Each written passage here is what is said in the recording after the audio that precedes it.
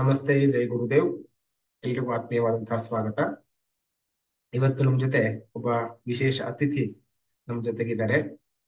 ಇವರು ವೃತ್ತಿಯಲ್ಲಿ ಡಾಕ್ಟರು, ಸ್ತ್ರೀ ಆರೋಗ್ಯ ಮತ್ತು ಪ್ರಸೂತಿ ತಜ್ಞೆಯವರು.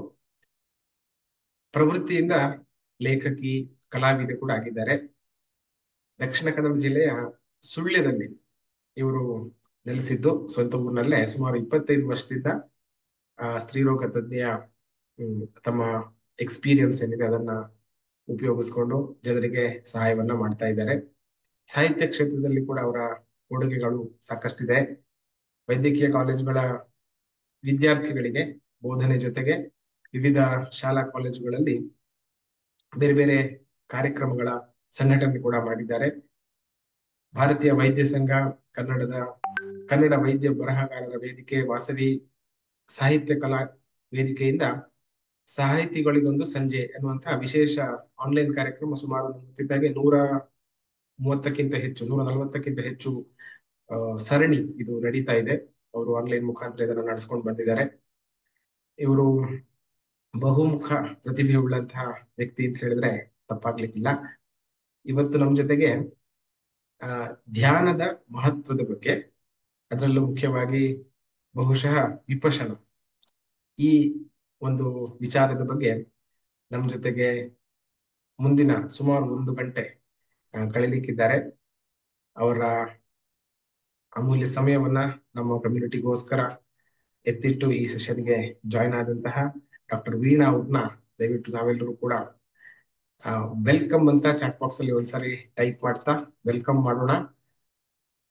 ಅಂಡ್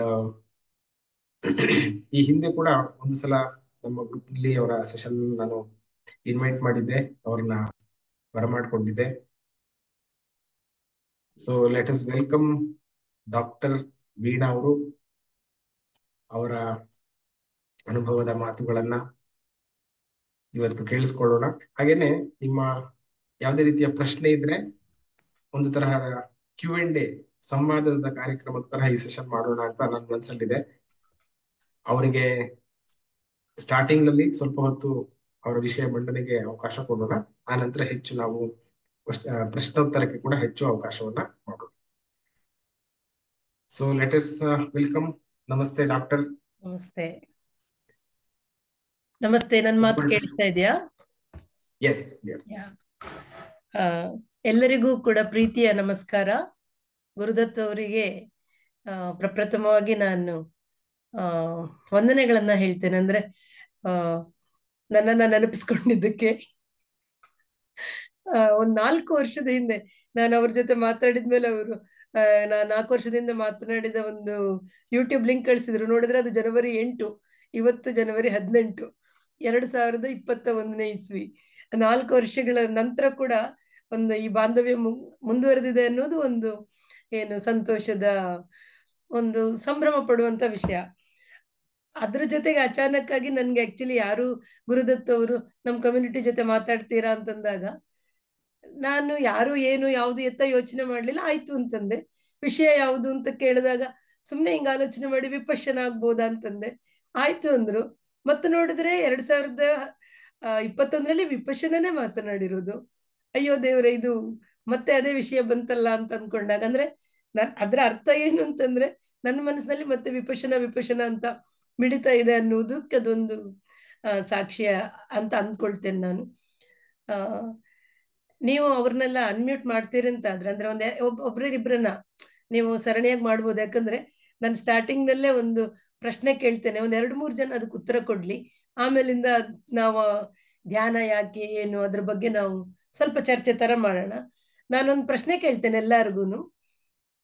10 ದಿವಸ ನಿಮ್ಮನ್ನ ನೀವು ಬಿಡುವು ಮಾಡ್ಕೊಂಡು ಬೇರೆ ಯಾವುದೇ ಸಂಪರ್ಕ ಇಲ್ಲದೆ, ಪ್ರಪಂಚದ ಸಂಪರ್ಕ ಇಲ್ಲದೆ, ನಿಮ್ಗೆ ಊಟ ವಸತಿ ಎಲ್ಲ ಕೊಟ್ಟು ನೀವು ಏನೂ ಮಾಡಬಾರ್ದು, ಸುಮ್ಮನೆ ಕೂತ್ಕೊಳ್ಬೇಕು ಅಂತ ಹೇಳಿದ್ರೆ ಅದಕ್ಕೆ ನೀವೇನು ಅಂತ ಕರಿತೀರ? ಈಗ 10 ದಿನ ಬನ್ನಿ, ನಾವು ಹೋಗೋಣ, ಅಲ್ಲೆಲ್ಲ ಚೆನ್ನಾಗಿದೆ, ಮಲಗ್ಲಿಕ್ಕೆಲ್ಲ ಚೆನ್ನಾಗಿದೆ, ಟೈಮ್ ಊಟ ಎಲ್ಲ ಕೊಡ್ತೀವಿ, ನಿಮ್ಮ ಫೋನ್ ಇಲ್ಲ, ನಿಮ್ ಟಿವಿ ಇಲ್ಲ, ನಿಮ್ಮ ಮನೆಯವ್ರ ಜೊತೆಗೆ ಯಾರ ಜೊತೆಗೂ ಕಾಂಟ್ಯಾಕ್ಟ್ ಇಲ್ಲ ಅಂತಂದ್ರೆ ಆಗ ನೀವಲ್ಲಿ ಮಾಡ್ಲಿಕ್ಕೆ ಏನೂ ಇಲ್ಲ. ಸುಮ್ನೆ ನಿಮ್ದು ನಿಮ್ಮ ರೆಗ್ಯುಲರ್ ಏನ್ ನಾವು ಮಾಡ್ಲೇಬೇಕಾದ ಕೆಲಸಗಳು ಚಟುವಟಿಕೆಗಳನ್ನ ಮಾಡೋದು ಮಾತ್ರ. ಮತ್ತೆ ಊಟ ತಿಂಡಿ ಎಲ್ಲ ಕೊಡ್ತಾರೆ, ಏನು ಕೆಲಸ ಇಲ್ಲ. ಹಂಗಂದ್ರೆ ಅದಕ್ಕೆ ನೀವೇನು ಅಂತ ಕರಿತೀರಾ? ಯಾರೊಂದು ಇಬ್ರು ಮೂವರಿಗೆ ಆನ್ಸರ್ ಕೊಡಕ್ಕೆ. ಸನ್ಯಾಸ ಅಂತ ಗುರುದತ್ತವ್ರೆ. ಧ್ಯಾನ ಮೆಡಿಟೇಷನ್ ಮಾಡ್ತಾ ಕಾಲ ಕಳೆಯೋದು. ಅದೇ ಇವಾಗ ಆತರ 10 ದಿನ ಧ್ಯಾನಕ್ಕೆ ಅಂತ, ಧ್ಯಾನ ಮಾಡಕ್ಕೆ ಅಂತ. ಓಕೆ, ಒಬ್ರು ಧ್ಯಾನಕ್ಕೆ ಅಂತ ಅಂತಾರೆ. ಮತ್ತೆ ಸನ್ಯಾಸ ಅಂತ ಅನ್ಬೋದು. ಓಕೆ, ಸನ್ಯಾಸ ಅಂತ ಕರಿಬಹುದು. ಮತ್ತೆ ಕೆಲವರು ಏನ್ ಅನ್ಬೋದು, ನಿಮ್ಮ ಕೊಲೀಗ್, ನಿಮ್ಮ ಮನೆಯವರು 10 ದಿನ ಎಲ್ಲ ಕೆಲಸ ಬಿಟ್ಟು, ಡ್ಯೂಟಿ ಎಲ್ಲ ಬಿಟ್ಟು, ಫೋನ್ ಎಲ್ಲ ಬಿಟ್ಟು ಹೋಗಿದ್ದಾಳೆ ಅಂದ್ರೆ ಅವ್ರು ಏನ್ ಹೇಳ್ಬೋದು? ಎಲ್ಲೋ ವನವಾಸಕ್ಕೆ ಹೋಗಿದ್ದಾನೆ ಇವ. ಹಾ, ಓಕೆ. ಇಲ್ಲ, ಹೆಣ್ಮಕ್ಳಿಗಾದ್ರೆ ಮನೆ ಪೊಲೀಸ್ ಸ್ಟೇಷನ್ ಅಲ್ಲಿ ಕಂಪ್ಲೇಂಟ್ ಕೊಟ್ಟು ಹುಡುಕಿಸ್ತಾರ. ಮತ್ತೆ ಇಲ್ಲ ಹೇಳ್ಬಿಟ್ಟೆ ಹೋಗಿರೋದು. ಜ್ಞಾನಾರ್ಜನೆ ಆಗುತ್ತೆ ಅಂತ. ಓಕೆ, ಜಗತ್ತಿಂದ ಪಲಾಯನ ಮಾಡ್ತಾ ಇದ್ದಾರೆ ಅಂತ ಹೇಳಲಿಕ್ಕಿಲ್ವಾ ಯಾರು? ಎಲ್ಲ ಜವಾಬ್ದಾರಿಯನ್ನ ತೊರೆದು ಹೋಗ್ತಾ ಇದ್ದಾರೆ, ಇವರಿಗೆ ಜವಾಬ್ದಾರಿ ಇಲ್ಲ. ಸನ್ಯಾಸತ್ವ ಸ್ವೀಕಾರ ಸ್ವಾರ್ಥಿ ಮಾಡ್ಬಿಟ್ಟಿದ್ದಾನೆ ಅನ್ನೋದು ಅಂತಾರೆ ಮೇಡಮ್. ಆ? ಏನಾದ್ರೂ ಸನ್ಯಾಸತ್ವ ಸ್ವೀಕಾರ ಮಾಡ್ತಾ ಇದ್ದಾನ ಅಂತ ಅಂತಾರೆ. ಅದೇ ಸನ್ಯಾಸಕ್ಕೆ ಪ್ರಿಪೇರ್ ಮಾಡ್ತಿದ್ದಾನ ಅನ್ಬೋದು. ಆಮೇಲೆ ಮನೆಯಲ್ಲಿ ತುಂಬಾ ಒತ್ತಡ ಎಲ್ಲ ಇದ್ದಾಗ ನೋಡಿ ಎಲ್ಲ ಕೆಲಸ ಬಿಟ್ಟು ಹೋಗಿದ್ದಾನೆ, ಇವನ್ ಏನಾದ್ರು ಜವಾಬ್ದಾರಿ ಇದೆಯಾ ಇವನಿಗೆ? ಇದೇ ತರ ನಾ ಇರೋದು ಅಂತ ಹಂಗನು ಅನ್ಬೋದು. ಸ್ವಲ್ಪ ಧ್ಯಾನ ಮನೆಯವರೆಲ್ಲ ಅದನ್ನ ಹೇಳ್ತಾರೆ, ಬಟ್ ನಾವು ಹೋಗ್ತೀವಿ ಅಷ್ಟೇ. ಹಾ, ಅದೇ ಅಂದ್ರೆ ಧ್ಯಾನದ ನಿಜವಾದ ಪರಿಚಯ ಇರೋರು ಏನ್ ಹೇಳ್ತಾರೆ, ಧ್ಯಾನ ಕಲಿಯಕ್ ಹೋಗಿದ್ದಾರೆ ಅಥವಾ ಅಂತ ಪರೀಕ್ಷೆಗೆ ಹೋಗಿದ್ದಾರೆ, ತನ್ನನ್ನ ತಾನು ತಿಳ್ಕೊಳಕ್ ಹೋಗಿದ್ದಾನೆ ಅಂತ ಅಲ್ವಾ? ಅದೇ ವಿಪಶನದ ಬಗ್ಗೆ ನಾನು ಮಾತಾಡಕ್ಕೆ ನಿಮ್ ಮುಂದೆ ಇರೋದು. ಈ ವಿಪಶನ ಏನು, ಅದು ಹೇಗೆ ಮತ್ತೆ ನಾನು ಹೇಳ್ತೇನೆ. ಆದ್ರೆ ಈ ವಿಪಶನ ಕಲಿಬೇಕು ಅಂತಾದ್ರೆ ಈ ವಾತಾವರಣವನ್ನ ಸೃಷ್ಟಿ ಮಾಡಿ ಕೊಡ್ತಾರೆ. 10 ದಿನ ನಾವು ಅಲ್ಲಿರ್ಬೇಕು, ಯಾರ ಜೊತೆನೂ ಮಾತಾಡ್ಲಿಕ್ಕಿಲ್ಲ, ಆರ್ಯ ಮೌನ ಅಂತ ಕರೀತಾರೆ. ಆಮೇಲೆ ಬೆಳಿಗ್ಗೆ 4:30 ರಾತ್ರಿ 9 ಗಂಟೆವರೆಗೆ ಸಾಧನೆ ಸಾಧನೆ ಸಾಧನೆ, ಬೇರೆ ಏನೂ ಇಲ್ಲ. ಸಾತ್ವಿಕ ಆಹಾರ. ಆಮೇಲೆ ನಾವ್ ಯಾರ ಮುಖನೂ ಕಣ್ಣು ನೋಡ್ಲಿಕ್ಕಿಲ್ಲ, ನಗ್ಲಿಕ್ಕಿಲ್ಲ, ಮಾತಾಡ್ಲಿಕ್ಕಿಲ್ಲ. ಅತ್ಯಂತ ಅಗತ್ಯ ಬಂದಾಗ ಮಾತ್ರ ನಮ್ಗೆ ನಮ್ಮನ್ನ ಟೀಚರ್ಸ್ ಅಂತ ನಾವೇನ್ ಕರಿತೇವೆ ಅವ್ರ ಜೊತೆಗೆ ಅವರೇ ಕರೀತಾರೆ ನಮ್ಮ ಹತ್ರ 2 ದಿನಕ್ಕೊಮ್ಮೆ ಮಾತಾಡಕ್ಕೆ. ಅಂತ ವಾತಾವರಣದಲ್ಲಿ ಅದು ಶುಲ್ಕನೂ ಇಲ್ಲ, ನಿಮ್ಗೇನು ಫೀಸ್ ಅಂದ್ರೆ ಇದು ವ್ಯಾವಹಾರಿಕವಾಗಿ ಯಾವ ಫೀಸು ಇಲ್ಲ. ಅಂದ್ರೆ ಇಷ್ಟೇ ನಮ್ಗೆ ಗೊತ್ತು. ಇವಾಗ ಯಾವುದೇ ಒಂದು ಧ್ಯಾನದ ಸೆಷನ್ ಯಾವ್ದು ನಾವ್ ಈಗ ನೋಡ್ತಾ ಇರ್ತೀವಿ ಯೂಟ್ಯೂಬ್ ನಲ್ಲಿ, ಫಸ್ಟ್ 1 ವಾರ ಫ್ರೀ ಅಥವಾ 15 ದಿನ ಫ್ರೀ. ಆಮೇಲೆ you want to continue this meditation, join our community. ಆಮೇಲೆ ಮತ್ ಶುರುವಾಯ್ತು ಎಷ್ಟು ಫೀಸು ಅದು ಇದು ಅಂತ. ಇಲ್ಲಿ ಯಾವ ಫೀಸು ಕೇಳಲ್ಲ. ಅಂದ್ರೆ ಅದು ನಡೆಯೋದು ಹೇಗೆ? ಹಾಗಾದ್ರೆ ಊಟ ಎಲ್ಲ ಕೊಟ್ಟು ಎಲ್ಲ ಮಾಡಿ ಈ ಕಾರ್ಯಕ್ರಮವನ್ನು ಇದು ಧ್ಯಾನವನ್ನ ಪ್ರಾರಂಭ ಮಾಡುವಾಗ ಇಷ್ಟು ಫೀಸ್ ಇಡೋಣ, ಅಟ್ಲೀಸ್ಟ್ ಊಟದ ಖರ್ಚಾದ್ರೂ ಇಡೋಣ ಅಂತೆಲ್ಲ ಅನ್ಕೊಂಡ್ರಂತೆ. ಆದ್ರೆ ಊಟದ ಖರ್ಚು ಅದು ಇದು ಅಂತ ನಾವು ಒಂದ್ಸರ್ತಿ ದುಡ್ಡಿನ ವ್ಯವಹಾರ ಬಂತು ಅಂತಂದ್ರೆ ಅವರು ಆಲೋಚನೆ ಮಾಡ್ತಾರೆ, ಇದೇನು ಇವನ್ ದುಡ್ಡು ಮಾಡಕ್ ಹೋಗ್ತಿದ್ದಾನೋ ಏನು ಅಂದ್ರೆ ನಮ್ಗಲ್ಲೇನೋ ಸಂಶಯ ಬರುತ್ತೆ ಅಂತ ಅವ್ರು ಏನಂದ್ರು, ಆ ಗುರುಗಳು ಏನಂದ್ರು, ನಾವು ಇದನ್ನ ದಾನದ ಮೂಲಕ ಮಾಡೋಣ. ಈಗ ಕ್ಲಾಸ್ ಏನ್ ನಡೀತಾ ಇದೆ ಅದು ಹಿಂದಿನ ಶಿಷ್ಯರ ದಾನದ ಮೂಲಕ ನಡೀತದೆ. ಆಮೇಲೆ ಫ್ರೀ ಕೊಟ್ರೆ ಯಾರು ಸರಿ ಮಾಡಲ್ಲ ಅಂದ್ರಂತೆ. ಏನ್ ಫ್ರೀ ಕೊಡ್ತಿದೀವಿ, ಅವನು ದುಡಿಯೋದಕ್ಕೆ ನಾವು ಊಟ ಕೊಡ್ತಿದೀವಿ. ಯಾರಿಗಾದ್ರೂ ಆಲೋಚನೆ ಮಾಡಿ, ಬೆಳಿಗ್ಗೆ 4:30 ರಾತ್ರಿ 9 ಗಂಟೆವರೆಗೆ ಸುಮ್ನೆ ಕೂತ್ಕೊಂತಂದ್ರೆ ಅದು ಒಂದು ದುಡಿತಾನೆ ಅಲ್ವಾ?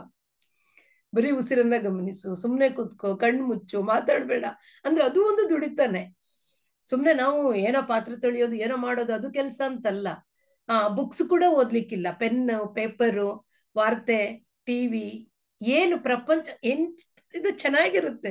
ಅಂದ್ರೆ ನಿಮ್ಗೆ ಒಂದು ಆ ಏರಿಯಾ ಬಿಟ್ಟು ಬೇರೆ ಯಾವುದು ಪ್ರಪಂಚ ಇದೆ ಅಂತ ನೀವು ಕಲ್ಪಿಸ್ಕೊಳ್ತಾರೆ. ಯಾಕಂದ್ರೆ ಮನಸ್ಸಿಗೆ ಕಲ್ಪಿಸ್ಕೊಳ್ತದೆ, ಬಟ್ ನಿಮ್ಮ ಕಣ್ಣಿಗೆ ಕಾಣಲ್ಲ.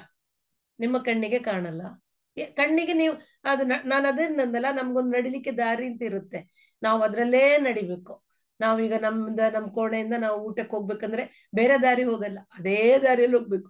ಅದೇ ಒಂದು ದಾರಿ ತೋರಿಸಿರ್ತಾರೆ, ಅದೇ ದಾರಿನಲ್ಲಿ ಹಾಲ್ಗೂ ಹೋಗ್ಬೇಕು. ಸಂಜೆ 1 ಗಂಟೆ ವಾಕಿಂಗ್ಗೆ ಬಿಡ್ತಾರೆ, ಅದು ಒಂದು ಏರಿಯಾ ಇದೆ. ಆ ಏರಿಯಾದಲ್ಲಿ ಮಾತ್ರ ನಡಿಲಿಕ್ಕೆ ಇರುವಂತದ್ದು. ನಾನು ಅದನ್ನ ನಿಮ್ಮನ್ನ ಏನು ವಿಪಶನ ಅಂದ್ರೆ ಹೇಗಿರುತ್ತೆ ಅನ್ನೋದಕ್ಕೆ ನಾನಂದ್ರೆ ಇನ್ನೊದ್ರ ಬಗ್ಗೆ ಚರ್ಚೆ ಮಾಡೋಣ. ಇದು ಆ ಒಂದು ಪ್ರಕ್ರಿಯೆ, ಅದೇನ್ ಪ್ರಕ್ರಿಯೆ ಆಗುತ್ತೆ ಅದನ್ನ ನಾವು ನೋಡೋಣ. ಯಾಕಂದ್ರೆ ವಿಪಶನ ಅನ್ನುವಂಥದ್ದು ಶಬ್ದ ಬುದ್ಧ ಕೊಟ್ಟಿರೋದು ವಿಶೇಷವಾಗಿ ನೋಡೋದು ಅಂತಷ್ಟೇ.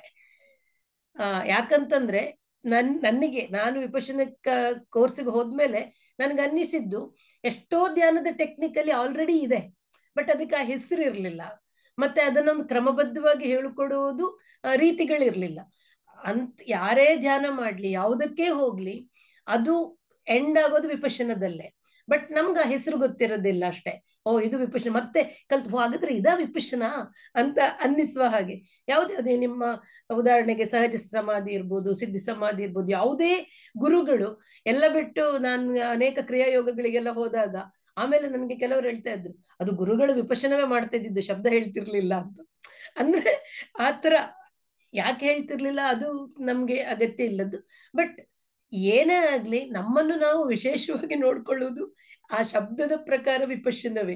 ಎಲ್ಲ ಬಿಟ್ಟು ಮೊನ್ನೆ ಒಂದು ಯೂಟ್ಯೂಬ್ ನೋಡ್ತಾ ಇದ್ದಾಗ ಇವರು ಯಾರು ಡೆಲ್ಲಿಯಲ್ಲಿ ಮುಖ್ಯಮಂತ್ರಿ ಆಗಿಲ್ಲ, ಅರವಿಂದ್ ಕೇಸರಿ ಅರವಿಂದ್ ಅಲ್ಲ ಏನವ್ರ ಹೆಸರು, ಅವರು ಕೂಡ ವಿಪಶ್ಯನ ಮಾಡಿದ್ರಂತ. And he was telling because I was a science student, I enjoyed doing ವಿಪಶ್ಯನ. ಈ ನಾನು 10 ದಿನದ ಹೇಳಿದ್ನಲ್ಲ, ಅದು 5-6 ಕೋರ್ಸ್ ಮಾಡಿದಾರಂತವ್ರು. ಅಂದ್ರೆ 5 to 6 times is gone 10 days ಕೋರ್ಸ್ಗೆ. ಅಂದ್ರೆ ಉದಾಹರಣೆಗೆ ಹೇಳಿದ್ದು ನಾನು. ಹಾಗೆ ತುಂಬಾ ಜನ ಅದ್ರ ಬಗ್ಗೆ ಇದ್ ಮಾಡಿದ್ದಾರೆ. ಈಗ ಸರಿ, ಈಗ ಧ್ಯಾನ ಅಂತ ನಾನು ಅದಾವಾಗ್ಲೇ ಹೇಳಿದಾಗೆ ಏನು ಪ್ರಪಂಚದಿಂದ ಪಲಾಯನವಾ ಧ್ಯಾನ ಅಂತ ಅಲ್ಲ, ಪ್ರಪಂಚದಿಂದ ಪಲಾಯನ ಅಲ್ಲ. ಅದು ಪ್ರಪಂಚವನ್ನ ಸುಮುಖವಾಗಿ ಎದುರಿಸ್ಲಿಕ್ಕೆ ಸಹಾಯ ಮಾಡ್ತದೆ ನಮ್ಗೆ ಧ್ಯಾನ ಮಾಡಿದ್ರೆ. ಅಂದ್ರೆ ಏನೋ ಒಂದು ಸಡನ್ ಆಗಿ ಆಘಾತ ಆದಾಗ, ಏನೋ ಒಂದು ತೊಂದರೆಗಳು ಬಂದಾಗ, ಎಮರ್ಜೆನ್ಸೀಸ್ ನಮ್ಮ ಲೈಫ್ ನಲ್ಲಿ ಇದಾದಾಗ, ಧ್ಯಾನ ಮಾಡುವವನು ಅದನ್ನ ಎದುರಿಸುವ ರೀತಿಗೂ ಧ್ಯಾನ ಮಾಡಿದವರು ಅದನ್ನ ಎದುರಿಸುವ ರೀತಿಗೂ ಅಜಗಜಾಂತರ ವ್ಯತ್ಯಾಸ ಇರ್ತದೆ. ಅಂದ್ರೆ ಅದನ್ನ ಏನು ಮತ್ತೆ ಅದಕ್ಕೆ ಹೇಗೆ ನಾವು ಪ್ರತಿಕ್ರಿಯಿಸ್ತೇವೆ ಅಥವಾ ಅದನ್ನ ಹೇಗೆ ತಗೊಳ್ತೇವೆ ಅದ್ರ ಮೇಲೆ ಹೋಗ್ತದೆ. ಅಂದ್ರೆ ನಾವು ಸಾಮಾನ್ಯವಾಗಿ ಏನ್ ಅನ್ಕೊಂಡಿರೋದು, ಪ್ರಪಂಚ ಹೊರಗಡೆ ಇದೆ, ಒಂದು ನಮ್ಗೆ ಏನ್ ಕಾಣ್ತದೆ, ಈ ಇಂದ್ರಿಯಗಳಿಗೆ ನಾವೇನ್ ರೆಸ್ಪಾಂಡ್ ಮಾಡ್ತೀವಿ ಅದನ್ನೇ ನಾವು ಸರಿ ಅಂತ ಅನ್ಕೊಳ್ತೀವಿ, ಅದೇ ಅಗತ್ಯ ಅಂತ, ಅದೇ ಸರಿ ಅಂತ. ಉದಾಹರಣೆಗೆ ಈಗ ಏನೋ ಒಂದು ಇನ್ಸಿಡೆನ್ಸ್ ಆದಾಗ, ಯಾರೋ ನಮ್ಗೆ ಬೈದಾಗ, ಉದಾಹರಣೆಗೆ ಈಗ ನನ್ನ ಕೆಲಸದಲ್ಲಿ, ಈಗ ನಾನು ಗೈನಕಾಲಜಿಸ್ಟ್ ಆಗಿ ಕೆಲಸ ಮಾಡ್ತಾ ಇರ್ತೇನೆ, ಆಗ ನನ್ಗೆ ಎಷ್ಟೋ ಜನರ ಸಹಕಾರ ಬೇಕಾಗುತ್ತೆ, ಎಷ್ಟೋ ಜನರ ಹೆಲ್ಪ್ ಇಂದ ನಾನು ಮಾಡ್ತೇನೆ. ಆ ಸಿಸ್ಟಮ್ ನನ್ನ ಜೊತೆಗೆ ವರ್ತಿಸದೇ ಇದ್ದಾಗ, ಉದಾಹರಣೆಗೆ ಸಿಸ್ಟರ್ಸ್ ಇರ್ಬೋದು ಅಥವಾ ಯಾರೋ ಒಬ್ರು ಏನೋ ಒಂಥರ ವರ್ತಿಸದೇ ಇದ್ದಾಗ ನನಗೆ ಕೋಪ ಬಂತು, ನಾನು ಬೈದೆ ಅಂದ್ರೆ, it's natural, what is there in that, you should scold them ಅಂತ ಅಂತಾರೆ. ಆದ್ರೆ ಆ ಸಿಸ್ಟಮ್ ಅನ್ನ ನಾನು ಅರ್ಥ ಮಾಡ್ಕೊಂಡು ಅವ್ರ ಹತ್ರ ನಾನು ಕೋಪ ಮಾಡ್ಕೊಳ್ಳದೆ ನಾನು ಆ ಸಿಚುವೇಶನ್ ನ ಚೆನ್ನಾಗಿ ಹ್ಯಾಂಡಲ್ ಮಾಡಿದ್ರೆ ಅದು ಕರೆಕ್ಟ್. ಅಥವಾ ನನ್ಗೆ ಯಾರೋ ಬೈದಾಗ ನಾನು ಅವ್ರಿಗೆ, ಇರ್ಲಿ ಬಿಡು ನೆಕ್ಸ್ಟ್ ಟೈಮ್ ನಾನು ನೋಡ್ಕೋತೇನೆ ನಿನ್ನ, ಕೊಡ್ಬೇಕಾಗಿತ್ತು ವಾಪಸ್ ನೀನು ಅವ್ರಿಗೆ, ಯಾಕೆ ಕೊಡ್ಲಿಲ್ಲ, ಕೊಡೋದು ಸಹಜ ಅಲ್ವಾ. ಅದು ಅಗತ್ಯ ಸಿಕ್ಕಿದಾಗ, ಈಗ ನನಗೆ ಮೋಸ ಮಾಡಿರ್ತಾನೆ, ನನ್ಗೊಂದು ಅವಕಾಶ ಸಿಕ್ಕಿದೆ ಅವನಿಗೆ ವಾಪಸ್ ಕೊಡಕ್ಕೆ, ಕೊಟ್ಟಿಲ್ಲ ಅಂತಂದ್ರೆ ಈ ಪ್ರಪಂಚದಲ್ಲಿ ನಾನು ಹೇಳಿ ಅಥವಾ ಸಿಚುವೇಶನ್ ನನ್ನ ಸರಿಯಾಗಿ ಉಪಯೋಗಿಸ್ಕೊಳ್ಳಿಕ್ಕೆ ಬರದಿರೋ ವ್ಯಕ್ತಿ, ಅಥವಾ ನಾನು ಈ ಪ್ರಪಂಚದಲ್ಲಿ ಅರ್ಹಳಲ್ಲ ಅನ್ನುವಂತ ಆಲೋಚನೆಗಳನ್ನ ನಾವು ಅನ್ಕೋತೀವಿ, ನಮ್ಮಲ್ಲಿ ಇರೋರು ಅನ್ಕೋತಾರೆ, ಇಲ್ಲ ಅದು ನೀನ್ ವಾಪಸ್ ಕೊಡ್ಲೇಬೇಕಾಗಿತ್ತು, ನೀನ್ ಕೊಟ್ಟಿದ್ ಸರಿ, ನೀನು ವಾಪಸ್ ಮಾತಿಗೆ ಮಾತು ಕೊಟ್ಟರದ್ ಸರಿ ನೀನು ಅಂತ ಅನ್ಕೊಂಡಂದ್ರೆ, ಇಂದ್ರಿಯಗಳು ನಮ್ಗೆ ಏನ್ ಹೇಳ್ತವೆ ಅದನ್ನೇ, ಅಂದ್ರೆ ಇಂದ್ರಿಯಗಳು ಏನ್ ಬಯಸ್ತವೆ ಅದನ್ನೇ ನಾವು ಮಾಡ್ಕೊಳ್ಳೋದು ಅಂತ ಕರೆಕ್ಟ್ ಅಂತ ಅನ್ಕೊಳ್ಳುವ ಪ್ರಪಂಚದಲ್ಲಿ ನಾವಿದ್ದೇವೆ. ನಿಜವಾಗಿ ಒಳಗಡೆ ಏನಾಗ್ತಿದೆ ಅಂತ, ಈ ಒಳಗಡೆ ನಮ್ಗೆ ಏನಾಗ್ತಾ ಇದೆ ಅಂತ ನಾವು ತಿಳ್ಕೊಳ್ಬೇಕಾದ್ರೆ ಹೊರಗಿನ ಸಂಪರ್ಕ ಫಸ್ಟ್ ಕಡಿಸ್ಕೊಳ್ಬೇಕು. ಇಲ್ಲದಿದ್ರೆ ನಮ್ಗೆ ಸಾಧ್ಯವೇ ಇಲ್ಲ. ಅದಕ್ಕೆ ಈ ವಿಪಶ್ಯನದಲ್ಲಿ 10 ದಿನ ಅವರು ನಮ್ಗೆ, ನಾವು ಹೋದ ಕೂಡಲೇ ನಮ್ಮ ಫೋನ್ ಎಲ್ಲ ತೆಗೆದಿಟ್ಕೊಂಡ್ಬಿಡ್ತಾರೆ. ನಮ್ದು ಮನೆದು ಒಂದು ಅಡ್ರೆಸ್ ನಾವು ಫೋನ್ ಕೊಟ್ಟು ಅಲ್ಲೇ ಮನೆಯವ್ರದ್ದು ನಂಬರ್ ತಗೊಂಡಿರ್ತಾರೆ. ಬೈ ಚಾನ್ಸ್ ನಮ್ಗೆ ಏನಾದ್ರು ಎಮರ್ಜೆನ್ಸಿ, ನನ್ಗೆ ಈಗ ನಾನು ಹೋದ್ರೆ ನನಗೆ ಹಾರ್ಟ್ ಅಟ್ಯಾಕ್ ಆಯ್ತು, ಏನೋ ಆಯ್ತು, ಅಟ್ಲೀಸ್ಟ್ ಅವ್ರಿಗೆ ತಿಳ್ಸಕ್ಕೆ ಬೇಕಂತ, ಅಥವಾ ಮನೆಯವ್ರದ್ದು ಅಲ್ಲಿಯ ನಂಬರ್ ನಾವು ಮನೆಯವ್ರಿಗೆ ಕೊಟ್ಟಿರ್ತೇವೆ, ಮನೆಯಿಂದ ಏನಾದ್ರು ಆತರ ಆದಾಗ ತಿಳಿಸ್ಬೇಕು ಅಂತಂದ್ರೆ ಅವರಿಗೆ ತಿಳಿಸ್ಲಿಕ್ಕೋಸ್ಕರ. ಆ ತರದ ಅಪರೂಪ, ಬಟ್ ಆದ್ರೂ ಆ ತರ ಒಂದು ವ್ಯವಸ್ಥೆ ಇದೆ. ಹಾಗಾಗಿ ಸಾಮಾನ್ಯ ನಾವೇನ್ ಮಾಡ್ತೇವೆ, ಈಗ ನಾವು ಹೇಳಿದಾಗ ಆಯ್ತು, ನಮ್ಮನ್ನ ನಾವು ತಿಳ್ಕೊಳ್ಬೇಕು ಅಂತಂದ್ರೆ, ಅಥವಾ ಹೊರಗಿನ ಸಂಪರ್ಕ ನಮ್ಗೆ ಬೇಡ, ಏನೋ ಬೇಜಾರಾಗ್ಬಿಟ್ಟಿದೆ, ಯಾರೋ ಹರ್ಟ್ ಮಾಡಿದ್ದಾರೆ, ಏನೋ ಬೇಡ, ಈ ಜನರ ಸಹವಾಸನೇ ಬೇಡ ಅಂತಂದ್ರೆ ನಾವೇನ್ ಮಾಡ್ತೇವೆ, ಏನಿಲ್ಲ ಕೆಲ್ಸಕ್ಕೆ ಒಂದು ರಜಾ ಹಾಕೋದು, ಲಾಂಗ್ ಲೀವ್ ಹಾಕೋದು, ಟೂರ್ ಹೋಗ್ಬಿಡೋದು, ಇಲ್ಲ ಬಂದು ಟಿವಿ ಆನ್ ಮಾಡ್ಬಿಡೋದು, ಇಲ್ಲ ಒಂದಷ್ಟು ಸೆಟ್ ಆಫ್ ಬುಕ್ ಪರ್ಚೇಸ್ ಮಾಡ್ಕೊಂಡು ಕೂತ್ಕೊಂಡು ಓದೋದು. ಅಂದ್ರೆ ಏನಾಗುತ್ತೆ, ನಾವು ನಿಜವಾಗಿ ನಮ್ಮ ಒಳಗೆ ನಾವು ಹೋಗಲ್ಲ. ಮತ್ತೆ ಗೊಂದಲಗಳು, ಯಾವುದೋ ಟಿವಿ ಸೀರಿಯಲ್ ನೋಡ್ಕೊಂಡು ಅಯ್ಯೋ ಅದರ ಟೆನ್ಷನ್ ಮಾಡ್ಕೊಳ್ಳೋದು, ಯಾವುದೋ ಕಾದಂಬರಿ ಓದಿ ಅದ್ರ ಕ್ಯಾರೆಕ್ಟರ್ ಅದ್ರ ಬಗ್ಗೆ. ನಾನು ಓದೋದನ್ನ ನಾನು ಸಣ್ಣದು ಮಾಡ್ತಾ ಇಲ್ಲ, ಆದ್ರೆ ನಿಜವಾದ ನಮ್ಮನ್ನ ನಾವು ಅರ್ತ್ಕೊಳ್ಬೇಕು ಅಂತ ಆದ್ರೆ ನಾವು ಪೂರ್ತಿ ಕಡ್ಕೊಳ್ಬೇಕಾಗತ್ತೆ. ಅಂದ್ರೆ ನಮ್ಮೊಳಗೆ ನಾವು ಹೋಗ್ಬೇಕಾಗತ್ತೆ. ಯಾವಾಗ ನಮ್ಮೊಳಗಿನ ಸತ್ಯ ನಮ್ಗೆ ಅರಿವಾಗ್ತದೋ ಆಗ ಮಾತ್ರ ನಮ್ಗೆ ಪ್ರಪಂಚದ ಸತ್ಯ, ಪ್ರಪಂಚ ಏನ್ ನಡೀತಿದೆ ಅನ್ನೋದು ನಮ್ಗೆ ಗೊತ್ತಾಗುತ್ತೆ. ಈ ವಿಪಶ್ಯನ ಅನ್ನೋದಕ್ಕೆ ಒಂದು ಅವರು ಇದು ಕೊಟ್ಟಿದ್ದಾರೆ, ಏನೊಂದು ಡೆಫಿನೇಷನ್ ತರ. ಇದು ಅಸಾಧಾರಣವಾಗಿ ಸರಳತೆಯನ್ನು, ಅಂದ್ರೆ ವೆರಿ ವೆರಿ ವೆರಿ ಸಿಂಪ್ಲಿಫೈಡ್, ಅಷ್ಟು ಸರಳವಾಗಿರುವಂಥದ್ದು. ಅದು ಮತ್ತೆ ಯಾವುದೇ ಭ್ರಮೆಗೆ ಒಳಗಾಗದೆ ಅಂಟಿಕೊಳ್ಳದೆ ಫಲಿತಾಂಶ ನೀಡುವ ಧ್ಯಾನ ಪದ್ಧತಿ. ಸಾಮಾನ್ಯವಾಗಿ ನಾವು ಯಾವುದೋ, ದಯವಿಟ್ಟು with due respect to all the techniques ನಾನು ಹೇಳ್ತಾ ಇದ್ದೇನೆ, ಯಾವುದನ್ನು ನಾನು ಸಣ್ಣದ್ ಮಾಡೋದಲ್ಲ. ಆದ್ರೆ ಅಲ್ಲಿ ನಮ್ಗೆ ಹೀಗಾಗ್ತಾ ಇದೆಯೋ ಇಲ್ವೋ, ಅಥವಾ ಹೀಗಾದ್ರೆ ನನಗೆ ಸರಿ ಅಂತ ಅಂದ್ಕೊಳ್ಳುವಂಥದ್ದು ಅಂಥದ್ದೆಲ್ಲ ಸಾಧ್ಯತೆಗಳಿರ್ತವೆ. ಮಂತ್ರ ಧ್ಯಾನ ಇರ್ಬೋದು, ಬೇರೆ ಬೇರೆ ತಂತ್ರಗಳಿರ್ಬೋದು, ಯಾವ್ದು. ಇಲ್ಲಿ ಏನು ಅಂತಂದ್ರೆ ನೀವು ಯಾವುದನ್ನೇ ಬೇರೆ ಯಾವುದು ಉಪಯೋಗಿಸ್ಕೊಳ್ಳೋದಿಲ್ಲ. ಉಪಯೋಗಿಸೋದು ಎರಡೇ, ಒಂದು ನಿಮ್ಮ ದೇಹದಲ್ಲಿ ನೀವು ಆಡ್ತಾ ಇರೋ ಉಸಿರು, ಆ ಉಸಿರಿನಲ್ಲಿ ಆಗ್ತಾ ಇರುವಂತ ವ್ಯತ್ಯಾಸಗಳನ್ನ ಗಮನಿಸುವಂಥದ್ದು, ಮತ್ತೆ ಸಂವೇದನೆ ಅಂತ, ಅದನ್ನ ನಾನು ಮತ್ತೆ ಬರ್ತೇನೆ. ಮೇಯ್ನ್ ಆಗಿ ನಾವು ತಕ್ಕೊಳ್ಳೋದು ಬೇರೆ ಯಾವುದೇ ಟೆಕ್ನಿಕ್, ಅಂದ್ರೆ ಯಾವುದೇ ತಂತ್ರಗಳಿಲ್ಲ ಇಲ್ಲಿ, ಯಾವುದೇ ಮಂತ್ರಗಳಿಲ್ಲ, ಮಂತ್ರಗಳಿಲ್ಲದ ನಮ್ಮ ಉಸಿರೇ ನಮ್ಗೆ ಒಂದು ಮೂಲಾಧಾರವಾಗಿ, ಅಂದ್ರೆ ನಮ್ಮನ್ನ ತೆಗೆದುಕೊಳ್ಳುವಂಥದ್ದು. ಯಾಕೆ ಈ ಧ್ಯಾನ, ಅವಾಗ ನಾವು ಹೇಳಿದ್ವಿ ಧ್ಯಾನ ಅಂತ ಗೊತ್ತಿರೋರು, ಧ್ಯಾನದ ಬಗ್ಗೆ ನಮ್ಗೆ ಗೊತ್ತು. ನಾವು ಸುಖವಾಗಿರ್ಬೇಕಾದ್ರೆ, ಸುಖ ಅಂತಂದ್ರೆ ಏನು? ಚಿಂತೆಗಳಿಲ್ಲದಿರೋದು ಅಂತ. ಆದ್ರೆ ಸುಖವಾಗಿರೋದು ನಮ್ಮ ಹಕ್ಕು, ಆನಂದವಾಗಿರೋದು ನಮ್ಮ ಹಕ್ಕು. ಅದನ್ನ ನಾವು ಪಡಿಬೇಕು ಅಂತ ಆದ್ರೆ ನಾವು ಯಾವುದೋ ಒಂದು ಕೆಲಸ ಮಾಡ್ಲೇಬೇಕು. ಈಗ ಉದಾಹರಣೆಗೆ, ಈಗ ಅದು ನಾನು ಹೇಳ್ತೇನೆ, ಈಗ ಸುಖ ದುಃಖ ಅಂತಂದ್ರೆ ಬರೀ ಅದ್ ನಾವು ನೋಡ್ತೇವೆ, ಎಲ್ಲಿ ನೋಡಿದ್ರು ಚಿಂತೆ, ಏನಾದ್ರೂ ಒಂದು ಚಿಂತೆ ಇರುತ್ತೆ. ಅದು ಇವರು ಶಂಕರಾಚಾರ್ಯರು ಹೇಳಿದಾಗೆ, ಮಕ್ಕಳ ಆಡುವಾಗ ಮಕ್ಕಳಿಗೆ ಆಟದ ಚಿಂತೆ ಆಯ್ತು, ಯೌವನದಲ್ಲಿ ಹುಡುಗಿಯರಿಗೆ ಹುಡುಗರ ಚಿಂತೆ, ಹುಡುಗನಿಗೆ ಹುಡುಗಿಯ ಚಿಂತೆ ಆಯ್ತು, ವಯಸ್ಸಾದ್ಮೇಲೆ ಈ ದುಡ್ಡನ್ನ ಏನ್ ಮಾಡೋದು ಅಂತ ಚಿಂತೆ ಆಯ್ತು.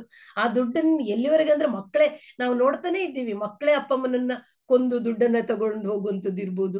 ಈಗ ನಿನ್ನೆ ಮೊನ್ನೆ ನ್ಯೂಸ್ ಅಲ್ಲೇ ನೋಡಿದ್ವಿ, ಬ್ಯಾಂಕಿಗೆ ಹೋಗ್ಬಿಟ್ಟು ದರೋಡೆ ಮಾಡಿ ಬ್ಯಾಂಕಲ್ಲಿ ದುಡ್ಡಿಟ್ರು ಇದ್ದು ಪ್ರಯೋಜನ ಆಗ್ಲಿಲ್ಲ, ಅಲ್ಲಿಂದ ಅಷ್ಟು 12 ಕೋಟಿ ದುಡ್ಡನ್ನ ಎತ್ಕೊಂಡು ಹೋದ್ರು. ಈಗ ಅವರಿಗೆ ಎಷ್ಟು ಚಿಂತೆ ಅಂದ್ರೆ, ದುಡ್ಡಿದ್ದವರಿಗೂ ಚಿಂತೆ, ದುಡ್ಡಿಲ್ಲದವರಿಗೂ ಚಿಂತೆ. ಮತ್ತೆ ಇನ್ನೊಂದು, ನಾನು ದುಃಖದಲ್ಲಿದ್ರೆ ಬರೀ ನನಗೆ ಮಾತ್ರ ನಾನು ಅದನ್ನು ದುಃಖ ಇಟ್ಕೊಳ್ಳೋದಿಲ್ಲ, ಕೊರೋನಾಗಿಂತ ಜಾಸ್ತಿ ಅದನ್ನ ಹರಡುತ್ತೇನೆ. ಅಯ್ಯೋ ನನ್ಗೇನೋ ಬೇಜಾರ್ರಿ, ನನ್ಗೆ ಇವತ್ತು ಮೂಡಿಲ್ಲ ರೀ, ನನಗೆ ಏನೋ ನಡೀತಾ ಇಲ್ಲ, ಬರೀ ಮನೆಯಲ್ಲಿ ಹೇಳ್ತೀವಿ, ನಮ್ಮ ಕೊಲೀಗ್ ಜೊತೆ ಹೇಳ್ತೀವಿ, ಯಾರೋ ಫೋನ್ ಮಾಡ್ಬಿಟ್ರೆ ಹಲೋ ಹಾ ಹೇಳು ಏನಾಯ್ತು, ಒಂದು ಖುಷಿನಲ್ಲಿ ಹಲೋ ಹೇಗಿದ್ಯಾ ಅಂತ ಕೇಳಿ, ಏನಿಲ್ಲ ಕಣೆ, ಬೋರ್ ಕಣೆ, ಬೇಜಾರ್ ಕಣೆ. ಅಂದ್ರೆ ಕೊರೋನಾ ಹತ್ರ ಬಂದ್ರೆ ಮಾತ್ರ ಹರಡುತ್ತಿತ್ತು, ಇದು ದೂರಕ್ಕೂ ಕೂಡ ಹರಡುತ್ತೆ.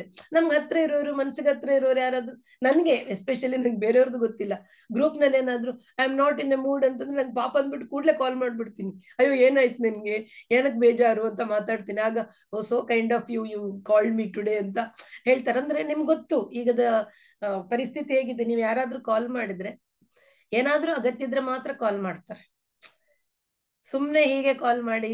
ಈ ಮೊದ್ಲು ಯೋಗಕ್ಷೇಮಕ್ಕಾಗಿ ಪತ್ರ ಬರೆ ಅಂತ ಒಂದು ಲೆಟರ್ ಬರಿತಾ ಇದ್ವಿ, ಅಂದ್ರ ಮೇಲೆ ನಾನು ಕ್ಷೇಮ ನೀವು ಕ್ಷೇಮವೇ ಅಂತ ಬರಿತಾ ಇದ್ವಿ ಅಲ್ವಾ. ಅಪ್ಪ ಅಮ್ಮನ ಲೆಟ್ರ್ ಯಾರದೇ ಆಗ್ಲಿ ನಾವು ಫ್ರೆಂಡ್ಸ್ಗೆಲ್ಲ ಬರಿತಾ ಇದ್ವಿ. ಈಗ ಹಾಗಲ್ಲ, ನನ್ನನ್ನು ಸೇರಿಕೆ ಎಷ್ಟೋ ಸರ್ತಿ ಫೋನ್ ಬಂದ್ರೆ ಏನು ಹೇಳಂತ, ಅಂದ್ರೆ ಫಾರ್ ವಾಟ್ ಯು ಕಾಲ್ಡ್. ನಾನು ಎಷ್ಟು ಸರ್ತಿ ಇತ್ತು ಕ್ಯಾಶುವಲ್ ಕಾಲ್ ಅನ್ನೋದು ನಮ್ಮ ಹತ್ರ ಇಲ್ವೇ ಇಲ್ಲ. ಯಾಕೆ? ನಾವು ನಮ್ಮದೇ ಚಿಂತೆ, ನಮ್ದೇ ಟೆನ್ಷನ್, ನಮ್ದೇ ಆತಂಕಗಳು. ಹಾಗಾದ್ರೆ ಇದೊಂದು ಸಾರ್ವತ್ರಿಕ ಕಾಯಿಲೆ, ಈ ಚಿಂತೆ, ಆತಂಕ, ಏನೋ ಭಯ, ಭವಿಷ್ಯದ ಬಗ್ಗೆ ಕಾತರ. ಹಾಗಾದ್ರೆ ಈ ಸಾಂಕ್ರಾಮಿಕ ಕಾಯಿಲೆಗೆ ಒಂದು ಸಾಂಕ್ರಾಮಿಕ ಉತ್ತರನೇ ಬೇಕಲ್ಲ, ಸಾರ್ವಜನಿಕ ಉತ್ತರ ಬೇಕು. ಬರೀ ಇವ್ರ ಈಗ ಏನದು ಹಿಂದೂಗಳ ಕಾಯಿಲೆಗೆ ಒಂದು ಔಷಧಿ, ಹಿಂದೂಗಳ ದುಃಖ, ಮುಸ್ಲಿಂ ದುಃಖ, ಕ್ರಿಶ್ಚಿಯನ್ ದುಃಖ, ಭಾರತದ ದುಃಖ, ಅಮೆರಿಕ ದುಃಖ, ಆತರ ಇಲ್ಲ, ಎಲ್ಲ ಕಡೆ ದುಃಖ. ಹಾಗಾದ್ರೆ ಅದಕ್ಕೆ ಏನು ಅಂತ ಏನ್ ಕಂಡುಹಿಡಬೇಕು? ನಮ್ಗೆಲ್ಲ ಗೊತ್ತಿದ್ದ ಹಾಗೆ ಬುದ್ಧ ಅವನು ಸನ್ಯಾಸಿ ಆಗ್ತಾನೆ ಅಂತ ಗೊತ್ತಾಗಿ ಅವನಿಗೆ ಏನು ಗೊತ್ತಾಗ್ಬಾರ್ದು ಅಂತ ಅರಮನೆಯಲ್ಲಿ ಕೂಡಿ ಹಾಕಿ ಎಲ್ಲ ಅದು ಕಥೆಗಳು, ಕಲ್ಪನೆಗಳು, ಕಾವ್ಯಗಳು. ಅವನು ಹೇಳೋಷ್ಟೊತ್ತಿಗೆ ಒಣಗಿದ ಎಲೆಗಳನ್ನ ತೆಗಿತಿದ್ರಂತೆ, ಒಣಗಿದ ಹೂಗಳನ್ನ ತೆಗಿತಿದ್ರಂತೆ. ಅಂದ್ರೆ ಯಾವಾಗ್ಲೂ ಏನು ಜೀವನ ಅನ್ನುವಂಥದ್ದು ಅರಳಿದ ಹೂವೇ ಆಗಿರ್ತದೆ, ಸತತವಾಗಿ ಸಂತೋಷವೇ ಇರ್ತದೆ. ಯಾರು ಮುದುಕರು ಅವನ ಮುಂದೆ ಬರಬಾರ್ದು, ಯಾರು ಕಾಯಿಲೆಯವರು ಅವನ ಮುಂದೆ ಬರಬಾರ್ದು. ಅದಕ್ಕೆ ಯಾರೋ ಒಂದು ಹೇಳಿದ್ರು, ಆದ್ರೆ ಅಪ್ಪ ವಯಸ್ಸಾಗಿದ್ದವನಿಗೆ ಕಾಣ್ಲಿಲ್ಲ, ಅಪ್ಪ ದಿನ ಮೇಕಪ್ ಮಾಡ್ಕೊಂಡ್ ಬರಕ್ಕಾಗುತ್ತ, ಅಂದ್ರೆ ಅದು ಕಾವ್ಯಾತ್ಮಕವಾಗಿ. ಹಾಗೆ ಇದ್ದಾಗ ನಮ್ಗೆ ಗೊತ್ತಿದ್ದ ಹಾಗೆ ಅವನು ಒಂದು ವೃದ್ಧನನ್ನು ನೋಡ್ತಾನೆ, ಒಂದು ಕಾಯಿಲೆಯಲ್ಲಿದ್ದವನನ್ನು ನೋಡ್ತಾನೆ, ಒಂದು ಮರಣ ಹೊಂದಿದವನನ್ನು ನೋಡ್ತಾನೆ. ಹಾಗಾದ್ರೆ ಮುಂದೆ ನನಗೂ ಕೂಡ ಕಾಯಿಲೆ ಬರ್ಬೋದು, ಮುಂದೆ ನಾನೂ ಕೂಡ ವೃದ್ಧ ಆಗ್ತೇನೆ, ಮುಂದೆ ನಾನೂ ಸತ್ತು ಹೋಗ್ತೇನೆ. ಅಲ್ಲಿ ಒಂದು ಟ್ವಿಸ್ಟ್, ಒಂದು ಸನ್ಯಾಸಿಯನ್ನ ನೋಡ್ತಾನೆ. ಆ ಸನ್ಯಾಸಿಯ ಮುಖದಲ್ಲಿ ಒಂದು ಅಭೂತಪೂರ್ವ ಶಾಂತತೆಯನ್ನ ನೋಡ್ತಾನೆ. ಅದು ನೋಡಿ ಬುದ್ಧನಿಗೆ ಅನಿಸ್ತದೆ, ಹಾಗಾದ್ರೆ ಆ ಅಭೂತಪೂರ್ವ ಶಾಂತತೆಯನ್ನು ನಾನು ಪಡಿಬೇಕು, ಅದು ನನ್ನದಾಗ್ಬೇಕು. ಯಾಕಂದ್ರೆ ಈ 3 ಘಟನೆಗಳು ಖಂಡಿತವಾಗಿ ನನ್ನ ಬದುಕಲ್ಲಿ ಆಗ್ತದೆ. ಇದನ್ನ ತಪ್ಪಿಸೋದಕ್ಕಿಂತ ಈ ಶಾಂತತೆಯನ್ನು ನನಗೆ ಪಡಿಲಿಕ್ಕೆ ಆಗುತ್ತಾ ಅಂತ ಬುದ್ಧ ಮನೆ ಬಿಟ್ಟು ಹೋಗ್ತಾನೆ ಅನ್ನೋದು ನಮ್ಗೆಲ್ಲ ಗೊತ್ತಿದೆ. ಅದಾದ್ಮೇಲೆ ಅವನೊಂದು 6 ವರ್ಷಗಳ ಕಾಲ ಸತತವಾಗಿ ಬೇರೆ ಬೇರೆ ಬೇರೆ ಬೇರೆ ಗುರುಗಳ ಹತ್ರ ಹೋಗ್ತಾನೆ, ಬೇರೆ ಬೇರೆ ಸನ್ಯಾಸಿಗಳ ಹತ್ರ ಹೋಗ್ತಾನೆ, ಎಲ್ಲ ಕಲಿತಾನೆ, ಅದನ್ನ ಪ್ರಾಕ್ಟೀಸ್ ಮಾಡ್ತಾನೆ ಮಾಡ್ತಾನೆ ಮಾಡ್ತಾನೆ. ಎಲ್ಲಿವರೆಗೆ ಮಾಡಿದ್ರೆ ಅವನಿಗೆ ಅನಿಸ್ತದೆ ಇದರಿಂದ ಅವನಿಗೆ ಅದರ ಉತ್ತರ ಸಿಗೋದಿಲ್ಲ. 6 ವರ್ಷದ ಬಳಿಕ ಅಂದ್ರೆ ಅವನು ಉಪವಾಸ ಮಾಡ್ತಾನೆ, ದೇಹವನ್ನ ದಂಡಿಸ್ತಾನೆ, ಎಲ್ಲ ಏನು ಎಕ್ಸಸೈಸ್ ಎಂತದ್ದು ಹೇಳುದು, ವ್ಯಾಯಾಮಗಳಿರ್ಬೋದು, ಸರ್ಕಸ್ಗಳು ಆಕ್ಚುಲಿ ಸ್ಪೀಕಿಂಗ್ ಎಲ್ಲ ಮಾಡ್ತಾನೆ. ಬಟ್ ಅವನಿಗೆ ಏನು ಆನ್ಸರ್ ಸಿಗುದಿಲ್ಲ. ಆದ್ರೆ ಯಾವತ್ತು ಅವನಿಗೆ ಜ್ಞಾನೋದಯ ಆಯ್ತು ಆ ದಿನ ಹೇಳುವ ಪ್ರಕಾರ ಅವನು ಇವತ್ತು ನನಗೆ ಈ ದುಃಖಕ್ಕೆ, ಮನುಷ್ಯನ ದುಃಖಗಳಿಗೆ ಕಾರಣ ಏನು ಅಂತ ಗೊತ್ತಾಗದೆ ನಾನು ಹೇಳುವುದಿಲ್ಲ ಅಂತ ಹಠ ಹಿಡಿತಾನೆ ಅಂತ ಒಂದು ಕತೆ. ಆವಾಗ ಅವನಿಗೆ ಗೊತ್ತಾಗತ್ತೆ, ಅವನು ಒಂದು ಹೇಳ್ತಾನೆ, ಅಂದ್ರೆ ಈ ಎಲ್ಲ ಸೃಷ್ಟಿ ತನ್ನ ಒಳಗೆ ಅನ್ನೋದು ಅವನಿಗೆ ಗೊತ್ತಾಯ್ತು ಅಂತ ಹೇಳ್ತಾರೆ. ಅಂದ್ರೆ ಈ ದುಃಖ ಇರ್ಬೋದು, ಈ ಕರ್ಮಗಳಿರ್ಬೋದು, ಪ್ರತಿಯೊಂದಕ್ಕೆ ಕೂಡ ಅದು ನನ್ನೊಳಗೆ ಹುಟ್ಟಿ ಅದಕ್ಕೆ ನಾನು ಮಾಡೋ ಪ್ರತಿಕ್ರಿಯೆಗಳಿಗೆ ಎಲ್ಲ ಚೈನ್ ತರ ಆಗುತ್ತೆ. ಅವನು ಹೇಳ್ತಾನೆ, ಮನೆ ಕಟ್ಟುವವನನ್ನು ನಾನು ನೋಡಿದೆ, ನಾನು ಮನೆ ಕೆಡವಿದೆ, ಇನ್ನು ನೀನು ಕಟ್ಟಲಾರೆ ಅಂತ ಹೇಳ್ತಾರೆ ಅಂತ ಒಂದು ಪಾಳಿ ಭಾಷೆಯಲ್ಲಿ ಒಂದು ಸ್ಟೇಟ್ಮೆಂಟ್ ಇದೆ. ಆಮೇಲೆ ಇನ್ನೊಂದು ಮತ್ತೆ ಈ ತರ ಮಾಡಿ ಏನು ಊಟ ಬಿಟ್ಟು ತಿಂಡಿ ಬಿಟ್ಟು ಉಪವಾಸ ಮಾಡಿ, ಅದೇ ಸುಜಾತ ಅನ್ನೋಳು ಹಾಲು ತಂದು ಕೊಟ್ಲು, ಅದನ್ನು ಕುಡ್ದ. ಆಮೇಲೆ ಇದು ಮಧ್ಯಮ ಮಾರ್ಗ ಬೇಕು ಅಂದ್ರೆ ಯಾವುದು ಯುಕ್ತಾಹಾರ ವಿಹಾರಸ್ಯ ಅಂದ್ರೆ ಪೂರ್ತಿ ಕೃಷ್ಣ ಹೇಳ್ತಾನೆ, ಬರೀ ಉಪವಾಸ ಮಾಡಿದವರಿಗೂ ಧ್ಯಾನ ಸಿಕ್ಕುದಿಲ್ಲ, ತುಂಬ ತಿನ್ನುವವರಿಗೂ ಧ್ಯಾನ ಸಿಕ್ಕುದಿಲ್ಲ. ಅಂದ್ರೆ ಅದು ಯುಕ್ತಾಹಾರ ವಿಹಾರಸ್ಯ, ಎಷ್ಟು ತಿನ್ಬೇಕು ಅಷ್ಟು ತಿನ್ಬೇಕು, ಎಷ್ಟು ಓಡಾಡ್ಬೇಕು ಅಷ್ಟು, ಅಂದ್ರೆ ಮಧ್ಯಮ ಮಾರ್ಗವನ್ನ ಅವನು ತಗೊಳ್ತಾನೆ. ಸೊ ಸತ್ಯವನ್ನ ದರ್ಶಿಸ್ಬೇಕಾದ್ರೆ ನಮ್ಮನ್ನು ನೋಡುವುದನ್ನ ನಾವು ಕಲಿಬೇಕು. ಹೊರಗಡೆ ಈಗ ನಮ್ಗೆ ಆಸಕ್ತಿ ಹೋದಾಗ ಹೊರಗಡೆ ಏನಾಗ್ತಿದೆ, ಏನಂತಾರೆ, ಅದರಲ್ಲೇ ಆಸಕ್ತಿ ನಮ್ಗೆ ಸಾಮಾನ್ಯವಾಗಿ. ಈಗ ನಾನು ಹಾಗೆ ಹೇಳಿದಾಗೆ, ನಾವು ಧ್ಯಾನಕ್ಕೆ ಹೋದ್ರೆ ನೀವು ಎಷ್ಟು ಜನ ನನ್ಗೆ ಹೇಳಿದವರಿದ್ದಾರೆ, ಆಗ್ಬೋದು ಮಾರೈತಿ ನೀನು 10 ದಿನ ಪ್ರಾಕ್ಟೀಸ್ ಬಿಟ್ಟು ಹೋದದ್ದು, 10 ದಿನ ಪೇಷಂಟ್ ಅನ್ನು ಬಿಟ್ಟು ಹೋದದ್ದು, ಎಂತ ಎಲ್ಲ ಸರಿ ಉಂಟಲ್ಲ ಅಂತಂದ್ರೆ, ತಲೆ ಸರಿ ಇಲ್ಲದವ್ರು ಮಾತ್ರ ಧ್ಯಾನಕ್ಕೆ ಹೋಗುದು, ಏನೋ ತುಂಬಾ ದುಃಖ ಇರೋರು ಮಾತ್ರ ಧ್ಯಾನಕ್ಕೆ ಹೋಗೋದು, ಏನೋ ಆಗಿರ್ಬೇಕು ಅದಕ್ಕೆ ಹೋಗೋದು. ಅದಕ್ಕೆ ಆತರ ಹೇಳೋರು ಇದ್ದಾರೆ. ಆದ್ರೆ ನಾವು ಕೂಡ ಹೆಚ್ಚಾಗಿ ನಮ್ಮ ಮನಸ್ಸು, ನಾನು ಅದೇ ಹೇಳಿದ ಹಾಗೆ, ನನ್ಗೆ ಗೊತ್ತಾದಾಗ 2000 ಇಸ್ವಿನಲ್ಲಿ ನನಗೆ ವಿಪಶ್ಯನದ ಬಗ್ಗೆ ಗೊತ್ತಾದ್ದು. ಆದ್ರೆ ನಾನು ಹೋದಾಗ ಸುಮಾರು 10-14 ಯಾವಾಗ 2016ರಲ್ಲೇನೋ ನಾನು ಹೋಗಿದ್ದೆ, 18ರಲ್ಲಿ ಹೋಗಿದ್ದು ಅನ್ಸುತ್ತೆ. ಅಂದ್ರೆ we keep postponing the things. ಧ್ಯಾನಕ್ಕೆ ಸಂಬಂಧಪಟ್ಟೆ, ಅದು ಬೇರೆ ಕೆಲಸಗಳಾದ್ರೆ ನಾವು ಬೇಗ ಬೇಗ ಬೇಗ ಮಾಡ್ತೀವಿ. ಹಾಗೆ ಈ ಪಥಕ್ರಮಣ ಏನಿದೆ, ಯಾವುದೇ ಧ್ಯಾನದ ಪಥಕ್ರಮಣದಲ್ಲಿ ನಾವೇ ನಡಿಬೇಕು. ಉದಾಹರಣೆ ಅದಕ್ಕೆ ಬುದ್ಧನ ಹತ್ರ ಬಂದು ಕೇಳ್ತಾನೆ, ಅಲ್ಲ ನಿನ್ನ ಹತ್ರ 1000 ಜನ ಬರ್ತಾರೆ, ಅಷ್ಟು ಜನ ನಿನ್ನ ಮಾತು ಕೇಳ್ತಾರೆ, ಎಷ್ಟು ಜನ ಕೇಳ್ತಾರೆ, ಕೆಲವರ ಮುಖದಲ್ಲಿ ಸಂತೋಷ ಇರುವುದನ್ನು ಕೇಳಿದ್ದೇನೆ ನಾನು, ಕೆಲವರ ಮುಖ ಒಂಥರ ಮೋಕ್ಷ ಸಿಕ್ಕಿದಾಗೆ ಮುಕ್ತಿ ಸಿಕ್ಕಿದಾಗೆ ನೋಡಿದ್ದೇನೆ, ಅರೆ ಕೆಲವರಿಗೆ ಏನೂ ಆಗ್ಲಿಲ್ಲ ಅಲ್ಲ, ಅದ್ಯಾಕೆ ನೀನು ಸಾಕ್ಷಾತ್ಕಾರ ಪಡೆದವನು, ಮೋಕ್ಷ ಪಡೆದು ನಿನ್ನ ಹತ್ರ ಬಂದ್ರೆ ಮೋಕ್ಷ ಸಿಗ್ಬೇಕಾಗಿತ್ತಲ್ಲ, ಅದ್ಯಾಕೆ ಸಿಕ್ಲಿಲ್ಲ, ನಾನು ಬಂದಿದ್ದೇನೆ, ನನಗೇನು ಅನುಭವ ಆಗ್ಲಿಲ್ಲ. ಆಗ ಬುದ್ಧನ ಮಾತುಗಳು ಅದೆಲ್ಲ ತುಂಬಾ ಚಂದ. ಬುದ್ಧ ಕೇಳ್ತಾನೆ, ಸರಿ ನೀನ್ ಯಾವ ಊರವನು? ನಾನು ಕೋಸಲ ಅಲ್ಲೆಲ್ಲೋ ಹೇಳ್ತಾನವನು, ಅಲ್ಲಿಂದ ನಾವಿಲ್ಲಿಗೆ ಬಂದದ್ದು. ಸರಿ ನಿನ್ಗೆ ಆ ಮನೆಗೂ ನಿನ್ನ ಊರಿಗೆ ಹೋಗ್ಲಿಕ್ಕೆ ನಿನಗೆ ಸರಿ ದಾರಿ ಎಲ್ಲ ಗೊತ್ತಾ? ನನಗೆ ಸರಿ ಗೊತ್ತು. ಯಾರಾದ್ರೂ ಕೇಳಿದ್ರೆ ನೀನ್ ಗೈಡ್ ಮಾಡ್ಬೋದಾ? ಸರಿಯಾಗಿ ಗೈಡ್ ಮಾಡ್ಬೋದು, ಎಷ್ಟು ದೂರ ಇದೆ, ಎಷ್ಟು ಕಿಲೋಮೀಟರ್, ಎಲ್ಲಿ ಏನಿದೆ ಎಲ್ಲ ನಿನ್ಗೆ ಗೊತ್ತಲ್ಲ? ಸರಿ ಗೊತ್ತು. ಸರಿ, ಹಾಗಾದ್ರೆ ನೀನ್ ಯಾರಿಗಾದ್ರೂ ಅವ್ರು ಹೇಳಿದ್ರೆ ನಿನ್ನ ಮಾತು ಕೇಳಿ ಅವ್ರು ನಿನ್ನ ಊರಿಗೆ ತಲುಪ್ತಾರಾ? ಅದೇಗೆ ತಲುಪ್ತಾರೆ? ಅವ್ರು ನಡ್ಕೊಂಡು ಹೋಗ್ಬೇಕು, ಹೋದ್ರೆ ತಲುಪ್ತಾರೆ. ಹಾಗೆ ಇದು ನಾನು ನಡ್ಕೊಂಡು ಹೋದ ದಾರಿ, ನನಗೆ ಇದರಲ್ಲಿ ಮೋಕ್ಷವನ್ನ ಅಥವಾ ನಿರ್ವಾಣವನ್ನ ಪಡಿಲಿಕ್ಕೆ ಆಗುತ್ತೆ ಅಂತ ನನಗೆ ಗೊತ್ತಾಗಿದೆ. ನಾನು ದಾರಿಯನ್ನು ಸೂಚಿಸ್ತೇನೆ, ನೀನು ನಡ್ಕೊಂಡು ಹೋದ್ರೆ ಅದರಲ್ಲಿ ತಲುಪುವುದೇ ಹೊರತು ಯಾರ ಆಶೀರ್ವಾದ, ಯಾರ ಕರುಣೆ, ಯಾರ್ದು ತಲೆ ಮೇಲೆ ಕೈ ಇಟ್ಟು ಅದು ಸಾಧ್ಯವೇ ಇಲ್ಲ. ನೀನು ನಡಿಬೇಕು. ಹಾಗಾಗಿ ನಮ್ಮ ಪಥದಲ್ಲಿ ನಾವು ತಲುಪಬೇಕಾದ್ರೆ ನಾವೇ ನಡಿಬೇಕು ಹೊರತು ಯಾರೋ ಅಥವಾ ಯಾರೋ ನಮ್ಮನ್ನು ಕರ್ಕೊಂಡು ಹೋಗ್ತಾರೆ. ಅಂದ್ರೆ ಈಗ ಭಕ್ತಿ ಮಾರ್ಗದಲ್ಲಿ ಉದಾಹರಣೆಗೆ ದೇವ ನೀನ್ ನನ್ನ ಕೈ ಹಿಡ್ದು ಕರ್ಕೊಂಡು ಹೋಗು ಅಂತ ನಾವು ಪ್ರಾಂಜಲವಾಗಿ ಹತ್ರ ಕರೆದ್ರೆ ಕೂಗಿದ್ರೆ ಕರ್ಕೊಂಡು ಹೋಗ್ತೇವೆ ಅಂತ ಅನ್ಕೊಂಡ್ರೆ ಅದು ಸಾಧ್ಯ ಇಲ್ಲದ ಮಾತು. ನಾವೇ ನಡಿಬೇಕು ಅನ್ನುವಂಥದ್ದು. ಹಾಗೆ ಮತ್ತೆ ಬುದ್ಧ ಹೇಳ್ತಾನೆ, ನಮ್ಮ ಸ್ವಭಾವಗಳನ್ನ ಪರಿಶೀಲಿಸುವಾಗ ಮುಖ್ಯವಾಗಿ 5 ವಿಷಯಗಳು ನಮ್ಮ ಸ್ವಭಾವವನ್ನ ಇದು ಏನು ಕಂಟ್ರೋಲ್ ಮಾಡ್ತವೆ. 4 ಮಾನಸಿಕ, 1 ದೈಹಿಕ. ಅದರಲ್ಲಿ ಈ ಬುದ್ಧನ ಪ್ರಕಾರ ಈ ದೇಹ ಅನ್ನುವಂಥದ್ದು ಸಣ್ಣ ಸಣ್ಣ ಕಲಾಪಗಳು ಅಂತಂದ್ರೆ ಏನು ಕೊನೆಯ ಇವಾಗ ಆಟಮ್ ಅಂತ ಹೇಳಿದ ಹಾಗೆ ಅದನ್ನ ಅವನು ಕಲಾಪ ಅಂತ ಕರೀತಾನೆ. ಆ ಕಲಾಪಗಳು ಅದು ಎಷ್ಟು ಮಲ್ಟಿಪ್ಲೈ ಆಗ್ತಾ ಇರ್ತದೆ ಅಂದ್ರೆ ಬದಲಾಗ್ತಾ ಇರ್ತದೆ. ಹುಡ್ತವೆ ಸಾಯ್ತವೆ ಅಂದ್ರೆ 10⁻22 ಸೆಕೆಂಡ್ಸ್ ನಲ್ಲಿ ಅವುಗಳದ್ದು ಪರಿವರ್ತನೆ ಆಗ್ತಾ ಇರುತ್ತಂತೆ. ಅಂತೆ ಅದನ್ನ ವಿಜ್ಞಾನಿಗಳು ಪ್ರೂವ್ ಮಾಡಿದ್ದಾರೆ ಅಂತಾರೆ. But what ever it is, ನಮ್ಗೆ ಊಹಿಸಲಾಗದ ವೇಗದಲ್ಲಿ ನಮ್ಮ ಜೀವಕೋಶಗಳ ಏನು ಮೂಲಭೂತ ಏನಿದೆ ಅದು ಬದಲಾವಣೆ ಆಗ್ತಾ ಇರ್ತದೆ ಅಂತ. ಹಾಗಾಗಿ ಮತ್ತೆ ಈ ನಮ್ಗೀಗ ಏನೇ ಅಷ್ಟು ಆಲೋಚನೆ ಮಾಡ್ಲಿಕ್ಕೆ ಆಗದೆ ಇದ್ರೂ ಸಹ ನಾವೆಲ್ಲ ಬಯಾಲಜಿಕಲ್ ಸ್ಟೂಡೆಂಟ್ಸ್ ಆಗಿರುವ ಕಾರಣ ಜೀವಕೋಶಗಳಿದೆ ಅಂತಂತೂ ಗೊತ್ತು. ಈ ಚರ್ಮಕ್ಕೊಂದು ಜೀವಕೋಶ ಇದೆ, ರಕ್ತನಾಳಗಳು ಒಂದು ಜೀವಕೋಶ ಇದೆ, ಹೃದಯದ ಜೀವಕೋಶ ಬೇರೆ, ಬ್ರೈನ್ ಇದ್ದು ಬೇರೆ, ಕಿಡ್ನಿ ಇದ್ದು ಬೇರೆ, ಇಂಟೆಸ್ಟೈನ್ಸ್ ಎಲ್ಲ ಬೇರೆ ಬೇರೆ ಇದೆ. ಬಟ್ ಅವುಗಳ ವರ್ಕಿಂಗ್ ಸಿಸ್ಟಮ್ ಏನಿದೆ, ಒಂದು ನ್ಯೂಕ್ಲಿಯಸ್ ಇದೆ, ರೈಬೋಸೋಮ್ಸ್ ಇದಾವೆ, ಅದನ್ನೆಲ್ಲ ಸೈನ್ಸ್ ಸ್ಟೂಡೆಂಟ್ಸ್ ಕಲ್ತಿರ್ತೇವೆ. mRNA ಅಂತೆ, DRNA, ಅಲ್ಲಿಂದ ಕರ್ಕೊಂಡು ಹೋಗುದು, ಇದು ಫುಡ್ ಅನ್ನ ಎತ್ಕೊಂಡು ಹೋಗುದು, ಮೈಟೋಕಾಂಡ್ರಿಯಾ ಇದೆ, ಇದೆಲ್ಲ. ಸೊ ಅಲ್ಲಿ ಆಗ್ತಾ ಇದ್ದಾಗ, ಅಲ್ಲೊಂದು ಕೆಮಿಕಲ್ ರಿಯಾಕ್ಷನ್ ಆಗ್ತಾ ಇದ್ದಾಗ ಖಂಡಿತವಾಗಿ ಅಲ್ಲಿ ರಿಯಾಕ್ಷನ್ ಆಗ್ತಾ ಇರೋದು ಗ್ಯಾರಂಟಿ. ಯಾಕೆ ನಾವು ಹಾರ್ಟ್ ಇದ್ದು ಮಸಲ್ಸ್ ನ ನಾವು ಎಲ್ಲರಿಗೂ ಗೊತ್ತು. ಸ್ವಲ್ಪ ಇದನ್ನು ಅಂತಂದ್ರೆ ECG ತೆಗೆಯುವಾಗ ಅಲ್ಲಿ ಹೇಗೆ ಕೆಲಸ ಮಾಡ್ತದೆ ಅಂತ ನಾವು ನೋಡ್ತೇವೆ, ಅದ್ರದ್ದು ತೆಗಿತಾರೆ. ಬ್ರೈನ್ ಇದೇನಾಯ್ತು ಅಂದ್ರೆ ಅದ್ರ ಬ್ರೈನ್ ಇದು EEG ಅಂತ ತೆಗಿತಾರೆ. ಮಾಂಸಖಂಡಗಳದ್ದು ಕೆಲಸದ ವೀಕ್ನೆಸ್ ಆದ್ರೆ EMG ಅಂತ ಎಲ್ಲ ತೆಗಿತಾರೆ. ಸೊ ಅಲ್ಲಿ ಕೆಲಸ ಆಗುದನ್ನ ನಾವು ಇದಕ್ಕೆ ಕನ್ವರ್ಟ್ ಮಾಡಿ ನಮ್ಗೆ ನೋಡ್ಲಿಕ್ಕೆ ಬರುತ್ತೆ. ಅಲ್ಲಿ ಜೀವರಸಾಯನ ಕ್ರಿಯೆಗಳು ಏನಾಗ್ತಾ ಇದೆ ಅವುಗಳನ್ನ ನಾವು ಏನಾದ್ರು ರಿಯಾಕ್ಷನ್ ಮಾಡ್ತದೆ, ಅದು ತುಂಬಾ ತುಂಬಾ ಸೂಕ್ಷ್ಮವಾಗಿ ಇರ್ತದೆ. ಸೂಕ್ಷ್ಮವಾಗಿ ಇದ್ದಾಗ ನಮ್ಮ ಗಮನಕ್ಕೆ ಬರುವುದಿಲ್ಲ. ಅಲ್ಲಿ ಕೆಲಸ ಮಾಡ್ತಾ ಇರುವುದು ಜೀವಕೋಶಗಳೀಗ ನನ್ನ ಚರ್ಮವೇ ನಾವೀಗ ನೋಡ್ತಾ ಇದ್ದ ಹಾಗೆ ಅವುಗಳಲ್ಲಿ ಹುಟ್ಟುತ್ತಿರ್ತವೆ, ಸಾಯ್ತಾ ಇರ್ತವೆ. ಯಾಕಂದ್ರೆ ನಾವು ಮರುದಿವಸ ಸ್ನಾನ ಮಾಡಿ ಈಗ ತಿಕ್ಕಿದಾಗಲ್ಲಿ ಎಷ್ಟೋ ಹೋಗ್ತದೆ, ಚರ್ಮಗಳು ಹೋಗ್ತವೆ. ಉಗುರುಗಳು ಬೆಳೆಯುವುದು ನಮಗೆ ಗೊತ್ತಾಗ್ತದೆ, ಮತ್ತೆ ಕೂದಲು ಬೆಳೆಯುವುದು ನಮ್ಗೆ ಗೊತ್ತಾಗ್ತದೆ. ಹಾಗೆಯೇ ಇಂದು ಕರುಳಿನಲ್ಲಿ ಕೂಡ ಆ ಲೇಯರ್ಗಳೇನಿದೆ ಅವುಗಳು ಹೋಗ್ತಾನೆ ಇರ್ತವೆ. ಗರ್ಭಕೋಶದ ಒಳಗಿನ ಲೇಯರ್ ಕೂಡ ಬೆಳೀತದೆ, ಅದು ಹೋಗುದು, ಅದು ಕೂಡ ನಮ್ಮ ಗಮನಕ್ಕೆ ಬರ್ತದೆ. ಇದು ದೈಹಿಕವಾಗಿ. ಆದ್ರೆ ಮಾನಸಿಕವಾಗಿ ಅವನು 4 ಹಂತಗಳನ್ನ ಹೇಳ್ತಾನೆ. ಒಂದು ಅರಿವು, ಇದ್ದದನ್ನು ಇದ್ದ ಹಾಗೆ ನೋಡುವಂಥದ್ದು. ನಾವು ಅದಕ್ಕೆ ಏನು ಕಮೆಂಟ್ ಕೊಡುದಿಲ್ಲ.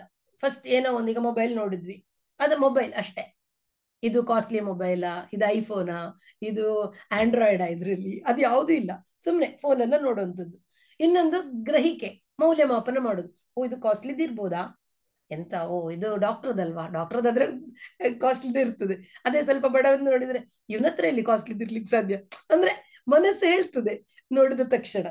3ನೇದು ನಮ್ಗೆ ಅದು ನೋಡಿದ ತಕ್ಷಣ ಒಂದು ಸುಖ ಆಗುವಂಥದ್ದು, ಭಾರಿ ಪರವಾಗಿಲ್ಲ, ಚೆನ್ನಾಗುಂಟು, ನೆಕ್ಸ್ಟ್ ತೆಗೆದ್ರೆ ಇದನ್ನೇ ತೆಗಿಬೇಕು ಅಂತ ಆತರ ಏನೋ ಒಂದು ಆಲೋಚನೆಗಳು ಬರುವಂಥದ್ದು. 3ನೇದ್ದು ಅದು ನನ್ಗೆ ಬೇಕೇ ಬೇಕು, ಬೇಡಪ್ಪ, ರಾಗ ದ್ವೇಷ. ಸೊ ಯಾವುದನ್ನೇ ನೋಡಿದಾಗ ಒಂದು ನಮ್ಮಲ್ಲಿ ನೋಡಿದ್ ನಾವು ಅರಿವು. 2ನೇದು ಗ್ರಹಿಕೆ, ಅವುಗಳನ್ನ ಮೌಲ್ಯಮಾಪನ ಮಾಡುವಂಥದ್ದು. 3ನೇದು ಅವುಗಳಿಂದ ನಮ್ಮ ಮನಸ್ಸಿನೊಳಗೆ ಏನೋ ಒಂದು ಸುಖದ ಅನುಭವವೋ ಅಥವಾ ದುಃಖದ ಅನುಭವವೋ ಅದು ಮುಂದುವರಿದು ನಮ್ಗೆ ಅದರಲ್ಲಿ ರಾಗ ಅಥವಾ ದ್ವೇಷ. ಸೊ ಇದು 5 ನಮ್ಮ ದೇಹದಲ್ಲಿ ಸತತವಾಗಿ ಆಗ್ತಾ ಇರುವಂತದ್ದು. ಈ ಅಷ್ಟೊತ್ತಿಗೆ ನಮ್ಮೊಳಗೆ ಆಗ್ತಾ ಇರುವಾಗ ನಾನು ಅಂತಂದು, ಈಗ ನಾನು ಅಂದ್ರೆ ಏನು ಅಂತ, ಇದು ರಮಣ ಮಹರ್ಷಿ ಹೇಳಿದ ಕ್ವಶನ್. ನೀನು ಯಾರು ಅಂತ ಕೇಳಿಕೊಂಡು ಹೋಗು, ನೀನು ಯಾರು ಅಂತ ಕೇಳಿಕೊಂಡು ಹೋಗು ಅಂತ. ಅಂದ್ರೆ ಆಕ್ಚುಲಿ ನಾನು ಅನ್ನೋದು ಸದಾ ಬದಲಾಗ್ತಿರುವ ನಾನು. ಈಗ ಬೆಳಿಗ್ಗೆ ಇದ್ದ ನಾನು ಬೇರೆ, ಮಧ್ಯಾಹ್ನಕ್ಕಿರೋ ನಾನು ಬೇರೆ, ಈಗ ನಿಮ್ಮ ಹತ್ರ ಮಾತನಾಡ್ತಿರೋ ನಾನು ಬೇರೆ, ಭಾಷಣ ಶುರು ಮಾಡುವಾಗಿದ್ದ ನಾನು ಬೇರೆ, ಈಗ ಬೇರೆ, ಇನ್ನು ಸ್ವಲ್ಪ ಹೊತ್ತಿಗೆ ಬೇರೆ. ಹೇಗೆ ನದಿ ಹರಿತಾ ಹರಿತಾ ಹರಿತಾ ಅದು ನಮ್ಗೆ ನೋಡ್ಲಿಕ್ಕೆ ಅದು ಗಂಗೆಯೇ ಅಥವಾ ಕಾವೇರಿಯೇ ಕೃಷ್ಣನೇ, ಬಟ್ ಆ ನದಿ ಬದಲಾಗ್ತಾನೆ ಇರ್ತದೆ. ಮೇಣ ನಾವು ಹೊತ್ತಿಸಿದ್ರೆ ಮೇಣದ ಬತ್ತಿ ಅದೇ, ಮೇಣ ಅದೇ ಅಂದ್ರೆ ಕ್ಯಾಂಡಲ್ ಬೆಳಕು ಕೊಡ್ತಾ ಇರ್ತದೆ, ಆದ್ರೆ ಬೆಳಕು ಕೊಡ್ತಾ ಇರೋದು ಕರಗ್ತಾ ಇರೋ ಮೇಣ ಬೇರೆ. ಹಾಗೆ ಈ ನಾನು ಅನ್ನುವಂಥದ್ದು ಬದಲಾಗ್ತಾ ಇರುವ ನಾನು. ಆದ್ರಿಂದ ಈ ಅಹಂ ನಿಜವಾದ ಇರುವಿಕೆಯೇ ಅಲ್ಲ ಅಂತ. ಈ ವಿಪಶನದಲ್ಲಿ ಏನಾಗ್ತದೆ ಅನ್ನೋದು ನಾನು ಮತ್ತೆ ಹೇಳ್ತೇನೆ. ಓಕೆ, ವಿಪಶನದಲ್ಲಿ ಆಗುವಂಥದ್ದು, ಈಗ ನಾವು ಅಲ್ಲಿ 10 ದಿನ ಹೋಗ್ತೇವೆ ಅಂತೆಲ್ಲ ಹೇಳಿದ್ನಲ್ಲ, ಅಲ್ಲಿ ಹೋದಾಗ ನಮ್ಗೆ ಒಂದು ಕೆಲವು ರೂಲ್ಸ್ ಗಳನ್ನ ಹೇಳಿದಾರೆ ಅವ್ರು. ನಮ್ಗೆ ಒಂದು 5 ರೂಲ್ಸ್ ಅನ್ನ ನಾವು ಫಾಲೋ ಮಾಡ್ಬೇಕು. ಒಂದು, ನಾವು ಸತ್ಯವನ್ನೇ ನುಡಿಬೇಕು, ಸುಳ್ಳು ಹೇಳಲೇಬಾರ್ದು. ಅದು ಯಾವುದೇ ಧರ್ಮ ತಕೊಳ್ಳಿ, ಯಾವುದೇ ಟೆಕ್ನಿಕ್ಸ್ ತಕೊಳ್ಳಿ, ಎಲ್ಲಿ ತಕೊಂಡ್ರು ಕೆಲವು ವಿಷಯಗಳು ನಾವು ನೈತಿಕ ಗುಣಗಳು ನಮ್ಮಲ್ಲಿ ಇರ್ಲೇಬೇಕಾದ ಶೀಲ ಅಂತ ಹೇಳ್ತೇವೆ. ಅದನ್ನ ಇಲ್ಲಿ ಕೂಡ ಹೇಳ್ತಾರೆ. ಆದ್ರೆ ಬುದ್ಧದು ತನ್ನ ಟೆಕ್ನಿಕ್ ಅಂತ ಹೇಳಿರ್ಲಿಲ್ಲ, ಯಾಕಂದ್ರೆ ಅದು ಬೇಕೇ. ಸೊ ಏನದು ಹೇಳುದು, ಅದರ ಬಗ್ಗೆ ಚರ್ಚೆ ಇಲ್ಲದೆ ಅದಿರ್ಲೇಬೇಕು. ಅದು ನಾವು ಸುಳ್ಳು ಹೇಳ್ತೇನೆ, ನಾನು ಯಾರಿಗಾರು ಮೋಸ ಮಾಡ್ತೇನೆ ಅಂತಂದ್ರೆ ನಾನು ಧ್ಯಾನದಲ್ಲಿ ಹೇಗೆ ಮುಂದುವರಿಲಿಕ್ಕೆ ಸಾಧ್ಯ? ಸೊ ನಾವು ಅಲ್ಲಿ ಏನಾಗುತ್ತೆ, ನಾವು ಮಾತಾಡುದಿಲ್ಲ ಆದ ಕಾರಣ ನಾವು ಸುಳ್ಳು ಹೇಳಲಿಕ್ಕೆ ಇಲ್ಲ, ಅಲ್ಲಿ ಪಾಸಿಬಿಲಿಟಿ ಇಲ್ಲ. Because we are not talking, ನಾವು ಮಾತಾಡೋದಿಲ್ಲ. ಸೊ ನಾವು ಸುಳ್ಳು ಹೇಳಬಾರ್ದು, ಸತ್ಯವನ್ನೇ ಹೇಳಬೇಕು ಒಂದು. ಎರಡನೇದ್ದು, ಕದಿಬಾರ್ದು, ಕದಿಯುವ ಕೆಲಸ ಮಾಡಬಾರ್ದು. ನಾವೇಗೋ ಅಲ್ಲಿ ನಮ್ಗೇನು ಬೇಡ ಅಲ್ಲ, ಊಟ ಎಲ್ಲ ಕೊಡ್ತಾರೆ, ನಮ್ಮ ಡ್ರೆಸ್ ಎಲ್ಲ ತಗೊಂಡು ಹೋಗ್ತೇನೆ, ಸೊ ನಾವು ಕದಿಯುವುದಿಲ್ಲ. ಆಮೇಲೆ ಇದು ಲೈಂಗಿಕ ಕ್ರಿಯೆ, ಲೈಕ್ ಅನೈತಿಕ ಲೈಂಗಿಕ ಕ್ರಿಯೆ ಮಾಡಬಾರ್ದು ಅನ್ನುವಂಥದ್ದು ಒಂದು ಶೀಲ. ಅಲ್ಲಿ ಹೆಂಗಸರಿಗೆ ಬೇರೆ ಗಂಡಸರಿಗೆ ಬೇರೆ ಇರುತ್ತೆ. ಆಮೇಲೆ ಒಬ್ರೊಬ್ರು ನೋಡ್ಲಿಕ್ಕೆ ಇಲ್ಲ, ಅಂದ್ರೆ ಅವರದ್ದು ಸ್ಟೇಯಿಂಗೇ ಬೇರೆ, ಬರೀ ಧ್ಯಾನದ ಕೋಣೆಯಲ್ಲಿ ಮಾತ್ರ ಇರ್ತಾರೆ, ಮತ್ತೆ ಯಾರು ಮಾತು ಆಡೋದಿಲ್ಲ, ಅದ ಕಾರಣ ಅದು ಒಂದು. ಆಮೇಲೆ 4ನೇದ್ದು, ಹಿಂಸೆ ಮಾಡಬಾರ್ದು, ಯಾವುದೇ ಪ್ರಾಣಿ ಹಿಂಸೆ ಆಗ್ಲಿ, ಯಾವುದೇ ಹಿಂಸೆ. ಸೊ ಆ ಪಾಸಿಬಿಲಿಟೀಸ್ ಕಡಿಮೆ. 5ನೇದು, ಮದ್ಯಪಾನ ಸೇವೆ, ಅಥವಾ ನಮ್ಮ ಮನಸ್ಸನ್ನು ನಮ್ಮಿಂದ ಬೇರೆ ಕಡೆ ತೆಗೆದುಕೊಂಡು ಯಾವುದೇ ಔಷಧಿ ಸೇವನೆ ಇಲ್ಲ. ಅಲ್ಲಿ ನಾವು ಮಾಡೋದಿಲ್ಲ ಸರಿ, ಬಟ್ ನಮ್ಮ ಬದುಕಿನಲ್ಲಿ ಕೂಡ ನಾವು ಯಾವತ್ತೂ ಸುಳ್ಳು ಹೇಳಬಾರ್ದು, ನಾವು ಯಾವತ್ತೂ ಯಾರಿಗೂ ಹಿಂಸೆ ಮಾಡಬಾರ್ದು, ನಾವು ಕದಿಬಾರ್ದು, ಇದು ಲೈಂಗಿಕ ಕೂಡ ಅನೈತಿಕ ಇರಬಾರ್ದು, ಮಾದಕ ವಸ್ತುಗಳ ಸೇವನೆ ಮಾಡಬಾರ್ದು. ಸರಿ, ಆಮೇಲೆ ಅದು ಶೀಲ ಆದ್ರೆ, ಅದ್ರ ಜೊತೆಗೆ ಇವಾಗ ನಾವು ನಮ್ಮ ಕೆಲಸಗಳು, ಉದಾಹರಣೆಗೆ ಈಗ ಕಾಯಕ, ನಮ್ಮ ಕರ್ಮಗಳು, ಈಗ ನಮ್ಮ ಬದುಕನ್ನು ಕರ್ಮ ನಿರ್ಧರಿಸ್ತದೆ ಅಂತ ಹೇಳ್ತೇವೆ ನಾವು. ಈಗ ನನ್ನ ಭವಿಷ್ಯಕ್ಕೆ ಯಜಮಾನ ನಾನೇ ಅಂತ. ನಾನು ಏನ್ ಕೆಲಸ ಮಾಡಿದ್ದೇನೆ ಅದಕ್ಕೆ ಫಲವಾಗಿದ್ದ ನನ್ಗೆ ಸಿಗುವಂಥದ್ದು. ನಾನು ನಿನ್ನೆ ಹೇಗೆ ಬದುಕಿದೆ ಅದಕ್ಕೆ ಇವತ್ತಿನ ಬದುಕು, ನಾನು ಇವತ್ತು ಹೇಗೆ ಬದುಕ್ತೇನೆ ಅದಕ್ಕೆ ನನ್ನ ನಾಳಿನ ಬದುಕು. ಸೊ ನಮ್ಮ ಕರ್ಮಗಳು ಹೇಗಿರ್ತವೆ, ಈಗ ನಾವು ಏನ್ ಹೇಳ್ತೇವೆ ಅಂತಂದ್ರೆ, ಕರ್ಮಗಳು 3 ತರದಲ್ಲಿ, ಒಂದು ಕಾಯಿಕ, ಒಂದು ವಾಚಿಕ, ಒಂದು ಮಾನಸಿಕ. ಒಂದು ನಾವು ಮಾಡುವಂತ ಕೆಲಸ, ಯಾರಿಗೋ ಒಂದು ಹೋಗಿ ಹೊಡೆಯುವುದು ಅದು ಒಂದು, ಅಥವಾ ನಾವು ಬಾಯಲ್ಲಿ ಬೈಯೋದು ಎರಡನೇದ್ದು. ಅದು ಎಲ್ಲರಿಗೆ ಕೆಟ್ಟದಾಗಿ ಕಾಣ್ತದೆ, ಏನು ಅವನು ಅಷ್ಟು ಜನರೆದ್ರು ಬೈದ ಅಂತ, ಅಥವಾ ಏನು ಅಷ್ಟು ಜನರೆದ್ರು ಹೋಗಿ ಹೊಡೆದ್ಲಲ್ಲ ಅವಳು ಅಂತ. ಮನ್ಸಿನಲ್ಲಿ ಬೈಕೊಂಡಿದ್ದು, ಮನಸ್ಸಿನಲ್ಲಿ ಕೆಲವರಿಗೆ ಕೆಟ್ಟದಾಗಿ ಆಗ್ಲಿ ಅಂತ ಅಂದ್ಕೊಂಡಿದ್ದು, ಅದು ಯಾರಿಗೂ ಗೊತ್ತಾಗೋದಿಲ್ಲ. ಆದ್ರೆ ಧ್ಯಾನದ ಲೋಕದಲ್ಲಿ ಅದಕ್ಕಿಂತ ಜಾಸ್ತಿ ಎಫೆಕ್ಟ್, ಜಾಸ್ತಿ ನಮ್ಗೆ ತೊಂದರೆ ಕೊಡುವಂಥದ್ದು, ಆಂತರಿಕವಾಗಿ ತೊಂದರೆ ಕೊಡುವಂಥದ್ದು ಈ ಮಾನಸಿಕವಾಗಿ ನಾವು ಯಾರದ ಬಗ್ಗೆ ದ್ವೇಷ ಇಟ್ಕೊಂಡಿರೋದಿರ್ಬೋದು, ಯಾರ ಬಗ್ಗೆ ಕೆಟ್ಟದಾಗಿ ಮಾತಾಡೋದಿರ್ಬೋದು. ಹಾಗಾಗಿ ಮಾನಸಿಕ ಕರ್ಮದ ಫಲವೇ ನಿಜವಾದ ಕರ್ಮ ಅಂತ. ಅಂದ್ರೆ ಒಂದು, ನಾವು ಅವನಿಗೆ ಹೊಡಿಬೇಕು ಅಂತ ಅನ್ಕೊಂಡಿದ್ರು ಮನಸ್ಸಿನಲ್ಲಿ ಮೂಡಿದ್ದನ್ನೇ ನಾವು ಮಾಡುವಂಥದ್ದು, ಒಬ್ರಿಗೆ ಬೈಬೇಕು ಅಂತ ಇದ್ರು ಕೂಡ ಮನಸ್ಸಿನಲ್ಲಿ ಬೈದದನ್ನೇ ಮತ್ತೆ ಬೈಯುವಂಥದ್ದು. ಆದ್ರೆ ಜಗತ್ತಿಗೆ ಕಾಣೋದು ಇದು ಮಾತ್ರ. ಬಟ್ ನಮ್ಮ ಮನಸ್ಸಿನ ಒಳಗೆ ಆತರ ಆಗ್ತಾ ಇದೆ ಅಂತಾದ್ರೆ ಅದನ್ನು ಕೂಡ ನಾವು ನೋಡ್ಬೇಕು. ಹೇಗೆ ಎಲ್ಲ ಸಂಗತಿಗಳ ಹಿಂದೆ ಮನಸ್ಸಿದೆ, ಹಾಗಾಗಿ ಅಶುದ್ಧ ಮನಸ್ಸಿನಿಂದ ನಾವು ಮಾತನಾಡಿದ್ರೆ ಅಥವಾ ನಡೆದ್ರೆ, ಹೇಗೆ ಅವ್ರು ಹೇಳ್ತಾರೆ ಅಂದ್ರೆ, ಎತ್ತಿನ ಬಂಡಿ ಚಕ್ರ ತಿರುಗಿ ಎತ್ತಿನ ಬಂಡಿ ಜೊತೆಗೆ ದುಃಖ ಬರ್ತದೆ, ಹಾಗೆ ದುಃಖ ನಮ್ಮೊಟ್ಟಿಗೆ ಬರ್ತದೆ, ನಮ್ಮ ಕೆಟ್ಟ ಮಾತು, ಕೆಟ್ಟ ವರ್ತನೆಗಳು. ಅದೇ ಒಳ್ಳೆ ಕೆಲಸ, ಒಳ್ಳೆ ಮಾತು, ಒಳ್ಳೆ ವರ್ತನೆಗಳು ನಮ್ಮ ನೆರಳಿನ ಹಾಗೆ ಸುಖವನ್ನ ತರ್ತದೆ ಅನ್ನೋ ಮಾತನ್ನ ಹೇಳ್ತಾರೆ. ಹೆಚ್ಚಾಗಿ ನಮ್ಗೆ ದುಃಖಕ್ಕೆ ಕಾರಣ ನಮ್ಗೆ ಗೊತ್ತಿದ್ದಾಗೆ ಗೊತ್ತು, ಆಸೆಯ ದುಃಖಕ್ಕೆ ಮೂಲ ಅಂತ ಬುದ್ಧ ಹೇಳಿದ್ದಾನೆ ಅಂತ ಹೇಳ್ತಾರೆ. ತೃಷ್ಣೆ, ಒಂದು ಬಾಯಾರಿಕೆ, ಅಂದ್ರೆ ನಮ್ಗೊಂದು ಹಸಿವು, ನಮ್ಗೆ ಬೇಕೇ ಬೇಕು ಅಂತ. ಮತ್ತೆ ಅತೃಪ್ತಿ, ನಮ್ಗೆ ಅದು ಗೊತ್ತು. ನಮ್ಗೆ ಯಾವುದು ಒಂದು ಸಣ್ಣ ಕಾರ್ ತೆಗೆದ್ರೆ, ಈಗ ನನ್ ಸುಳ್ಳ್ಯದಲ್ಲೇ ಹೇಳಲಿಕ್ಕುಂಟು, ನೀವೆಂತ ಡಾಕ್ಟರ್ ಇಷ್ಟು ಸಣ್ಣ ಕಾರ್ ತೆಗ್ದದ್ದು, ದೊಡ್ಡ ಕಾರ್ ತೆಗೀರಿ. ನಮ್ಗೆ ಬೇಕೋ ಬೇಡವೋ, ಜನಕ್ಕೆ ಜನ ಏನೋ ಅಂದ್ಕೊಳ್ತಾರೆ ಅಂತ ದೊಡ್ಡ ಕಾರ್ ತೆಗಿಬೇಕು. ನನ್ನ ಹತ್ರ ಮಾಮೂಲಿ ಫೋನ್ ಇದ್ದಾಗ ಎಷ್ಟೋ ಜನ ಹೇಳಿದಿತ್ತು, ನೀವೆಂತದ್ದು ಐಫೋನ್ ತಗೊಳ್ಬೇಕು ಅಂದ್ರೆ, ಅಥವಾ ಜನ ಹೇಳೋದು ಇಲ್ಲ ನನಗೆ ಬೇಕು ಅನ್ನುವಂಥದ್ದು ಒಂದು. ಇದು ಯಯಾತಿ ಹೇಳ್ತಾನಂತೆ, ಹೇಗೆ ಈ ಬಯಕೆಗಳಿರ್ತವೆ, ಬಯಕೆಗಳನ್ನ ತೃಪ್ತಿಪಡಿಸ್ಬೇಕು ಅಂತ ಹೇಳಿ ಅವನು ಇವನ ಕೈಯಿಂದ, ತನ್ನ ಮಗನ ಕೈಯಿಂದ ಯೌವನ ತಕೊಂಡ. ಆಮೇಲೆ ಅವನಿಗೆ ಅನ್ನಿಸ್ತದೆ ಈ ಬಯಕೆ ತೃಪ್ತಿಪಡಿಸೋದು ಅಂತಂದ್ರೆ ಯಜ್ಞಕುಂಡಕ್ಕೆ ತುಪ್ಪ ಸುರಿದಾಗೆ ಅಂತ. ಮತ್ತೆ ಮತ್ತೆ ಕೇಳ್ತದೆ ಅದು, ಬಿಟ್ರೆ ಅದು ಆಸೆ ಅನ್ನುವಂಥದ್ದು ನಾಶ ಆಗುದಿಲ್ಲ ಅಂತ. ಹಾಗಾಗಿ ಎಲ್ಲಿಯವರೆಗೆ ಆಸಕ್ತಿ ಇರ್ತದೋ, ಎಲ್ಲಿಯವರೆಗೆ ರಾಗ ಇರ್ತದೋ, ಅಲ್ಲಿವರೆಗೆ ಸುಖ ಇರೋದಿಲ್ಲ. ಈ ನಾನು ಅನ್ನುವಂಥದ್ದು ನಾನು ಹಾಗೆ ಹೇಳಿದ ಹಾಗೆ ನಾನು ಇಲ್ಲ ಅಂತ ನಮ್ಗೆ ಗೊತ್ತಾಗೋದು ಧ್ಯಾನದ ಕೊನೆಗೆ. ಆದ್ರೆ ನಾವು ಬರೀ ನಾನು, ನನ್ನ ಮನೆ, ನನ್ನ ಮಕ್ಕಳು, ನನ್ನ ಗಂಡ, ವಿಸ್ತಾರವಾಗ್ತಾ ಹೋಗ್ತದೆ ಅಂತ. ಬರೀ ಅದು ನನ್ನಲ್ಲಿ ಮಾತ್ರ ಉಳಿಯುವುದಿಲ್ಲ. ಅದ್ರ ಜೊತೆಗೆ ನನ್ನ ಸುತ್ತಮುತ್ತ, ನನ್ನ ನಂಬಿಕೆ, ನನ್ನ ಸಂಪ್ರದಾಯ, ನನ್ನ ಮತ, ನನ್ನ ದೇಶ, ನನ್ನ ಜಾತಿ, ಈ ತರನು ನಾವು ವಿಸ್ತಾರ ಮಾಡ್ಕೊಂಡು ಹೋಗ್ತೇವೆ. ಹಾಗೆ ಈ ದ್ವೇಷ, ಈ ಉದ್ವೇಗ, ಭೀತಿಯೆಲ್ಲ ಇದ್ದಾಗ ನಾವು ಯಾವತ್ತೂ ಖುಷಿಯಾಗಿರ್ಲಿಕ್ಕೆ ಆಗುದಿಲ್ಲ.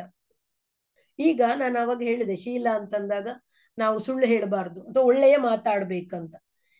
ಶುದ್ಧವಾದ ಮಾತು, ಅಶುದ್ಧವಾದ ಮಾತು. ನನ್ಗೆ ಯಾರಾದ್ರೂ ಅಶುದ್ಧವಾದ ಮಾತು ಅಂದ್ರೆ ಏನು, 2-3 ಎಕ್ಸಾಂಪಲ್ ಕೊಡ್ಬೋದಾ ಯಾರಾದ್ರೂ ಒಬ್ರು? ಈಗ ಶುದ್ಧವಾದ ಮಾತು ಅಂದ್ರೆ ನಾನು ಹೇಳ್ತೇನೆ, ಹೇಗೆ ಸತ್ಯವಾಗಿರ್ಬೇಕು, ಪ್ರಾಮಾಣಿಕವಾಗಿರ್ಬೇಕು, ನೇರವಾಗಿರ್ಬೇಕು, ನಂಬುವ ಮಾತಾಗಿರ್ಬೇಕು. ಈ ಅಶುದ್ಧವಾದ ಮಾತಂದ್ರೆ ಹೇಗಿರ್ಬೇಕು? ಯಾರಾದ್ರೂ ಹೇಳಿ. ಯಾರನ್ನಾದ್ರೂ ಅನ್ಮ್ಯೂಟ್ ಮಾಡಿ ಅಥವಾ ಅನ್ಮ್ಯೂಟ್ ಮಾಡಿ. ಇನ್ನೊಬ್ರಿಗೆ ನೋವಾಗುತ್ತೆ ಅಂದ್ರೆ ಅದು ಅಶುದ್ಧ. ಸರಿ, ನೋವಾಗುವಾಗೆ ಮಾತನಾಡುವುದು. ಮತ್ತೆ ಸುಳ್ಳು ಹೇಳುವುದು. Very good. ಅದು ಸುಳ್ಳು ಹೇಳಬಾರ್ದು, ಸುಳ್ಳು ಹೇಳುವುದು. ಮೋಸ ಮಾಡುವುದು. ಹಾ, ಮೋಸ ಮಾಡುವುದು. ಎಸ್. ಮತ್ತು ತುಳು ಮಾಡುವುದು. ಏನ್ ಹೇಳಿ? ಮನಸ್ಸಿನಲ್ಲಿ ಕೆಟ್ಟದಾಗಿ ಯೋಚನೆ ಮಾಡುದು, ಅಂದ್ರೆ ಬೇರೆಯವರ ಬಗ್ಗೆ ಆಗ್ಲಿ, ಬೇರೆ ವಿಚಾರದ ಬಗ್ಗೆ. ಇದು ಯೋಚನೆ ಅಲ್ಲ, ನಾನು ಮಾತೇ ಹೇಳಿದ್ದೆ. ಈಗ ನಾನು ಮಾತಾಡುವಾಗ ನಾನು ಅಶುದ್ಧವಾಗಿ ಮಾತಾಡುದು, ಕರೆಕ್ಟ್ ಚಾಡಿ ಹೇಳುದು, ಬೇರೆಯವರ ಬಗ್ಗೆ ನಾವು ಹೋಗಿ ಹೇಳುದು, ನಮ್ಮ ಮಾತಿಂದ ಬೇರೆಯವರನ್ನ ಇಕ್ಕಟ್ಟಿಗೆ ಸಿಕ್ಕಿಸುವುದು. ಯಾರೋ ಮಾತಾಡ್ಬೇಕಾದ್ರೆ ಹೇಳಿರ್ತಾರೆ, ನನ್ಗೇನೋ ಅವ್ರ ಹತ್ರ ಸ್ವಲ್ಪ ಬೇಜಾರು ಅಷ್ಟೇ, ಅಲ್ಲೋಗ್ಬಿಟ್ಟು ನಿಮ್ಗೆ ಅವ್ರ ಮೇಲೆ ಬೇಜಾರು ಅಂತಾರಿ, ಅವ್ರ ಹಂಗಂದ್ರು ಮುಗಿತು. ಮತ್ತೆ ಇವ್ರು ಹೋಗ್ಬಿಟ್ಟು ಅವ್ರ ಮುಖ ತೋರ್, ಏನು ನೀನ್ ಅವರ ಮುಂದೆ ಹಾಗೆ ಹೇಳಿದ್ಯಾ ಅಂತಂದ್ರೆ ಏನ್ ಹೇಳೋದು? ಬಿಕಾಸ್ ನಮ್ಗೆ ಗೊತ್ತು ನಾವು ಹೇಳಿದೀವಿ ಅಂತ. ಇಲ್ಲ ಕಣೋ, ನಾನು ಹೇಳಲಿಲ್ಲ ಅಂತ ಹೇಳಲಿಕ್ಕೂ ಬರುದಿಲ್ಲ ನಮ್ಗೆ. ನಮ್ದು ಪ್ರಾಬ್ಲಮ್ ಅದು. ಹೇಳ್ಬಿಟ್ಟಾಗಿದೆ, ನಂಗೇನೋ ಅವ್ರ ಹತ್ರ ಸಮಾಧಾನ ಇಲ್ಲ, ಅವರೊಟ್ಟಿಗೆ ಅಷ್ಟು ಖುಷಿ ಆಗುದಿಲ್ಲ, ಅಷ್ಟು ಹೇಳಿದ್ರೆ ಮುಗಿದೋಯ್ತು. ಅಥವಾ ಹೆಚ್ಚು ಮಾಡಿ ಹೇಳುದು, ಸುಮ್ಮನೆ ಒಂದು ಎಕ್ಸಾಜುರೇಟ್ ಮಾಡಿ ಹೇಳೋದು, ಅಥವಾ ಯಾರನ್ನ ಒಂದು ತಗ್ಗಿಸಿ ಹೇಳುವಂಥದ್ದು. ಈ ತರದೆಲ್ಲ ಅಶುದ್ಧ ಮಾತುಗಳು. ಕೆಲ್ಸಕ್ಕೆ ಬಾರದು ಮಾತಾಡುದು, ಇಲ್ಲದ್ರೆ ಅನಗತ್ಯ ಮಾತಾಡುದು, ವ್ಯರ್ಥ ಹರಟೆ, ಅಂದ್ರೆ ಯಾರ್ದು ಸಮಯ ಹಾಳು ಮಾಡುದು. ಸೊ ನಾವು ಈ ಶೀಲದಲ್ಲಿ ನಾನು ಅವಾಗ ಹೇಳಿದ ಹಾಗೆ ಶುದ್ಧವಾದ ಮಾತಿರ್ಬೇಕು. ನಾವಲ್ಲಿ ಡಬಲ್ ಫೇಸ್ಡ್, ಕರೆಕ್ಟ್, ಈ ತರದನ್ನ ನಾವು ನಮ್ಮ ಮಾತಿನಲ್ಲಿ ಇದೆಯಾ ಅಂತ ನಮ್ಮನ್ನು ನಾವು ನೋಡ್ಕೊಳ್ಬೇಕು. ನಾನು ಮಾತನಾಡೋದು ಸತ್ಯವಾಗಿ ಮಾತಾಡ್ತಿದ್ದೇನಾ? ನನ್ನ ಮಾತು ನಂಬಲರ್ಹವಾದದ್ದ? ನಾನು ನೇರವಾಗಿ ಮಾತಾಡ್ತಿದ್ದೇನಾ? ನನ್ನ ಮಾತು ಪ್ರಾಮಾಣಿಕವಾಗಿದ್ಯಾ? ಹೀಗಿದ್ದಾಗ ಅದು ನನಗೆ ತೊಂದರೆಯನ್ನು ಕೊಡುವುದಿಲ್ಲ ಅಂತ. ಹಾಗೆ ನನ್ನ ಮಾತುಗಳು ಇನ್ನೊಬ್ರಿಗೆ, ಅದೇ ಅನುದ್ವೇಗಕರಂ ವಾಕ್ಯಂ ಸತ್ಯಂ ಪ್ರಿಯಹಿತಂ ಚ ಯತ್. ನನ್ನ ಮಾತುಗಳು ಇನ್ನೊಬ್ಬರಲ್ಲಿ ಉದ್ವೇಗವನ್ನ ಮೂಡಿಸಬಾರ್ದು, ಅನುದ್ವೇಗ ಇರಬೇಕು, ಸತ್ಯವಾಗಿ ಮಾತಾಡ್ಬೇಕು, ಪ್ರಿಯವಾಗಿ ಮಾತಾಡ್ಬೇಕು, ಹಿತವಾಗಿ ಮಾತಾಡ್ಬೇಕು ಅನ್ನುವಂಥದ್ದು. ಹಾಗೆ ಅದು ಶೀಲದಲ್ಲಿ ಒಂದು ನಮ್ದು ಹೇಗೆ ಮಾತು ಹೇಗಿರ್ಬೇಕು ಅಂತ. ಇನ್ನೊಂದು ನಮ್ಮ ಕ್ರಿಯೆಗಳು ಹೇಗಿರ್ಬೇಕು ಅಂತ. ಅಂದ್ರೆ ಶುದ್ಧವಾಗಿರ್ಬೇಕು ನಮ್ಮ ಕ್ರಿಯೆ. ನಾನು ಆಗ ಹೇಳಿದಾಗೆ ಕದಿಯುವಂಥದ್ದಾಗ್ಲಿ, ಜೀವಹಿಂಸೆ ಮಾಡುದು, ಆಮೇಲೆ ಇರೋ ಪದಾರ್ಥ, ಇವುಗಳು ಈ 4 ನಾವು ಬಿಟ್ರೆ ನಮ್ಮ ಕ್ರಿಯೆಗಳು ಶುದ್ಧವಾಗಿ ಇರ್ತವೆ. ನಾವು ಡ್ರಿಂಕ್ಸ್ ಮಾಡುದಿಲ್ಲ, ಯಾರಿಗೂ ಹಿಂಸೆ ಮಾಡುದಿಲ್ಲ. ಈಗ ನಾವು ನೋಡಿ, ಜಸ್ಟ್ ಪ್ರಪಂಚವನ್ನ ಜಸ್ಟ್ ನೋಡಿದ್ರೆ, ಒಂದು ಅತ್ಯಾಚಾರ, ಇಲ್ಲ ಕೊಲೆ, ಇಲ್ಲ ದರೋಡೆ, ಇದು 3 ಪೇಪರ್ ತೆಗೆದು ನೋಡಿ. ಅಲ್ಲಿ ಯಾರೋ ಕೊಂದ್ರು, ಯಾರನ್ನೋ ಕೊಂದ್ರು, ಲೈಂಗಿಕ ಅತ್ಯಾಚಾರ ಮಾಡಿದ್ರು, ಮತ್ತೆ ದರೋಡೆ ಮಾಡಿದ್ರು. ನಾನು ಕದಿಯೋದಿಲ್ಲ ಅಂತ ನಾನು ಡಿಸೈಡ್ ಮಾಡಿದ್ರೆ, ನಾನು ಯಾರನ್ನು ಕೊಲ್ಲೋದಿಲ್ಲ ಅಂತ ಡಿಸೈಡ್ ಮಾಡಿದ್ರೆ, ನಾನು ಯಾರನ್ನು ಏನು ಅನೈತಿಕವಾಗಿ ನಾನು ಯಾರನ್ನೇ ಮಾಡೋದಿಲ್ಲ, ಉಪಯೋಗಿಸ್ಕೊಳ್ಳೋದಿಲ್ಲ ಅಂತಂದ್ರೆ ಅಲ್ಲಿ ಇದೇ ಇಲ್ಲ. ಇದೆಲ್ಲ ಆಗೋದು ಯಾವಾಗ? ಕುಡ್ದ ಮೇಲೆನೆ. ಅವ್ರು ಖಂಡಿತವಾಗಿ ಏನೋ ಡ್ರಗ್ಸೋ ಕುಡ್ದೋ ಹೋಗೇನೆ ಮಾಡಿರೋದು. ಸಾಮಾನ್ಯ ಮನುಷ್ಯರಿಗೆ ಅಟ್ಲೀಸ್ಟ್ ಒಂದು ಭಯ ಆದ್ರೂ ಆಗುತ್ತೆ, ನಡೆದು ಪೊಲೀಸ್ ಆದ್ರೂ ಹಿಡಿತಾರೇನೋ, ಯಾರಾದ್ರೂ ಏನೋ ಅಂತಾರೇನೋ ಅಂತ. ಆ ಭಯಗಳನ್ನ ಅದು ಮರೆಸಿಬಿಡ್ತದೆ, ಈ ಕೆಲಸಗಳನ್ನ ಮಾಡಿಸ್ತದೆ. ಇನ್ನೊಂದು ನಾವು ಮಾಡ್ಬೇಕಾಗಿದ್ದು ಸಂಯಮ, ಅದೇ ಸಂಯಕ್ರಿಯೆ, ಜೀವನೋಪಾಯ. ನಾನು ಬದುಕಬೇಕಾದ್ರೆ ಸರಿ, ನನ್ಗೆ ಉದ್ಯೋಗ ಬೇಕು, ನಾನು ದುಡ್ಡು ಸಂಪಾದನೆ ಮಾಡಬೇಕು, ನನ್ನ ರೆಗ್ಯುಲರ್ ನನ್ನ ಊಟಕ್ಕೆ, ನನ್ನ ಬಟ್ಟೆಗೆ, ನನ್ನ ಚಟುವಟಿಕೆಗಳಿಗೆ ಎಲ್ಲ. ನಾನು ಜೀವನೋಪಾಯವು ಈ ಮೇಲಿನ 5 ವೃತ್ತಗಳನ್ನು ಮುರಿಯದೆ ನಾನು ಬದುಕುವಾಗ ಆಗ್ಬೇಕಂತ. ಸೊ ನನ್ನ ಉದ್ಯೋಗದಿಂದ ನಾನು ಯಾರಿಗೂ ಸುಳ್ಳು ಹೇಳಿ ಮಾಡಲ್ಲ, ಯಾರಿಗೂ ಮೋಸ ಮಾಡಲ್ಲ, ನಾನು ದರೋಡೆ ಮಾಡಲ್ಲ. ಯಾರಿಗೂ ಗೊತ್ತಲ್ಲ ನಮ್ದು ಎಲ್ಲ ಹೇಗೆ ಬಿಸ್ನೆಸ್ಗಳೆಲ್ಲ, ವ್ಯಾಪಾರಂ ದ್ರೋಹ ಚಿಂತನಂ ಹೇಳಿದ್ದಾರೆ ಅಂದ್ಬಿಟ್ಟು ದ್ರೋಹ ಮಾಡುವಂಥದ್ದು. ಅಂಥದ್ದು ಯಾವುದು ನಾನು ಮಾಡದೆ ನಾನು ನನ್ನ ಜೀವನೋಪಾಯವನ್ನು ಮಾಡಬೇಕು. ಇನ್ನೊಂದು ಸಮಾಧಿ ಅಂತ ಶೀಲ, ನಾನು ಅವಾಗ ಹೇಳಿದಾಗೆ ನಮ್ಮ ಬದುಕನ್ನ ತೀರ್ಮಾನ ಮಾಡಿದ್ರೆ ಈ ಸಮಾಧಿ ಅಂದ್ರೇನು? ಸಮಾಧಿ ನಮ್ಗೆ ಗೊತ್ತಿದ್ದಾಗೆ ಧ್ಯಾನದ ಒಂದು, ಈಗ ಯಮ ನಿಯಮ ಆಸನ ಧಾರಣ ಪ್ರಾಣಾಯಾಮ ಪ್ರತ್ಯಾಹಾರ ಧ್ಯಾನ ಧಾರಣ ಸಮಾಧಿ. ಆ ಸಮಾಧಿಯಲ್ಲಿ ಮನಸ್ಸಿನ ಕಾರ್ಯಗಳನ್ನ ವಿವೇಕಪೂರ್ಣವಾಗಿ ಮನಸ್ಸು ಅದು ನಿರ್ದೇಶಿಸಿ ಮನಸ್ಸನ್ನ ಏಕಾಗ್ರತೆಯಲ್ಲಿ ಇಟ್ಕೊಳ್ಳಿಕ್ಕೆ ಏನ್ ಅಭ್ಯಾಸ ಮಾಡ್ಬೇಕು ಅದು ಸಮಾಧಿ. ಆಮೇಲೆ ಪ್ರಜ್ಞೆ ಅಂತ ಹೇಳ್ತಾರೆ. ಅದು ಏನ್ ಹೇಳ್ತಾರೆ ಬುದ್ಧಂದ್ರಲ್ಲಿ, ಅವನು 8 ಹಂತವನ್ನ ಹೋಗಿ ಆಗಿತ್ತು ಧ್ಯಾನದಲ್ಲಿ. ಆದ್ರೆ ಅವರಿಗೆ ಅಂದ್ರೆ ಇದಾಗಿರ್ಲಿಲ್ಲ, ಏನು ಈ ಸಮಸ್ಯೆಗಳಿಗೆ ಕಾರಣ ಏನು ಅಂತ ಗೊತ್ತಾಗಿರ್ಲಿಲ್ಲ. ಅದು ಮತ್ತೆ ಪ್ರಜ್ಞೆ ಅಂತ ಏನ್ ಹೇಳ್ತಾನೆ, ಅದ್ರ ಮೂಲಕ ಬುದ್ಧನಿಗೆ ಗೊತ್ತಾಯ್ತು ಅಂತ. ಇದನ್ನ ನಾವು ತಿಳ್ಕೊಳ್ಬೇಕಾದ್ರೆ ಒಂದು ಸಂಕಲ್ಪ, ನಂಗಿದೆ ಬೇಕೇ ಬೇಕು ಅನ್ನುವಂಥದ್ದು, ಮತ್ತೆ ಅದ್ರ ಬಗ್ಗೆ ದೃಷ್ಟಿ, ಸಮ್ಯಕ್ ದೃಷ್ಟಿ, ಅದು ಏನು ಅಂತ ತಿಳ್ಕೊಳ್ಳುವಂಥದ್ದು. ಈ ತಿಳ್ಕೊಳ್ಳೋದಕ್ಕೆ 3 ಹೇಳ್ತಾನೆ ಬುದ್ಧ. ಒಂದು ಶ್ರೋತಮಯ ಪನ್ನ, ಇನ್ನೊಂದು ಚಿಂತನಾಮಯ ಪನ್ನ, ಒಂದು ಭಾವನಾಮಯ ಪನ್ನ. ಈ ಶ್ರೋತಮಯ ಪನ್ನ ಏನಂತಂದ್ರೆ ಯೋಗ್ಯವಾದ ತಿಳುವಳಿಕೆ. ಈಗ ನಾನು ಹೇಳಿದೆ ವಿಪಶ್ಯನ ಅಂದ್ರೆ ಇದೆ, ಹೀಗಿದೆ, ಅಲ್ಲಿ ಕ್ಲಾಸ್ ಮಾಡ್ತಾರೆ, ಹಾಗಿರ್ತದೆ, ಹೀಗಿರ್ತದೆ ಅನ್ನೋದನ್ನೆಲ್ಲ ನಾನು ಹೇಳಿದೆ. ಅದ್ ನಿಮ್ಗೆ ವಿಷಯ ಗೊತ್ತಾಯ್ತು. ಅದ್ರ ಬಗ್ಗೆ ನಿಮ್ಗೆ ಈಗ ಅದು ಹೌದಾ ಏನೋ ಡಾಕ್ಟರ್ ಹೇಳಿದ್ದಾರೆ ಸತ್ಯವ ಸುಳ್ಳ ಗೊತ್ತಿಲ್ಲ, ಅದ್ರ ಬಗ್ಗೆ ನಿಮ್ಗೆ ಚಿಂತನೆ ಶುರುವಾಗ್ತದೆ. ಅದ್ರ ಬಗ್ಗೆ ನಿಮ್ಗೆ ಗ್ಯಾರಂಟಿ ಬರ್ಬೇಕು. ಈಗ ನಾವು ಹೋಟೆಲ್ಗೆ ಹೋದಾಗ ನಾವು ಯಾವುದೋ ಒಂದು ತಿಂಡಿ ಆರ್ಡರ್ ಮಾಡೋದ ಅಂತ ನೋಡ್ತೇವೆ, ಅದ್ರ ಬಗ್ಗೆ ಚೆನ್ನಾಗಿದೆ ಅಂತ ಯಾರು ಹೇಳಿರ್ತಾರೆ.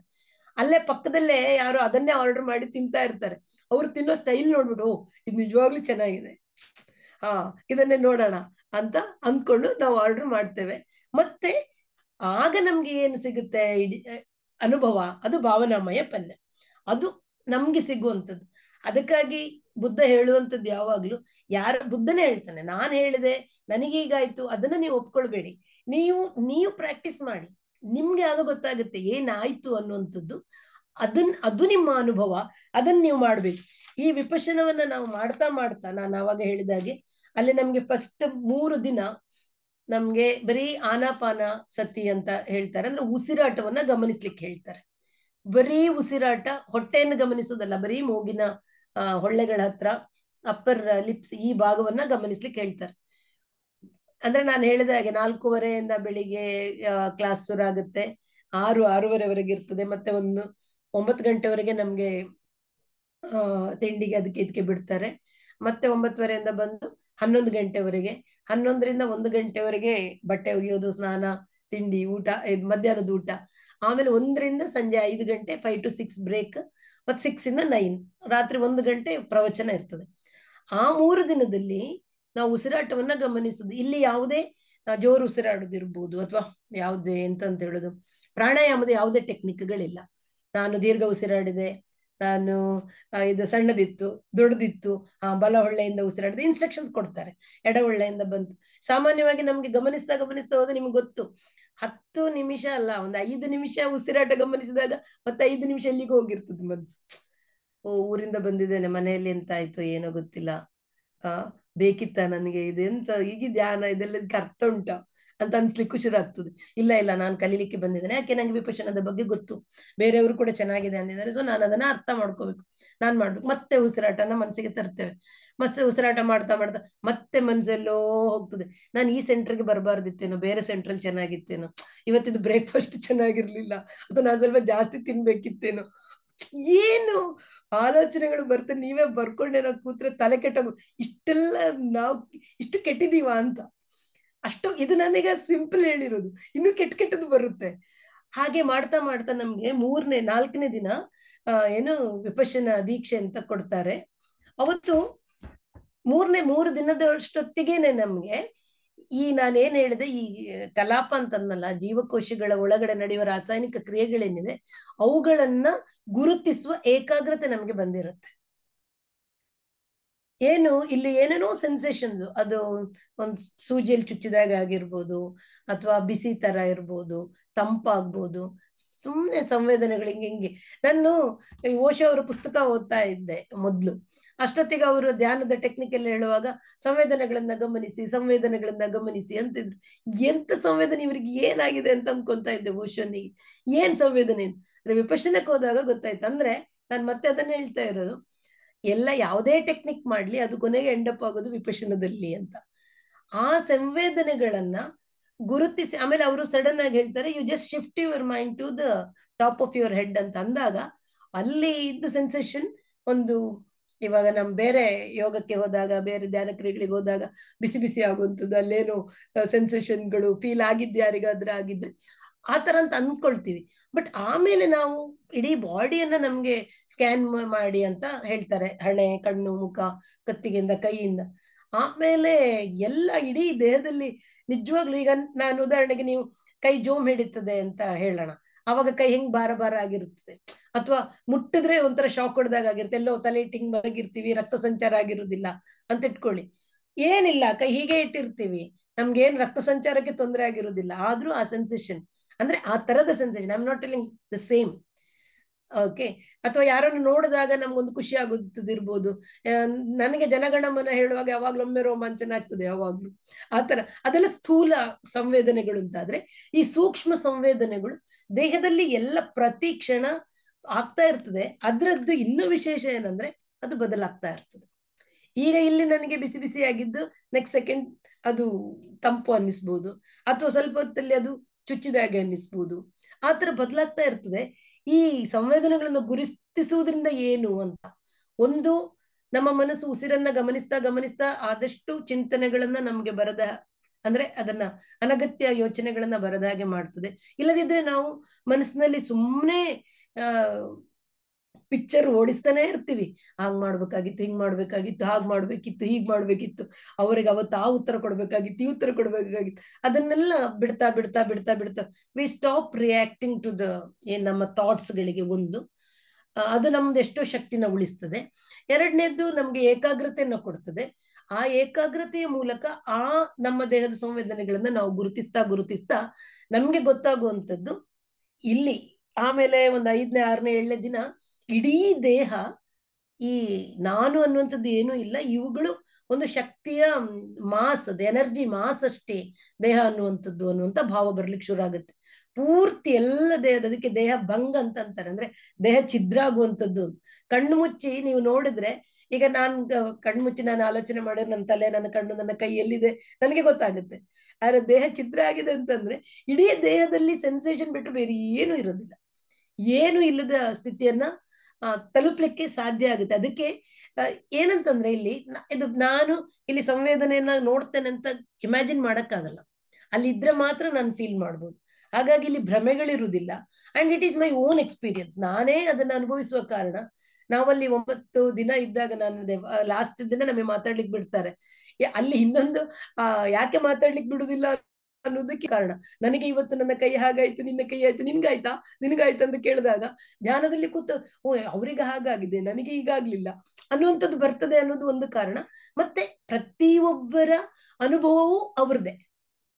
It's purely theirs. ಯಾರ್ದೋ ಅನುಭವ ಯಾರಿಗೋ ಆಗಕ್ಕೆ ಸಾಧ್ಯವೇ ಇಲ್ಲ. ಉದಾಹರಣೆಗೆ ಯಾವುದೇ ಒಂದು ತಿಂಡಿ ತಿನ್ನುವಾಗ್ಲೂ ಇರ್ಬೋದು, ನನಗೆ ಖುಷಿಯಾಗಿದ್ದು ನನ್ಗೆ ಅದು, ಇನ್ನೊಬ್ರಿಗೆ ಅದು ಖುಷಿಯಾಗೋದು ರೀತಿಯೇ ಬೇರೆ. ಆಮೇಲೆ ನಾನು ಯಾವಾಗ್ಲೂ ಹೇಳಲಿಕ್ಕೆ ಉಂಟು, ಈ ಅನುಭವ ಹೇಗಿರ್ತದೆ ಅಂತಂದ್ರೆ ಐಸ್ ಕ್ರೀಮ್ ತರ ಅಂತ. ನೀವು ಐಸ್ ಕ್ರೀಮ್ ಅನ್ನು ನೋಡಿಯೇ ಇಲ್ಲ, ಕೇಳಲೇ ಇಲ್ಲ ಅಂತಂದ್ರೆ ಅದ್ ನೋಡ್ಲಿಕ್ಕೆ ಗಟ್ಟಿ ಇರ್ತದೆ, ಘನ ಇರ್ತದೆ, ಕ್ರಿಸ್ಪಿ ಇರ್ತದೆ, ಬಾಯಿಗಿಟ್ಟ ತಕ್ಷಣ ನೀರಾಗ್ತದೆ, ಆಮೇಲೆ ಸಿಹಿ ಕೊಡ್ತದೆ. ಎಂತದೇ ಇದು, ಗಟ್ಟಿ ಇರ್ತದಂತೆ, ಬಾಯಿಗಿಟ್ರೆ ನೀರಾಗ್ತದಂತೆ, ಕ್ರಿಸ್ಪಿ ಇರ್ತದಂತೆ, ನಾವು ಇಮ್ಯಾಜಿನ್ ಮಾಡ್ಲಿಕ್ಕೆ ಸಾಧ್ಯ ಇಲ್ಲ. ಅಲ್ಲಿ ಬುದ್ಧನೇ ಒಂದು ಕತೆ ಹೇಳ್ತಾನೆ, ಹೇಗೆ ಇದೆ ಧ್ಯಾನ ಅಂತ ಅನ್ನೋದಕ್ಕೆ. ಒಬ್ನಿಗೆ ಕೀರು, ಅಂದ್ರೆ ಇಬ್ರು ಕಣ್ಣು ಕಾಣದವರು, ಅವನಿಗೆ ಕೀರು ಸಿಕ್ಕಿರ್ತದೆ, ಅವನು ಕುಡ್ದಿರ್ತಾನೆ. ಕೀರು ಕುಡ್ದು, ನಾನಿವತ್ತು ಕೀರು ಕುಡ್ದೆ ಅಲ್ಲ, ಒಬ್ನು ಕಣ್ಣಿರ್ತದೆ, ಕಣ್ಣಿಲ್ಲದವನಿಗೆ ಹೋಗಿ ಹೇಳ್ತಾನೆ, ಹೇಗಿತ್ತು ಕೀರ್ ಅಂತ.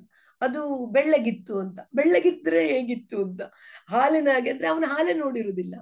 ಆಮೇಲೆ ಅಷ್ಟೊತ್ತಿಗೆ ಅಲ್ಲಿ ಹಂಸ ಇರ್ತದೆ, ಹಂಸದಾಗೆ ಬೆಳ್ಳಗಿತ್ತು ಅಂತ.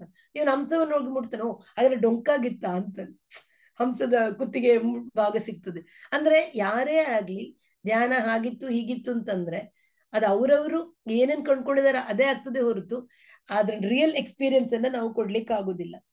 ಹಾಗಾಗಿ ಈ ಧ್ಯಾನದಲ್ಲಿ ನಾವು ಅದೇ ಏನು ವಿಪಶ್ಯನಕ್ಕೆ ಹೋದಾಗ ಅರಿವು ಮತ್ತೆ ಸಮತೆ ಅಂತ ಎರಡು ತುಂಬಾ ಮುಖ್ಯವಾದ ಅಂಶಗಳಾಗ್ತದೆ. ಒಂದು ಏನ್ ನಡೀತಾ ಇದೆ ಅನ್ನುವಂಥದ್ದು, ಮತ್ತೆ ಅದನ್ನ ಸಮಚಿತ್ತವಾಗಿ ನೋಡುವಂಥದ್ದು.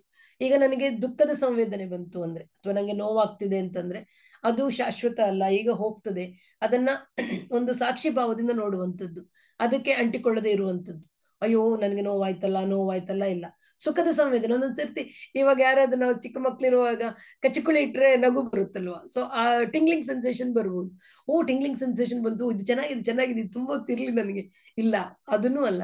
ಯಾಕಂದ್ರೆ ಅದು ಕೂಡ ಹೋಗ್ತದೆ, ಅದು ಕೂಡ ಬದಲಾಗ್ತದೆ ಅನ್ನುವಂಥದ್ದನ್ನ, ಅಂದ್ರೆ ಇದನ್ನ ನಾವು ಮತ್ತೆ ಬದುಕಿನಲ್ಲಿ ಅಪ್ಲೈ ಮಾಡಿಕೊಳ್ಳಿಕ್ಕಾಗ್ತದೆ. ಯಾವುದೇ ಸಿಚುವೇಶನ್ ಬರ್ಲಿ, ಕಷ್ಟದ ಸಿಚುವೇಶನ್ ಬರ್ಲಿ, ಇದು ಬದಲಾಗ್ತದೆ.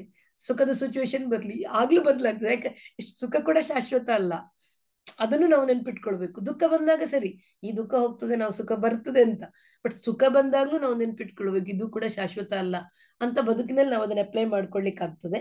ಹಾಗೆ ಅರಿವು ಮತ್ತೆ ಸಮತೆ, ಹೇಗೆ ಹಕ್ಕಿ ಎರಡು ರೆಕ್ಕೆಗಳ ಇದ್ರೆ ಮಾತ್ರ ಹಕ್ಕಿ ಹಾರಿಕೊಂಡು ಹೋಗ್ಲಿಕ್ಕಾಗ್ತದೆ. ಗಾಡಿಯ ಚಕ್ರಗಳು ಸಮ ಇದ್ದಾಗ ಮಾತ್ರ. ಹಾಗೆ ನಮ್ಮ ಅರಿವು ಇದ್ದು ನಮಗೆ ಸಮಚಿತ್ತತೆ ಇಲ್ಲ ಅಂತಂದ್ರೆ ಏನ್ ಪ್ರಯೋಜನ ಇಲ್ಲ, ಸಮಚಿತ್ತತೆ ಇದ್ದು ಅರಿವು ಇಲ್ಲ ಅಂತಂದ್ರೂ ಕೂಡ ಪ್ರಯೋಜನ ಇಲ್ಲ.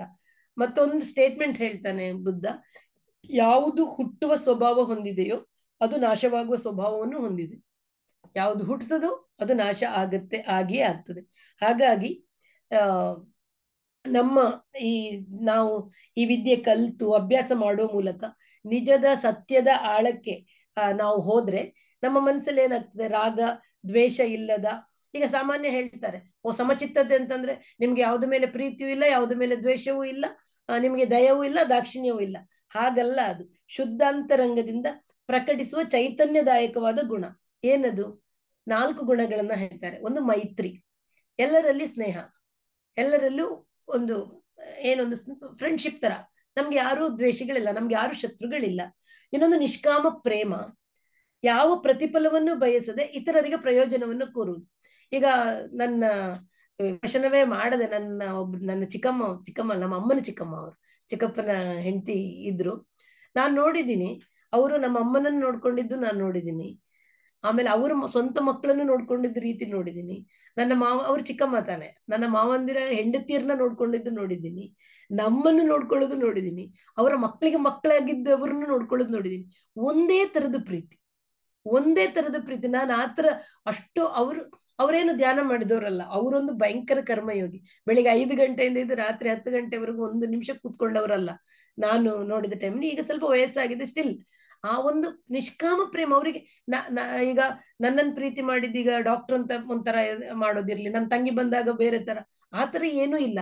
ಅಂದ್ರೆ ತನ್ನ ಮಗಳನ್ನು, ತನ್ನ ಸೊಸೆಯನ್ನು, ತನ್ನ ಮೊಮ್ಮಕ್ಕಳನ್ನು, ಮಕ್ಕಳು, ನನ್ನ ಅಮ್ಮನ ಮಕ್ಕಳು, ನಾವು ಅವರ ಮಕ್ಕಳು, ಅವರ ಸ್ವಂತ ಮೊಮ್ಮಕ್ಕಳು ಇಲ್ಲ, ಆ ಪ್ರೀತಿ ಒಂದೇ, ಒಂದು ನಿಷ್ಕಾಮ, ಏನು ಬಯಸಲು ತೋರಿಸುವ ಪ್ರೀತಿ. ಆಮೇಲೆ ದುಃಖ, ಯಾರಾದ್ರೂ ದುಃಖದಲ್ಲಿ ಸೋಲಲ್ಲಿ ಇದ್ರೆ ಅವರ ಮೇಲೆ ಕರುಣೆ, ಆ ಕಷ್ಟಕ್ಕೆ ನಾವು ಒಂದು ಸ್ಪಂದಿಸುವಂಥದ್ದು. ಯಾರು ಜಯ ಹೊಂದಿದ್ರು, ಯಾರೋ ಸಂಭ್ರಮ ಪಡ್ತಾ ಇದ್ದಾರೆ ಅಂತಂದ್ರೆ ಅವರ ಜೊತೆಗೆ ಆನಂದ, ಒಂದು ಸಹಾನುಭೂತಿ.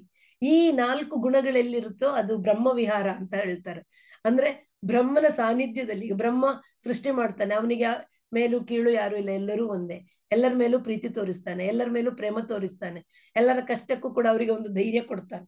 ಹಾಗೆ ಆ 4 ಗುಣಗಳು ನಮ್ಮಲ್ಲಿ ನಾವು ಇಟ್ಕೊಳ್ಳಿಕ್ಕೆ ಆಗತ್ತೆ ಅಂತ.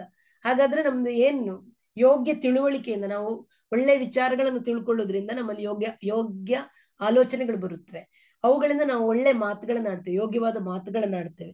ಒಳ್ಳೆ ಮಾತುಗಳನ್ನಾಡಿದ್ರೆ ಒಳ್ಳೆ ಕ್ರಿಯೆಗಳಾಗತ್ತೆ, ಒಳ್ಳೆ ಕ್ರಿಯೆಗಳಿಂದ ಜೀವನೋಪಾಯ.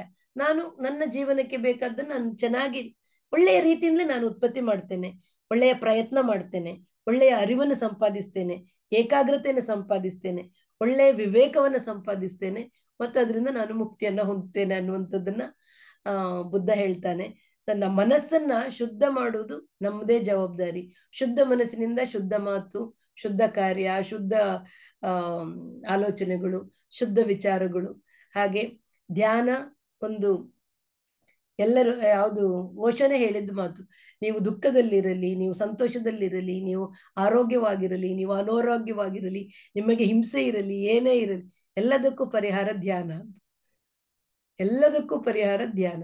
ಆ ಧ್ಯಾನವನ್ನ ನಮ್ಗೆ ನಮ್ಮ ಏನು ಯಥಾಶಕ್ತಿ ಯಥಾ ಭಕ್ತಿ ಅಂತ ಹೇಳ್ತೀವಲ್ವ, ಯಾವುದೇ ರೀತಿಯಲ್ಲಿ ಆದ್ರೂ ಕೂಡ ಮನಸ್ಸಿನಲ್ಲಿ ಮೂಡುವಂತಹ ಭಾವನೆಗಳನ್ನ ನಾವು ಗುರುತಿಸಿ, ಈಗ ರಾಗ ಮೂಡ್ತಾ ಇದೆ, ಬುದ್ಧ ಹೇಳೋದೇನು ಅಂತಂದ್ರೆ, ನಮ್ಗೊಂದ್ರಲ್ಲಿ ವಿಷಯದಲ್ಲಿ ಇಷ್ಟ ಆಯ್ತು, ಒಂದ್ರಲ್ಲಿ ಇಷ್ಟ ಆಗ್ಲಿಲ್ಲ ಅನ್ನೋದಕ್ಕೆ ಬುದ್ಧ ಹೇಳುವ ಒಂದು ಏನಂತ ಹೇಳೋದು ಸೈಂಟಿಫಿಕ್ ಅಪ್ರೋಚ್ ಮಾತ್ರ ತುಂಬಾ ಅದ್ಭುತವಾಗಿದೆ. ಈ ನಮ್ಮ ಮನಸ್ಸಿನಲ್ಲಿ ಅಲೆಗಳ ತರ ಸುಖದ ಅಲೆಗಳು ದುಃಖದ ಅಲೆಗಳು ಬರ್ತಾನೆ ಇರ್ತದೆ ಅಂತ. ಹೇಗೆ ಸಮುದ್ರದಲ್ಲಿ ಅಲೆಗಳು ನಮ್ಗೆ ಕಾಣೋದು ಒಂದು 100 ಮೀಟರ್ ಅಥವಾ ಮ್ಯಾಕ್ಸಿಮಮ್ ಒಂದು 200 ಮೀಟರ್ ಕಾಣಬಹುದು. ಬಟ್ ಆ ಅಲೆ ಉತ್ಪತ್ತಿ ಎಲ್ಲಿಯೂ ಆಗಿರುತ್ತೆ, ಅಲ್ಲಿಂದ ಬಂದು ಅಲೆ ಬಂದು ದಡಕ್ಕೆ ಹೊಡೆದಾಗ ನಮ್ಗೆ ಕಾಣುತ್ತೆ. ಸೊ ಆ ತರವೇ ನಮ್ಮ ಮನಸ್ಸಿನಲ್ಲಿ ಸುಖದ ಅಲೆಗಳು ದುಃಖದ ಅಲೆಗಳು ಬರ್ತಾ ಇರ್ತದೆ. ಯಾವಾಗ ಸುಖದ ಅಲೆ ಬಂದಾಗ ನಾವು ಯಾವುದನ್ನು ನೋಡಿರ್ತೀವಿ, ಆವಾಗ ನಾವು ಅಂದ್ಕೊಳ್ಳೋದು ಇದು ಒಳಗಿಂದ ಬಂದ ಸಂತೋಷ ಅಂತಲ್ಲ, ಹೊರಗಿಂದ ಬಂದದ್ದು. ಇವರನ್ನು ನೋಡಿ ನಮ್ಗೆ ಖುಷಿ ಆಯ್ತು, ಅಥವಾ ಇದನ್ನು ನೋಡಿ ನನ್ಗೆ ಖುಷಿ ಆಯ್ತು. ಅದೇ ಇನ್ನೊಂದನ್ನು ನೋಡಿದ್ರೆ ನಮ್ಗೆ ಯಾಕೆ ಖುಷಿ ಆಗುದಿಲ್ಲ? ಆಗ ಅದು ಅಂದ್ರೆ ನಮ್ಗೆ ಇಷ್ಟ ಇಲ್ಲದ ಅಲೆ ಬಂದಿರ್ತದೆ.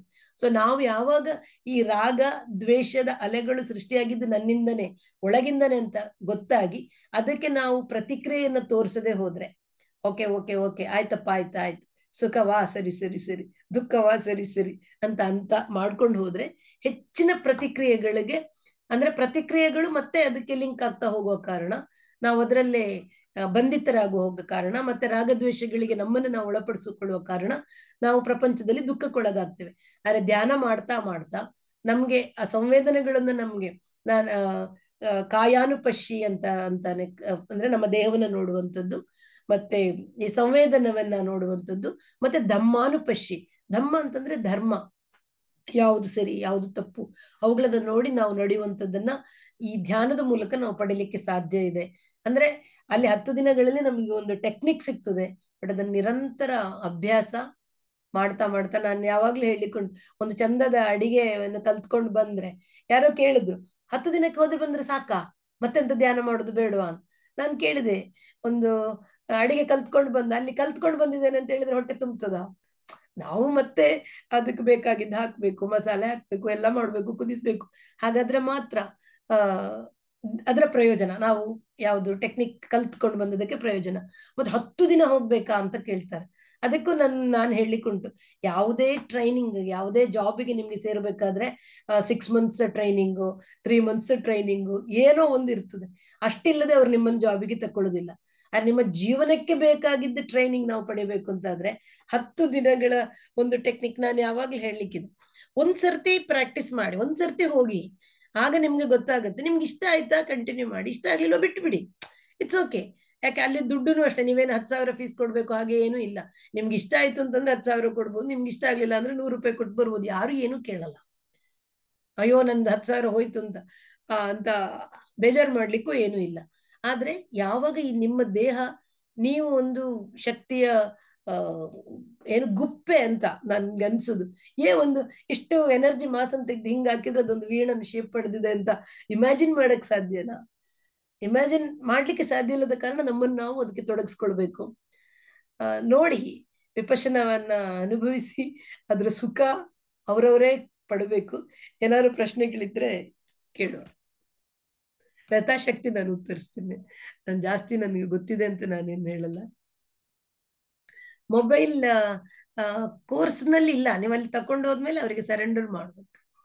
ನೋಡಿ, ಮೊಬೈಲ್ ಇಟ್ಕೊಂಡು ಎಂತ ಮಾಡ್ತೀರಾ? You don't want to be in connection with the world. ನೀವು ಬ್ಯಾಂಗ್ಳೂರ್ನಲ್ಲಿ ಇದೆ, ಬ್ಯಾಂಗ್ಳೂರಲ್ಲಿ 2 ಕಡೆ ಇದೆ ವಿಪಶ್ಯನ ಸೆಂಟರ್ಸ್ ಅಂತ ಹಾಕಿ ಬರ್ತದೆ, ಎಲ್ಲ ಕಡೆ ಇದೆ. ಬಾಂಬೆನಲ್ಲಿ ಒಂದೇ ಜಾಗದಲ್ಲಿ 4 ಕಡೆ 1,000 ಜನಕ್ಕೆ ಮಾಡುವಷ್ಟು ದೊಡ್ಡ ಕೇಂದ್ರ ಕೂಡ ಇದೆ. ಸೌದಿನಲ್ಲಿದೆ, UK ನಲ್ಲಿ ಇದೆ, ಅಮೆರಿಕದಲ್ಲಿದೆ. ಸೊ ಎಲ್ಲ ದೇಶಗಳಲ್ಲಿದೆ. ಇಲ್ಲಿ ಏನಂದ್ರೆ, ನಾನು ಇದರ ಇತಿಹಾಸವನ್ನು ಹೇಳ್ಬೇಕು ಅಂತಾದ್ರೆ, ಸತ್ಯನಾರಾಯಣ ಗೋಯಂಕ ಅಂತ ಇಲ್ಲಿ ಇಂಡಿಯಾದಲ್ಲಿ ಸ್ಟಾರ್ಟ್ ಮಾಡಿದ್ದು 1969 ಅಲ್ಲಿ. ಇದು ಬುದ್ಧನ ಟೆಕ್ನಿಕ್ ಆಗಿತ್ತಂತೆ. ಅವ್ರು ಹೇಳ್ತಾರೆ 2000, ಈಗ ಬುದ್ಧ ಇದ್ದದ್ದು ಭಾರತದಲ್ಲೇ ಅಲ್ಲ, ಇಲ್ಲೇ ಇದ್ದ ಟೆಕ್ನಿಕ್ ಅದು. ಅಷ್ಟೊತ್ತಿಗೆ ಮತ್ತೆ ಗೊತ್ತು ನಮ್ಗೆ ಬೌದ್ಧ ಇಲ್ಲಿಂದ ಓಡಿಸಿದ್ರು, ಕೊಲೆ ಆಯ್ತು ಎಲ್ಲ ಹೋದಾಗ. ಅವಾಗ ಹೇಳಿದ್ರಂತೆ 2500 ವರ್ಷ ಆದ್ಮೇಲೆ ಭಾರತಕ್ಕೆ ಮತ್ತೆ ಈ ಏನು ಬೌದ್ಧ ಬರ್ತದೆ ಅಂತ.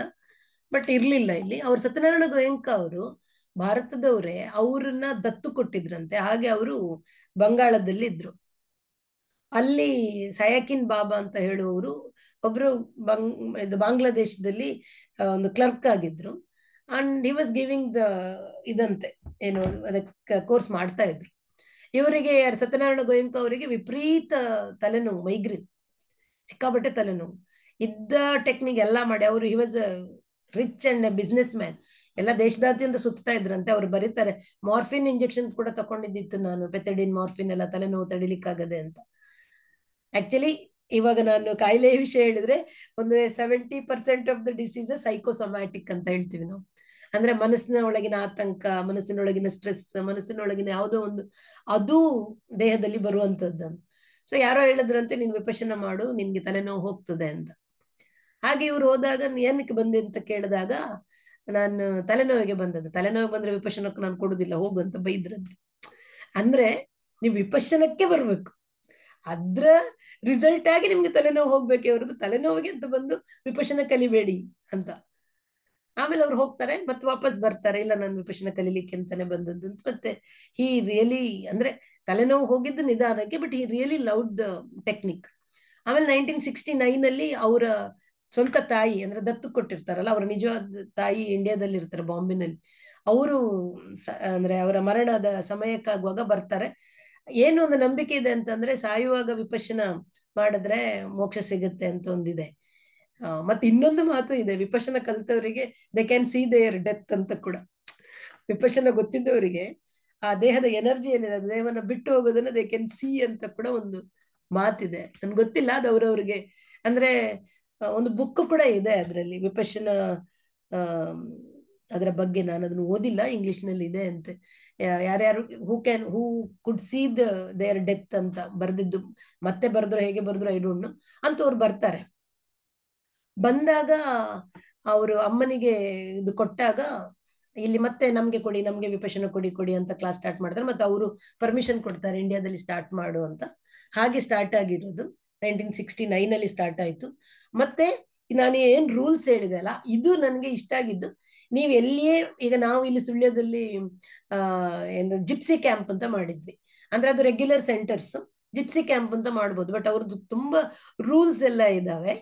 ಆ ರೂಲ್ಸ್ ನ ಫಾಲೋ ಮಾಡಿನೇ ಮಾಡ್ಬೇಕು. ಇಲ್ಲಿ ಮಾಡಿದ್ದೆ ನಾನು 45 ಜನರಿಗೆ. ನಾನು ಅವತ್ತು ಕೂಡ ಹೇಳಿದ್ದೆ, ಅದೊಂದು ದೊಡ್ಡ ಯಜ್ಞವೇ ಆಗಿತ್ತು ನನಗೆ. ಬೆಳಿಗ್ಗೆ 6 ಗಂಟೆ, ನಾನು 5 ಗಂಟೆಗೆ ಎದ್ದು ಹೋಗಿ ಅವ್ರ ತಿಂಡಿಗೆಲ್ಲ ವ್ಯವಸ್ಥೆ ಮಾಡೋದು, ಎಲ್ಲರಿಗೂ ಕೊಡೋದು. ಅವ್ರು ಮತ್ತೆ ಇದು ಎಲ್ಲಾರ ಜೊತೆನೂ ನಕ್ಕೊಂಡೇ ಮಾತಾಡ್ಬೇಕು, ಯಾರ ಜೊತೆ ನಮ್ಗೆ ಟೆನ್ಷನ್ ಆಗ್ಬಾರ್ದು. ನಾನು ಕೋಪ ಮಾಡ್ಕೊಂಡು ಸ್ಟ್ರೆಸ್ ಮಾಡ್ಕೊಂಡು ಮಾಡಿದ್ರೆ ವೇಸ್ಟ್. ಎಷ್ಟು ಹಾಲು ಬಂತ, ತರಕಾರಿ ಬಂತ, ಅದು ಬಂತ, ಇದು ಬಂತ, ಅಯ್ಯೋ ಫ್ರೂಟ್ಸ್ ಕೊಡ್ಬೇಕು ಅವರಿಗೆ, ಅದೆಂತದೆಲ್ಲ ಇರುತ್ತೆ. ಸಾಕಾಗ್ಬಿಡಿದ್ ನನಗೆ ವಿಪಶನ ಮುಗಿಯೋಷ್ಟೊತ್ತಿಗೆ, 10 ದಿನದ್ದು ಕೋರ್ಸ್ ಮುಗಿಯೋಷ್ಟೊತ್ತಿಗೆ. But it was a really an experience. ಹಾಗೆ ಅವ್ರದ್ದು ರೂಲ್ಸ್ಗಳು ನಾನು ಏನ್ ಹೇಳ್ತೇನೆ, ಇಡೀ ಪ್ರಪಂಚದಲ್ಲಿ ಅದು ಯಾರು ವೈಲೇಟ್ ಮಾಡಲ್ಲ, ಅಷ್ಟು ಸ್ಟ್ರಿಕ್ಟ್ ಇದೆ. ಅವ್ರ ಟೀಚರ್ಸ್ ಆಗ್ಬೇಕು ಅಂತ ಆದ್ರೆ they have A very strict rules. Teachers ಅಂತ ಅವ್ರನ್ನ ಗುರುಗಳು ಅಂತ ಹೇಳಲ್ಲ. ನಮ್ಗೆ ಇದು ಒಂದು ಮೇಲ್ ಅಥವಾ ಒಂದು ಫಿಮೇಲ್ ಇರ್ತಾರೆ ದೊಡ್ಡ ದೊಡ್ಡ ಗ್ರೂಪ್ ನಲ್ಲಿ. 50 ಜನ ಆದ್ರೆ ಒಂದು ಟೀಚರ್ ಇರ್ತಾರೆ ಅಷ್ಟೇ. ಆ ಟೀಚರ್ ಪೋಸ್ಟ್ಗೆ ಹೋಗ್ಬೇಕು ಅಂತ ಆದ್ರೆ ದೇ ಹ್ಯಾವ್ ಸೋ ಮೆನಿ. ಅವರೊಂದು 10 ವಿಪಶನ ಕೋರ್ಸ್ ಮಾಡಿರ್ಬೇಕು, 10 ದಿನದ್ದು. ಮತ್ತೆ 2 ಸೇವೆ ಅಂತ ಹೇಳಿ ಕರೀತಾರೆ. ಸೇವೆ ಅಂತಂದ್ರೆ ನಾವು ಮೇನ್ ಧ್ಯಾನದ ಟೈಮ್ನಲ್ಲಿ ಧ್ಯಾನ ಮಾಡಕ್ ಸಿಗುತ್ತೆ. ಯಾವ್ದು ಸೇವೆ, ತರಕಾರಿ ಕಟ್ ಮಾಡೋದಿರ್ಬೋದು, ಅವರಿಗೆ ಊಟಕ್ಕೆ ಬಳಸೋದಿರ್ಬೋದು, ಅವ್ರಿಗೆ ಏನಾದ್ರು ಇದು ಪ್ರಾಬ್ಲಮ್ ಬಂದ್ರೆ ಇದು ಹೆಲ್ಪ್ ಮಾಡುವಂಥದ್ದು, ಆ ತರ ಸೇವೆ 2 ಸೇವೆ ಮಾಡಿರ್ಬೇಕು. ಸತಿಪಟ್ಟಾನ ಅಂತ 7 ದಿನದ ಒಂದು ಕೋರ್ಸ್ ಇದೆ, ಅದು ಮಾಡಿರ್ಬೇಕು. ಅದಾದ್ಮೇಲೆ 20 ದಿನದ್ದು 30 ದಿನದ್ದು ಕೋರ್ಸ್ಗಳು ಮಾಡಿರ್ಬೇಕು. ಅದೆಲ್ಲ ಮಾಡಿದ್ರೆ ಮಾತ್ರ. ಆಮೇಲೆ ಎಷ್ಟೋ ಅವರಿಗೆ ಇಂಟರ್ವ್ಯೂಗಳೆಲ್ಲ ಇದೆ, ನನ್ಗೆ ಗೊತ್ತಿಲ್ಲ. ಬಟ್ ತುಂಬಾ ತುಂಬಾ ತುಂಬಾ ಸ್ಟ್ರಿಕ್ಟ್. ಒಂದ್ ಸ್ವಲ್ಪ ಮಾತಾಡಿದ್ರೆ ಮಾತಾಡ್ಬೇಡಿ ಅಂತ ಬಾಯಲ್ಲಿ ಹೇಳಲ್ಲ, ಹೀಗೆ ಬಂದು ಕೈ ಮುಗಿತಾರೆ, ಪ್ಲೀಸ್ ಡೋಂಟ್ ಟಾಕ್ ಅಂತ. ಮಾತಿಸಿಲ್ಲ, ಯಾರು ಮಾತು ಆಡಲ್ಲ. ಯಾಕಂದ್ರೆ ಬೈ ಚಾನ್ಸ್ ಯಾರೋ ಒತ್ತಾಯ ಮಾಡಿ, ಇವಾಗ ಅಪ್ಪ ಅಮ್ಮ ಹೋಗು ಕಲಿ ಹಾಗೆ ಫೋರ್ಸ್ ಮಾಡಿ ಕಲ್ತವ್ರು ಇಷ್ಟ ಇರೋದಿಲ್ಲ ಅಂತವ್ರೆಲ್ಲ ಸ್ವಲ್ಪ ಗಲಾಟೆ ಮಾಡಿದ್ದೆಲ್ಲ ಇದೆ. ಕೆಲವು ಸರ್ತಿ 4ನೇ ದಿನ 5ನೇ ದಿನ ತುಂಬಾ ಕಿರಿಕಿರಿಯಾಗಿ ಕೆಲವರು ಗಲಾಟೆ ಮಾಡಿದ್ದಿದೆ. ನಮ್ಮ ಇಲ್ಲಿ ಜಿಪ್ಸಿ ಕ್ಯಾಂಪ್ನಲ್ಲೇ ನನಗೆ 3-4 ಜನನನ್ನು ಸಮಾಧಾನ ಮಾಡೋಷ್ಟೊತ್ತಿಗೆ ಸಾಕಾಯ್ತು, ನಾವು ಹೋಗ್ತೇವೆ ಅಂತ. ನಮ್ಗೆ ಆಗುದಿಲ್ಲ ಇದೆಂತ. ಒಬ್ರಂತೂ ಇದು ಶವಾಸನದಲ್ಲಿ ಆಗುದು, ಇದ್ರಲ್ಲಿ ಎಂತದಿಲ್ಲ. ಇನ್ನ ನಾನು ಆಯ್ತು ಶವಾಸನ ಅಂದ್ರೆ ಶವಾಸನ ಮಾಡಿ. So if she thinks this ಸಂವೇದನ ಇಸ್ ಈಕ್ವಲ್ ಟು ಶವಾಸನ, ಓಕೆ, ಐ ಕಾಂಟ್ ಟೆಲ್. ಈ ಐಸ್ ಕ್ರೀಮ್ ಎಂತದಿಲ್ಲ, ಇದು ಬರೀ ಮೊಸರನ್ನಾಗಿ ಅಂತ ಹೇಳಿದ್ರೆ ನಾವೇನು ಮಾಡ್ಲಿಕ್ಕೆ ಅಲ್ಲ. I am not telling ice cream is greater than ಮೊಸರು, ಬಟ್ ಮೊಸರದ್ದು ಕ್ವಾಲಿಟಿನೇ ಡಿಫ್ರೆಂಟ್, ಐಸ್ ಕ್ರೀಮ್ದು ಕ್ವಾಲಿಟಿನೇ ಡಿಫ್ರೆಂಟ್. ಅದು ಅಂತ ಅಂದ್ಕೊಂಡ್ರೆ ಏನು ಮಾಡೋಕ್ಕಾಗಲ್ಲ. So but it's a fantastic experience. ನಾನು 2 ಸರ್ತಿ ಹೋದಾಗ ನನಗೆ ತುಂಬಾ ಕಷ್ಟ ಆಗುತ್ತೆ. ನಾನು ಅದೇ ಹೇಳಿದ್ದು, ನಮ್ಗೆ ಗೊತ್ತಾಗೋದು 10 ದಿನದಲ್ಲಿ ಏನಂದ್ರೆ ಧ್ಯಾನ ಸುಲಭದ ಕೆಲಸ ಅಲ್ಲ. It's very very very difficult. ಅವ್ರು ಹೇಳ್ತಾರೆ ಇದು ಶಸ್ತ್ರಚಿಕಿತ್ಸೆ ಅಂತ. ನಿಮ್ಮ ಏನು ವೈದ್ಯರು ಹೇಗೆ ನಿಮ್ಮ ಹೊಟ್ಟೆಯನ್ನು ಬ್ರೈನ್ ಅನ್ನು ಕೊಯ್ತಾರೋ ಹಾಗೆ ನಾವೇ ಕೊಯ್ಕೊಳ್ಳೋದು ಇದು. ಸತ್ಯ. 4th 5th ಡೇ ನಾನು 2nd ಟೈಮ್ ಹೋದಾಗ ಯಾಕೆ ಬಂದಿದೆ, ಐನೋ ನನ್ಗೆ ಎಕ್ಸ್ಪೀರಿಯನ್ಸ್ ಇದ್ದು ನಂಗೆ ಬೇಡಾಗಿತ್ತು, ನಾನೇ ಬರಬಾರ್ದಾಗಿತ್ತು, ನಂಗೆ ತುಂಬಾ ಕಿರಿಕಿರಿ ಆಯ್ತು. ನಾನು ಹೇಳಿದೆ ನಂಗೆ I am not able to concentrate ಅಂತ. No, it happens, don't worry, it's play of the mind. Don't, ಆ ಮನಸ್ಸಿಗೆ ನೀನು ನಿನ್ನ ಥಾಟ್ಸ್ ಅನ್ನು ಕೊಡ್ಬೇಡ, ಜಸ್ಟ್ ಲೀವ್ ಇಟ್ ಅಂತಂದ್ರು. ನಾನು ಆ ಭಂಗ್ ಅಂತ ಹೇಳಿದ್ನಲ್ಲ, ಅದು ನನಗೆ 6th ಡೇ ಆಗಿತ್ತು ಫಸ್ಟ್ ಟೈಮ್ ಹೋದಾಗ. ಇಡೀ ದೇಹ ಏನು ಇಲ್ಲ ಅನ್ನೋ ಫೀಲ್. ಇದು 7th ಡೇ ಆಯ್ತು, 8th. ನಾನು ಅನ್ಕೊಂಡೆ ನಂಗೆ 4ನೇ 5ನೇ ದಿನನೇ ಆಗ್ಬಿಡುತ್ತೆ ಈ ಸರ್ತಿ, ಯಾಕೆ ನಾನು ಎಕ್ಸ್ಪೀರಿಯನ್ಸ್ಡ್ ಅಲ್ವಾ ಅಂತ. ಅದ್ಯಾವುದು ನಡೆಯಲ್ಲ ಅಲ್ಲಿ. 7th ಡೇ ಆಯ್ತು, 8th ಡೇ ಆಯ್ತು, 9th ಡೇ ಆಯ್ತು. ಇಲ್ಲ, ಅವತ್ತು ಲಾಸ್ಟ್, ಇನ್ನು ನಾಳೆ ಮಾತು ಇದಾಗೋದು. ಅವತ್ತು ರಾತ್ರಿ 1 ಗಂಟೆ ಕೂತಾಗ ನಾನು ಅನ್ಕೊಂಡೆ, ಅಯ್ಯೋ ಧರ್ಮ ದಂಡ ಆಯ್ತು, 10 ದಿನ ಬಿಟ್ಟು ಬಂದದ್ದು. ಇದೇ ನನ್ಗೆ ಯೋಚನೆ, ನನಗೆ ಭಂಗ ಆಗ್ಲಿಲ್ಲ. ಹೇಳ್ತಾನೆ ಇರ್ತಾರೆ ಡೋಂಟ್ ವರಿ. ಬಟ್ ಹಾಗ ಅನ್ಕೊಂಡು ಇನ್ನೇನು ಲಾಸ್ಟ್ ಸೆಷನ್ಗೆ ಇನ್ನವರು ಪ್ರವಚನ ಹಾಕಕ್ಕೆ ಮೊದ್ಲು 1/4 ಗಂಟೆ ಬಿಡ್ತಾರೆ, ಎಲ್ಲ ಆಚೆ ಓಡಾಡ್ಕೊಂಡೆಲ್ಲ. ನನಗೆ ಬೇಜಾರಾಗ್ಬಿಟ್ಟಿದೆ. ನಾನು 9 ದಿನ ವೇಸ್ಟ್ ಆಯ್ತಲ್ವಾ, ನಂಗೆ ಭಂಗ ಆಗ್ಲಿಲ್ಲ ಅಂತ. ನಾನು ಇಲ್ಲಿ ಲಾಸ್ಟ್ ಮಿನಿಟ್ ಆದ್ರೆ ಆಗುತ್ತಾ ನೋಡೋಣ ಅಂತ ಅಂದ್ಬಿಟ್ಟು I continued the meditation. For my surprise it happened at after 5 minutes. ಅಂದ್ರೆ ಆಯ್ತಲ್ಲ, ಇನ್ನು ಮುಗಿತಲ್ಲ, ನಾಳೆಯಿಂದ ಇಲ್ಲಲ್ಲ ಅನ್ಕೊಂಡಾಗ ಭಂಗ ಆಯ್ತು. ಅಂದ್ರೆ ಫುಲ್ ಬಾಡಿ ನಾವೇನ್ ಫೀಲ್ ಮಾಡ್ತೇವೆ, ಎನರ್ಜಿ ಸೋರ್ಸ್ ಅಂತ ಕರೆಂಟ್ ಕನೆಕ್ಷನ್ ಕೊಟ್ರೆ ಅದ್ ಹೇಗೆ ಓಡಾಡುತ್ತೆ ಇಡೀ ಬಾಡಿನಲ್ಲಿ, ಆ ಫೀಲ್ ಆಯ್ತು. ಐ ವಾಸ್, ಅಂದ್ರೆ ಆಕ್ಚುಲಿ ಹೇಳೋ ಪ್ರಕಾರ ನಾವು ಅದಕ್ಕೂ ಖುಷಿ ಪಡಬಾರ್ದು, ಸಮಚಿತ್ತತೆ. ಓಹ್ ಆಯ್ತಾ, ಸರಿ ಆಯ್ತು, ಆಗ್ಲಿಲ್ವಾ, ಸರಿ, ಆತರ ಈ ಸೆನ್ಸೇಷನ್ ಗಮನಿಸಿ ಅಂದಾಗ ಅವ್ರು ಹೇಳ್ತಾರೆ ಸುಖದ ಸಂವೇದನೆಯ, ಓಕೆ. ಸಂವೇದನೆ ಇದೆಯಾ, ಸರಿ, ಓಕೆ. ಸಂವೇದನೆ ಇಲ್ವಾ, ಓಕೆ. ಅಷ್ಟು ಸೂಕ್ಷ್ಮವಾಗಿ ನಮ್ಮ ಮನಸ್ಸನ್ನ ತಯಾರು ಮಾಡ್ತಾ ಹೋಗ್ತಾರೆ. ಅದನ್ನ ನಾವು ಬದುಕಿನಲ್ಲಿ ಅಪ್ಲೈ ಮಾಡ್ಕೊಂಡು ಹೋಗ್ಬೇಕು. ಇಲ್ಲ ಅಂತಂದ್ರೆ I don't know, but it's really good technique. ನಾನು ಫಸ್ಟ್ ನನ್ಗೆ ಹೋಗ್ಬೇಕಂದಾಗ ಆಗಿರ್ಲಿಲ್ಲ. ನನ್ನ ಮಗನಿಗೆ ದೊಡ್ಡ ಮಗನಿಗೆ ಅವನಿಗೆ ಒಂದು ಗ್ಯಾಪ್ ಇತ್ತು. MBBS ಮುಗಿಸ್ಕೊಂಡು ಬಂದು ಇದು PG ಸೀಟ್ ಇದು ನೀಟ್ ಎಕ್ಸಾಮ್ಗೆ ಏನೋ ಟೈಮ್ ಇತ್ತು ಅಂತದ ಗ್ಯಾಪ್ ಅಲ್ಲಿ. ನಾನು ಹೇಳಿದೆ ಒಮ್ಮೆ ಹೋಗಿ ಬಾ ಮಗ, ಹೋಗಿ ಬರ್ತೀಯಾ ಅಂತ. ಆಯ್ತು ಅಂತಂದ. ಹೋದ್ಮೇಲೆ ಮಾತಾಡ್ಲಿಕ್ಕಿಲ್ಲ ಅಲ್ಲ ನನಗೆ. 8th ಡೇ 9th ಡೇ ಅದೇನೋ 1 ದಿನ ಹೆಚ್ಚು ಕಡಿಮೆ ಆಗ್ಬಿಟ್ಟಿತ್ತು. ಫುಲ್ ಟೆನ್ಷನ್ ನನಗೆ. ಆ ಮಗ ಫೋನ್ ಮಾಡ್ಲಿಲ್ಲ ಅಂತ, ಯಾಕಂದ್ರೆ 9 ದಿನದಿಂದ ಸುದ್ದಿ ಇಲ್ಲ ಅಲ್ಲ. ಆಮೇಲೆ ನನ್ನ ಫ್ರೆಂಡ್ ಒಬ್ರು ಇದ್ರು, ಅವ್ರ ಹತ್ರ ಹೋಗ್ಬಿಟ್ಟು ಏನಾಗಿದೆ, ಇವತ್ತು ಆಕ್ಚುಲಿ ಫೋನ್ ಕೊಡ್ಲಿಕ್ಕೆ ಅವ್ರು ಕೊಡ್ಲಿಲ್ಲ, ಒಮ್ಮೆ ನೋಡಿ ಬನ್ನಿ ಅಂತ. ಮತ್ತೆ ಅವ್ರು ಹೋಗಿ ಮಾತಾಡಿ, ನೋ ಈಸ್ ಓಕೆ, ನಾಳೆ ಕೊಡ್ತಾರೆ, ನಾಳೆ ಮಾತಾಡ್ತಾರೆ ಅಂತ ನೆಕ್ಸ್ಟ್ ಡೇ ಮಾತಾಡಿದ. ಅವನು ಸೂಪರ್ಯಾ ಅಂತಂದ. ಯಾಕಂದ್ರೆ ನಾನು ಅವನನ್ನು ಸಣ್ಣವನಿಂದ ಯಾವ್ದ್ಯಾವ್ದೋ ಧ್ಯಾನಕ್ಕೆ ಇದಕ್ಕೆಲ್ಲ ಕರ್ಕೊಂಡು ಹೋಗ್ತಾ ಇದ್ದೆ ಒಟ್ಟಿಗೆ. ಸೂಪರ್. ಆಮೇಲೆ ಎಂತ ಗೊತ್ತಾ, ಏನು ನೀನು ಮಾಡಿದ್ಮೇಲೆ ನೀನು ಸುಳ್ಯದಲ್ಲಿ ಅರೇಂಜ್ ಮಾಡ್ತೀಯ ಅಂತಂದು. ನಿನಗೆ ಏನ್ ಅನ್ನಿಸ್ತದೆ ಅಂತಂದ್ರೆ ಸುಳ್ಯದಲ್ಲಿ ನೀನ್ ಮಾಡ್ಬೇಕನ್ನಿಸ್ತದೆ. ಐ ಡೋಂಟ್ ನೋ, ಅವನು ಹೇಳ್ದಂಗೆ ಆಯ್ತು. ನಾನು ಮತ್ತೆ ಸುಳ್ಯದಲ್ಲಿ ಮಾಡಿದೆ. ಅಂದ್ರೆ ನಿಜವಾಗಿ ಕೂಡ ನಾನು ಆವಾಗ ಹೇಳಿದಾಗೆ ಇದಕ್ಕೆ ನಾವೇ ಪ್ರೂಫ್. ನಮ್ಗೆ ಆ ವಿಪಶನ ಸಿಕ್ಕಿದೆಯೋ ಇಲ್ವೋ, ಮತ್ತೆ ಸಿಕ್ಕಿದೋ ಇಲ್ವೋ ಅಂತ ಅನ್ನೋದು ನಮ್ಮ ಬದುಕು ಪ್ರೂಫ್. ನಾವ್ ಹೇಗಿರ್ತೇವೆ, ನಾವ್ ಹೇಗೆ ಬದುಕ್ತೇವೆ, ನಮ್ಮ ಚಿಂತನೆಗಳು, ನಮ್ಮ ಹತ್ರ ಬೇಡದ ಚಿಂತನೆಗಳು ಬಂದಾಗ ನಾವು ಅದನ್ನ ಹೇಗೆ ತಳ್ತೇವೆ, ಇನ್ನೊಬ್ರು ಮಾತಾಡುವಾಗ ನಾವು ಅವ್ರ ಜೊತೆಗೆ ಹೇಗೆ ರಿಯಾಕ್ಟ್ ಮಾಡ್ತೇವೆ. ಅಂದ್ರೆ ಇಮಿಡಿಯೇಟ್ ಪ್ರತಿಕ್ರಿಯೆ ಕೊಡದೆ, ಒಬ್ರು ಬೈದ್ರಂದ ತಕ್ಷಣ ನಾವು ಪ್ರತಿಕ್ರಿಯೆ ಕೊಡದೆ ಹೇಗಿರ್ತೇವೆ, ಇದು ಹೋಗ್ತದೆ ಅಂತ ಹೇಗೆ ನಾವು ಅದನ್ನ ಒಪ್ಪಿಕೊಳ್ತೇವೆ, ಅದೆಲ್ಲ ನಮ್ಗೆ ಏನದು ನಮ್ಗೆ ನಾವೇ ಚಾಲೆಂಜ್ ಹಾಕೊಳ್ಳಿಕ್ಕೆ ಸಾಧ್ಯ ಆಗುತ್ತೆ. ಮಾತ್ರ ದಿನ ಹೇಳ್ತಾರೆ 2 ಹೊತ್ತು ಮಾಡ್ಬೇಕಂತ. ನಾನು ಗಮನಿಸಿದ ಹಾಗೆ ನಮ್ಗೆ ಏನಾದ್ರೂ ಅದರ ಪ್ರತಿಫಲ ಸಿಗ್ಬೇಕಂದ್ರೆ 1 hour ಅಂತೂ ಖಂಡಿತ ಮಾಡ್ಬೇಕು. ಯಾಕಂದ್ರೆ ಏನೋ ಘಟಿಸ್ತದೆ ಒಳಗಡೆ ಅಂತ ಇದ್ರೆ ಅದು ಆಫ್ಟರ್ 30 minutes ಮಾತ್ರ. ಧ್ಯಾನಕ್ಕೆ ಕೂತಾಗ ಮೊದ್ಲ 30 ನಿಮಿಷ ಮಾಡಿ ಎದ್ದು ಬಿಟ್ರೆ ಅಷ್ಟೇ, ಮಾಡಿದ್ರಿ ಅಷ್ಟೇ. But if you are really getting something inside, ಒಂದು ಏನದು ಸಂತೋಷ. ಆಕ್ಚುಲಿ ನಾನು ಅವಾಗ ಹೇಳಿದಾಗೆ ಮುದಿತಾ, ನಂಗೆ ಮೊನ್ನೆ ಒಬ್ರು ಸಿಕ್ಕಿದ್ರು, ಅವ್ರು ವಿಪಶನವೇ ಮಾಡೋದು. Actually what she was telling, she did some techniques, ಅದು ಬೇರೆ ಏನೋ ಹೇಳ್ತಾ ಇದ್ರು. ಏನು ಖುಷಿ ಇಲ್ಲೇ ಇದೆ, ಇಲ್ಲಿ ಖುಷಿಯ ಸಾಗರ ಇದೆ, ಸಮುದ್ರ ಇದೆ, ನಾವು ಎಲ್ಲೆಲ್ಲೂ ನೋಡ್ತಿದ್ದೀವಿ. ವಿಪಶನ ಮಾಡದೆಯೂ ಕೂಡ ನಾವು ಹಂತಕ್ಕೆ ಹೋಗ್ಬೋದು, ನಾನು ಇಲ್ಲ ಅಂತ ಹೇಳೋದಿಲ್ಲ. ಯಾಕೆ ನಾನೀಗ ನನ್ನ ಚಿಕ್ಕಮ್ಮನ, ನನ್ನ ದೊಡ್ಡಮ್ಮನ ಹೇಳಿದಾಗೆ, she is always happy, she is always happy. ಅವ್ರಿಗೆ ಯಾರು ಬೈದ್ರು ನಾನು ನೋಡಿದೀನಿ. ನನ್ನ ಅತ್ತೆ ಅಂದ್ರೆ ಅಜ್ಜನ ತಂಗಿ ಇದ್ರು, ಅವ್ರು ಬೈತಾನೇ ಇದ್ದಿದ್ರು ಅವ್ರ ದೊಡ್ಡಮ್ಮನಿಗೆ, ಎದ್ರೆ ಕೂತ್ರೆ ಬೈತಾ ಇದ್ರು. ಬಟ್ ಯಾವತ್ತು ಅವ್ರು ತಿರ್ಗಿ ಅವ್ರಿಗೆ ಹೇಳಿದ್ ನಾನು ನೋಡಿಲ್ಲ. ಒಂದ್ಸರ್ತಿ ಮದ್ವೆಗೆಲ್ಲ ಹೋಗ್ಬೇಕಾಗಿತ್ತು, ಪಾಪ ಅವ್ರೆಲ್ಲೂ ಹೋಗಲ್ಲ ದೊಡ್ಡಮ್ಮ. ಒಂದು ಅವರ ಕ್ಲೋಸ್ ರಿಲೇಟೆಡ್ ಅವರ ಮದ್ವೆಗೆ, ಇವ್ರು ನಮ್ಮ ಅತ್ತೆ, ನನ್ನ ತಾಯಿ ಅತ್ತೆ ಎಷ್ಟು ಕೆಟ್ಟವರಿದ್ರು ಅಂದ್ರೆ ಸೋದರತ್ತೆ, ಅವ್ರನ್ನ ಕೋಣೆಗೆ ಲಾಕ್ ಮಾಡ್ಬಿಟ್ರು. ಅವ್ರು ಸೀರೆ ಉಡಕ್ಕೆ ಅಂತ ಒಂದು ಕೋಣೆಗೆ ಹೋದ್ರೆ ಹೊರಗಿಂದ ಲಾಕ್ ಮಾಡ್ಬಿಟ್ಟಿದ್ದಾರೆ, ಶಿ ಶುಡ್ ನಾಟ್ ಗೋ ಅಂತ. ಎಲ್ಲಾರು ಬೈದು ಆಮೇಲೆ ಆ ಬಸ್ ಎಲ್ಲ ಹೋಯ್ತು. ಒಂದೊಂದು ಗೊತ್ತಲ್ಲ ಊರಲ್ಲೇ, ಮೊದ್ಲೆಲ್ಲ ಒಂದೇ ಬಸ್ ಇರೋದು, ಆ ಬಸ್ ಹೋದ್ರೆ ಮತ್ತೆ ಇಲ್ಲೇ ಇಲ್ಲ, ಮತ್ತೆ ಸಂಜೆಗೆ ಬಸ್. ಅವ್ರಿಗೆ ಹೋಗಕ್ ಆಗ್ಲಿಲ್ಲ. ಎಂತ ದೊಡ್ಡಮ್ಮ ಅವ್ರು ಹೋಗ್ಲಿಕ್ಕೆ ನಿಮ್ಗೆ ಬಿಡ್ಲಿಲ್ಲ. ಅದು ಅವರಿಗೆ ಬೇಜಾರುಂಟಲ್ಲ ಮನಸ್ಸಲ್ಲಿ, ಅದಕ್ಕೆ ಅವ್ರು ಹಾಗೆ ಮಾಡಿದ್ದು, ತೊಂದ್ರೆ ಇಲ್ಲ. ನಾನು ನಿಜವಾಗಿ ಹೇಳ್ತೇನೆ, ಈಗ ನಾನು ಧ್ಯಾನದಿಂದ ನಾವ್ ಇದೆಲ್ಲ ಪಡ್ಕೊಂಡು, ಧ್ಯಾನ ಇಲ್ಲದೇನು ಹಾಗೆ ಪಡ್ಕೊಂಡವ್ರು ಇದ್ದಾರೆ. ಆ ಒಂದು ಏನ್ ಹೇಳುದು, ಆ ಮನಸ್ಥಿತಿ, ಸಮಚಿತ್ತತೆ, ನನ್ಗೆ ಯಾವಾಗ್ಲೂ ಅವ್ರು ದೊಡ್ಡಮ್ಮ ನೆನಪು ಬರ್ತಾರೆ. ನಮ್ಗೆ ಬೇಜಾರಾದಾಗ, ನಮ್ಗೆ ಅಷ್ಟು ನಾವು ಅದನ್ನ ಪಡ್ಕೊಂಡ್ ಬಂದಿಲ್ಲ, ನಾವೇ ಪಡ್ಕೊಳ್ಬೇಕಾಗಿದೆ. ಯಾರಾದ್ರೂ ಏನಾದ್ರು ತಪ್ಪು ಮಾಡಿದ್ರೆ ಆ ತಪ್ಪಿಗೆ ಏನು ಕಾರಣ ಇರ್ಬೇಕು.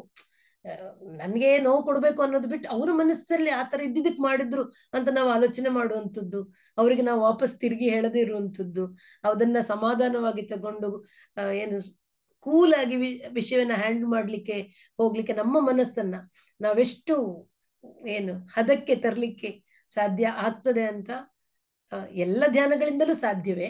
ಆದ್ರೆ ಇದು ಏನಂತ ಹೇಳೋದು, ಇವಾಗ ಒಂದು ಚೂರಿ, ಎಲ್ಲ ಚೂರಿನಲ್ಲೂ ಹಣ್ಣು ಕಟ್ ಮಾಡ್ಬೋದಲ್ವಾ? ಅರೆ ಒಂದು ಶಾರ್ಪ್ ಆಗಿದ್ದು ಚೂರಿ ಸಿಕ್ಕಿದ್ರೆ ಚಂದಾಗಿ ಕಟ್ ಮಾಡ್ಬೋದು, ನಮ್ಗೆ ಬೇಕಾದಾಗೆ ಕಟ್ ಮಾಡ್ಬೋದು.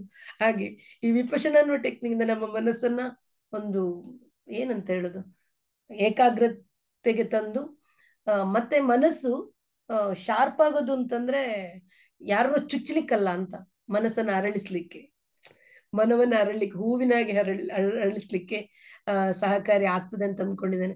ಎಲ್ಲರೂ ಕೂಡ ಒಂದು ಯಾವುದೇ ಟೆಕ್ನಿಕ್ ಆಗ್ಲಿ ಧ್ಯಾನಕ್ಕೆ ನಮ್ಮನ್ನ ತೊಡಗಿಸ್ಕೊಳ್ಳುವ, ವಿಪಶನ ಒಂದು ಟ್ರೈ ಮಾಡಿ. ಬಿಕಾಸ್ ಇಟ್ಸ್ ಏನ್ ಹೇಳೋದು, ಅದೊಂಥರ ಕಾಮಧೇನು ನಮ್ಮ ಮುಂದೆ ಇದೆ, ಕಲ್ಪವೃಕ್ಷ. ಅದು ನಾವು ಕೇಳಿದನ್ನು ಕೊಡ್ತದೆ. ನಾವು ಹೋಗ್ಬೇಕು, ನಾವು ನಮ್ಮ ಪ್ರಯತ್ನ ಇಲ್ಲದೆ ನಾವು ಹೋಗ್ಲಿಲ್ಲ ಅಂತಂದ್ರೆ, ಅದೇ ನಾನು ಹಾಗೆ ಹೇಳಿದಾಗೆ ಇದು ಏನದು, ಈ ವಿದ್ಯೆ ಕಲಿಯೋದು ಒಂದು, ಎರಡನೇದು ಅದನ್ನ ಅಭ್ಯಾಸ ಮಾಡೋದು, ನಿಜದ ಸತ್ಯತೆ ಆಳಕ್ಕೆ ಹೋಗಿ ಈ ವಿದ್ಯೆಯನ್ನು ಉಪಯೋಗಿಸ್ಕೊಂಡು ಅಂತಿಮ ಗುರಿ ನಮ್ಗೆ ಅದು ಮೋಕ್ಷ. ಮೋಕ್ಷ ಅಂತಂದ್ರೆ ಏನು ಅಂತಂದ್ರೆ ಜೀವ ಬಿಟ್ಟ ಮೇಲೆ ಮೋಕ್ಷ ಅಲ್ಲ, ಇಲ್ಲಿ ಇದ್ದಾಗ್ಲೇ ನಾವು ನಮ್ಮಿಂದ ಯಾರು ಕಸಿದುಕೊಳ್ಳಲಾಗದ ಆನಂದವನ್ನ ನಮ್ಮಲ್ಲಿ ತುಂಬಿಕೊಂಡು ಅದನ್ನು ಇನ್ನೊಬ್ರಿಗೆ ಹಂಚ್ತಾ ಹಂಚ್ತಾ ಹಂಚ್ತಾ ಹೋಗೋದೇ ಮೋಕ್ಷ ಅಂತ ಅನ್ನೋದನ್ನು ಅಂತ ನಾನು ಅಂದ್ಕೊಂಡಿದ್ದೇನೆ. ಮತ್ತೆ ಹುಟ್ಟು, ಜನನ ಪುನರಪಿ ಜನನಂ ಪುನರಪಿ ಮರಣಂ ಅಂತ ಇದೆ ಮಾತು. ಬಟ್ ನಾವು ನಂಬ್ತೀವಿ ಅಂತ ಆದ್ರೆ, ಅಥವಾ ನಂಬುದಿದ್ರೆ, ಏನದು ಜಾತಸ್ಯ ಹಿ ಧ್ರುವ ಮೃತ್ಯು ಧ್ರುವಂ ಜನ್ಮ ಮೃತಸ್ಯ ಚ ಅಂತ, ಹುಟ್ಟಿದವನಿಗೆ ಸಾವಿದೆ, ಸತ್ತವನು ಮತ್ತೆ ಹುಟ್ಟುತ್ತಾನೆ ಅಂತ ಆದ್ರೆ ಆ ಚಕ್ರದಿಂದ ಹೊರಗೆ ಬರ್ಲಿಕ್ಕೆ ವಿಪಶನ ಸಹಕಾರಿ ಆಗ್ತದೆ ಅಂತ ಕೂಡ ಬುದ್ಧ ಹೇಳಿದ್ದಾನೆ. ನಂಬಿದ್ರೆ ನಂಬಬಹುದು, ಇಲ್ಲ ಇದೇ ಒಂದು ಜನ್ಮ ಆದ್ರೆ ಈ ಜನ್ಮವನ್ನೇ ಚೆನ್ನಾಗಿ ಬದುಕಬಹುದು, ಇಲ್ಲ ಇನ್ನೊಂದು ಜನ್ಮದಲ್ಲಿ ನನಗೆ ಒಳ್ಳೆ ಜನ್ಮ ಬರ್ಬೇಕು ಅಥವಾ ಇನ್ನೊಂದು ಜನ್ಮ ಬೇಡ ಅಂತಂದ್ರೂ ಕೂಡ ವಿಪಶನವನ್ನ ಮಾಡ್ಬೋದು. ಎರಡು, ನಂಬಿದವರಿಗೂ ವಿಪಶನ ಸಹಕರಿಸ್ತದೆ, ನಂಬದವರಿಗೂ ಕೂಡ ವಿಪಶನ ಸಹಕರಿಸ್ತದೆ ಅಂತ ಹೇಳ್ತೇನೆ. ನನ್ನ ಮಾತುಗಳನ್ನ ಇಷ್ಟು ಪ್ರೀತಿಯಿಂದ ಕೇಳಿದ ಎಲ್ಲರಿಗೂ ಕೂಡ ಧನ್ಯವಾದಗಳು. ನನ್ಗೂ ಖುಷಿ ಆಯ್ತು. ನನ್ಗೆ ಏನಂತ ಹೇಳೋದು, ಫೀಲಿಂಗ್ ಸೋ ಹ್ಯಾಪಿ. ಪ್ರಶ್ನೆಗಳನ್ನ ಕೇಳಿದ ನಾವು ಪ್ರಶ್ನೆ ಮತ್ತೆ ಮಾತು ಹೋಯ್ತು. ಎಸ್, ಯಾರಿಗಾದ್ರೆ ಏನಾದ್ರು ಪ್ರಶ್ನೆ ಇದ್ರೆ, ನಿಮ್ಮ ಅನುಭವ ಶೇರ್ ಮಾಡ್ಬೇಕಿದ್ರೆ ಅನ್ಮ್ಯೂಟ್ ಮಾಡ್ಕೊಂಡು ಮಾತಾಡ್ಬೋದು. ಅಟ್ಲೀಸ್ಟ್ ನನಗೆ ಒಂದು ಸ್ಟ್ರೀಮ್ ನಲ್ಲಿ ನಡೆದ ಹೋದ ಹಾಗೆ ಅನ್ನಿಸ್ತು. 1 ಕಾಲ್ ಗಂಟೆ ಹೇಗೆ ಹೋಯ್ತು ಅಂತ ನನಗಂತೂ ಗೊತ್ತಾಗ್ಲಿಲ್ಲ. I was fully enjoy. ನನ್ನ ಮನಸ್ಸಲ್ಲಿ ಇನ್ಫ್ಯಾಕ್ಟ್ ಯಾವುದೇ ಮಾತು ಹೊರಡ್ತಾ ಇಲ್ಲ. So if anybody wants to share, ಹಾಗೆ ನಿಮ್ಮ ಅನುಭವವನ್ನ ಈ ಲಿಂಕ್ ನಲ್ಲಿ ದಯವಿಟ್ಟು ಅಪ್ಡೇಟ್ ಮಾಡಿ. It was a beautiful session, ಅಷ್ಟು ನಾನು ಹೇಳ್ಬೋದು.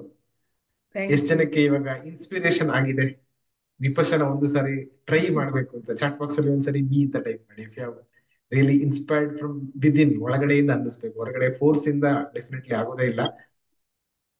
ಯಾ ಸೊ ನಮಸ್ತೆ ಸರ್. ಇಂಟರ್ನೆಟ್ ನಲ್ಲಿ ಎಸ್ ಹೇಳಿ.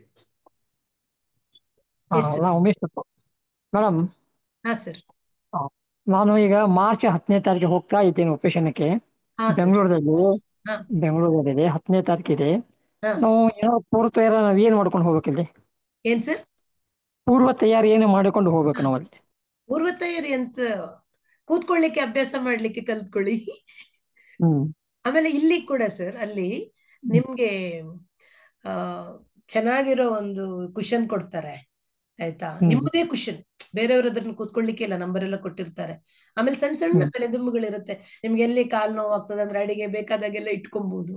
ಆಮೇಲೆ ಒಂದು ಪರ್ಟಿಕ್ಯುಲರ್ ಪೊಸಿಷನ್ ನಿಮ್ಗೆ ಯಾವ್ದು ಆರಾಮ್, ಇದು ಎಂತದ ಇದೆಲ್ಲ ಪತಂಜಲಿಯಲ್ಲಿ ಸ್ಥಿರಂ ಸುಖಂ ಆಸನ. ಸ್ಥಿರಂ ಸುಖಂ ಆಸನಂ, ಅದನ್ನೊಂದು ನಮ್ಗೆ ಆರಾಮವಾಗಿ ಕೂತ್ಕೊಳ್ಳಿಕ್ಕೆ ಒಂದು ಆಸನವನ್ನ ನಾವು ನೋಡ್ಕೊಳ್ಬೇಕು. ನನಗೆ ಹೇಗೆ ಜಾಸ್ತಿ ಹೊತ್ತು ಕೂತ್ಕೊಳ್ಳಿಕ್ಕೆ ಆಗ್ತದೆ ಅಂತ ಅದೊಂದು. ಮತ್ತೆ ನನ್ನ ನೆನಪಲ್ಲಿ 6ನೇ 7ನೇ ದಿನದಿಂದ ಏನೋ ಅಧಿಷ್ಠಾನ ಅಂತ 1 ಅವರ್ ಮಾಡ್ತಾರೆ. ಆ ಅಧಿಷ್ಠಾನದಲ್ಲಿ ಏನಂದ್ರೆ ನೀವು ಅಲ್ಗಾಡ್ಬಾರ್ದು, ನೀವು ಪೊಸಿಷನ್ ಚೇಂಜ್ ಮಾಡ್ಬಾರ್ದು. ಸತ್ಯ ಹೇಳ್ತೇನೆ, ಕೆಲವು ಸರ್ತಿ ಕಾಲು ಮುರಿದೋಯ್ತು ಅಂತ ಅನ್ನಿಸ್ತದೆ ಧ್ಯಾನದಲ್ಲಿ. ಕಾಲೇ ಇಲ್ಲ, ಮುರ್ದಾದ್ರೂ ಹೋಗ್ಲಿ. ನಾನು ಅನ್ಕೊಳ್ತಿದ್ದೆ ಒಂದ್ಸರ್ತಿ ಇಲ್ಲೇನೋ ಚುಚ್ಚಿದಂಗಾಯ್ತು, ಏನೋ ಒಂದು ಹುಳ ಬಂದು ಕಚ್ಚಿದಂಗ, ಒಂದ್ಸರ್ತಿ ಇಲ್ಲೆಲ್ಲೋ ಇಲ್ಲೇನು ಹುಳ ಬಂದು ಕಚ್ಚಲಿಕ್ಕಿಲ್ಲ ಅಲ್ಲ. ಸೊ ಸುಮ್ನೆ ಏನು ಮಾಡ್ಬಾರ್ದು, ಹುಳಾನು ಇರಲ್ಲ ಏನೂ ಇರಲ್ಲ, ಆ ಸಂವೇದನೆಗಳು ಹಾಗಿರ್ತವೆ. ಕಾಲ್ ಕಡ್ದೋದ್ರೂ ಹೋಗ್ಲಿ ಅಂತ ಅಲ್ಗಾಡ್ಬಾರ್ದು. ಸೊ ಅಂದ್ರೆ ಅಧಿಷ್ಠಾನ ಅಂತ. ಸೊ ಅದಕ್ಕೆ ಸ್ವಲ್ಪ ನಾವು ಕೂತ್ಕೊಳ್ಳಿಕ್ಕೆ ಸ್ವಲ್ಪ ಪ್ರಾಕ್ಟೀಸ್ ಮಾಡೋದು ನೋಡ್ಕೊಳ್ಬಹುದು ಸರ್. ಮತ್ತೆ ಮತ್ತೆ ಏನು ನಿಮ್ಗೆ ಅಲ್ಲೆಲ್ಲ ಅವ್ರು ಕೊಡ್ತಾರೆ, ನಿಮ್ಗೆ ಸರಳ ಡ್ರೆಸ್ ತಕೊಂಡ್ ಹೋಗ್ಬೇಕು. ಅಲ್ಲಿ ಅಂದ್ರೆ ಒಂದು 3-4 ಸೆಟ್ ತಗೊಂಡೋಗಿ ಒಗಿಲಿಕ್ಕೆಲ್ಲ ಟೈಮ್ ಇರುತ್ತೆ, ಅಲ್ಲಿ ಕೊಡ್ತಾರೆ. ಬೇರೆ ಏನು ಚಳಿಗೆ ಬೆಡ್ಶೀಟ್ಸ್ ಎಲ್ಲ ಕೊಡ್ತಾರೆ ಸರ್. ಒಂದು ಟಾರ್ಚ್ ತಗೊಂಡ್ ಬನ್ನಿ ಅಂತ ಹೇಳ್ತಾರೆ. ಸಡನ್ ಆದ್ರೂ ಕತ್ಲೆ ಏನಾದ್ರ ಆದ್ರೆ ಅದಕ್ಕೆ ಅಲ್ಲಿ ಹೆದರ್ಬಾರ್ದಲ್ಲ ನೀವು, ಒಂದು ಟಾರ್ಚ್. ಮತ್ತೆ ನಾನು ಹೋಗಿ ಇವಾಗ 4 ವರ್ಷ ಆದ ಕಾರಣ ನಂಗೆ ಕೆಲವು ಮರ್ತೋಗ್ಬಿಟ್ಟಿದೆ ಏನ್ ತಗೊಂಡ್ ಹೋಗ್ಬೇಕಂತ. ಆಮೇಲೆ ಇದು ಏನದು ಚಳಿ ಎಲ್ಲ ಇದ್ರೆ ಅದು ಹಚ್ಲಿಕ್ಕೆ ಅದೆಲ್ಲ ತಗೊಂಡ್ ಬನ್ನಿ ಹೇಳ್ತಾರೆ. ಇದು ತೊಟಿಗಳಿಗೆ ಬೇಕಿದ್ರೆ ನಿಮ್ಗೆ ನಿಮ್ಮ ಔಷಧಿಗಳನ್ನ ತಕೊಂಡು ಹೋಗಿ, ವಾಟರ್ ಬಾಟಲ್ ಕುಡಿಲಿಕ್ಕೆ, ನೀರು ತೆಕ್ಕೊಳಕ್ಕೆ. ಚೆನ್ನಾಗಿರುತ್ತೆ ಸರ್. ಆಮೇಲೆ ಇನ್ನೊಂದು ನಾನು ನಿಮ್ಗೆ ಇಲ್ಲಿ ಹೇಳ್ಬೇಕು, ನೀವು ಇವಾಗ ಇವರು ಆಲ್ರೆಡಿ ಫಿಕ್ಸ್ ಮಾಡಿದ್ದಾರೆ, ಮಾರ್ಚಲ್ಲಿ ಸಿಕ್ಕಿದೆ. 2-3 ತಿಂಗಳಲ್ಲದೆ ನಿಮ್ಗೆ ಸ್ಲಾಟ್ ಸಿಗಲ್ಲ, ಫುಲ್ ಆಗಿರುತ್ತೆ. ಇನ್ನೊಂದು ನಾನು ಹೇಳ್ಬೇಕು, ನೀವು ಅಲ್ಲಿ ಹೋದಾಗ ವಯಸ್ಸಾದವ್ರು ಇರ್ತಾರೆ, but at the same number ನಲ್ಲಿ ಯಂಗ್ ಜನರೇಷನ್ ಇದ್ದಾರೆ. 18 ವರ್ಷ ಇದಿರೋದು ಲಿಮಿಟ್, ಅಂದ್ರೆ 18 ಇಯರ್ಸ್ ನಂತರ 90 ವರ್ಷದವರು ಬರ್ತಾರೆ. 18, 20, 25. ನನ್ಗೆ ಆಶ್ಚರ್ಯ, ಕೆಲವು ಹೆಣ್ಮಕ್ಳು ನೋಡಿದ್ರೆ 3ನೇ ಸರ್ತಿ 4ನೇ ಸರ್ತಿ ಬಂದಿರೋದು ಅಂತಾರೆ. ಸಾಫ್ಟ್ವೇರ್ ಫೀಲ್ಡ್ ನಲ್ಲಿ ಇರೋರು ತುಂಬಾ ಜನ ಬರ್ತಾರೆ. ಆಮೇಲೆ ಹಾಗೆ ತುಂಬಾ ಡೊನೇಟ್ ಮಾಡಿ ಹೋಗ್ತಾರೆ, ಹಾಗೆ ನಡೀತದೆ.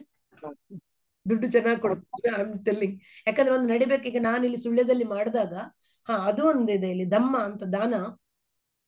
ಸುಳ್ಯದಲ್ಲಿ ನಾನು ಮಾಡ್ತೇನೆ ಅಂದಾಗ ಇಲ್ಲಿ ಬಂದಿಲ್ಲ, ಬೇರೆ ಕಡೆ ಮಾಡ್ತಾರೆ. ಸಾಫ್ಟ್ವೇರ್ ಇಂಜಿನಿಯರ್ 4 ಜನ 4-5 ಜನ 10,000 ಕೊಟ್ಟಿದ್ರು ಇಲ್ಲಿಯ ಖರ್ಚುಗಳಿಗೆ ಅಂತ.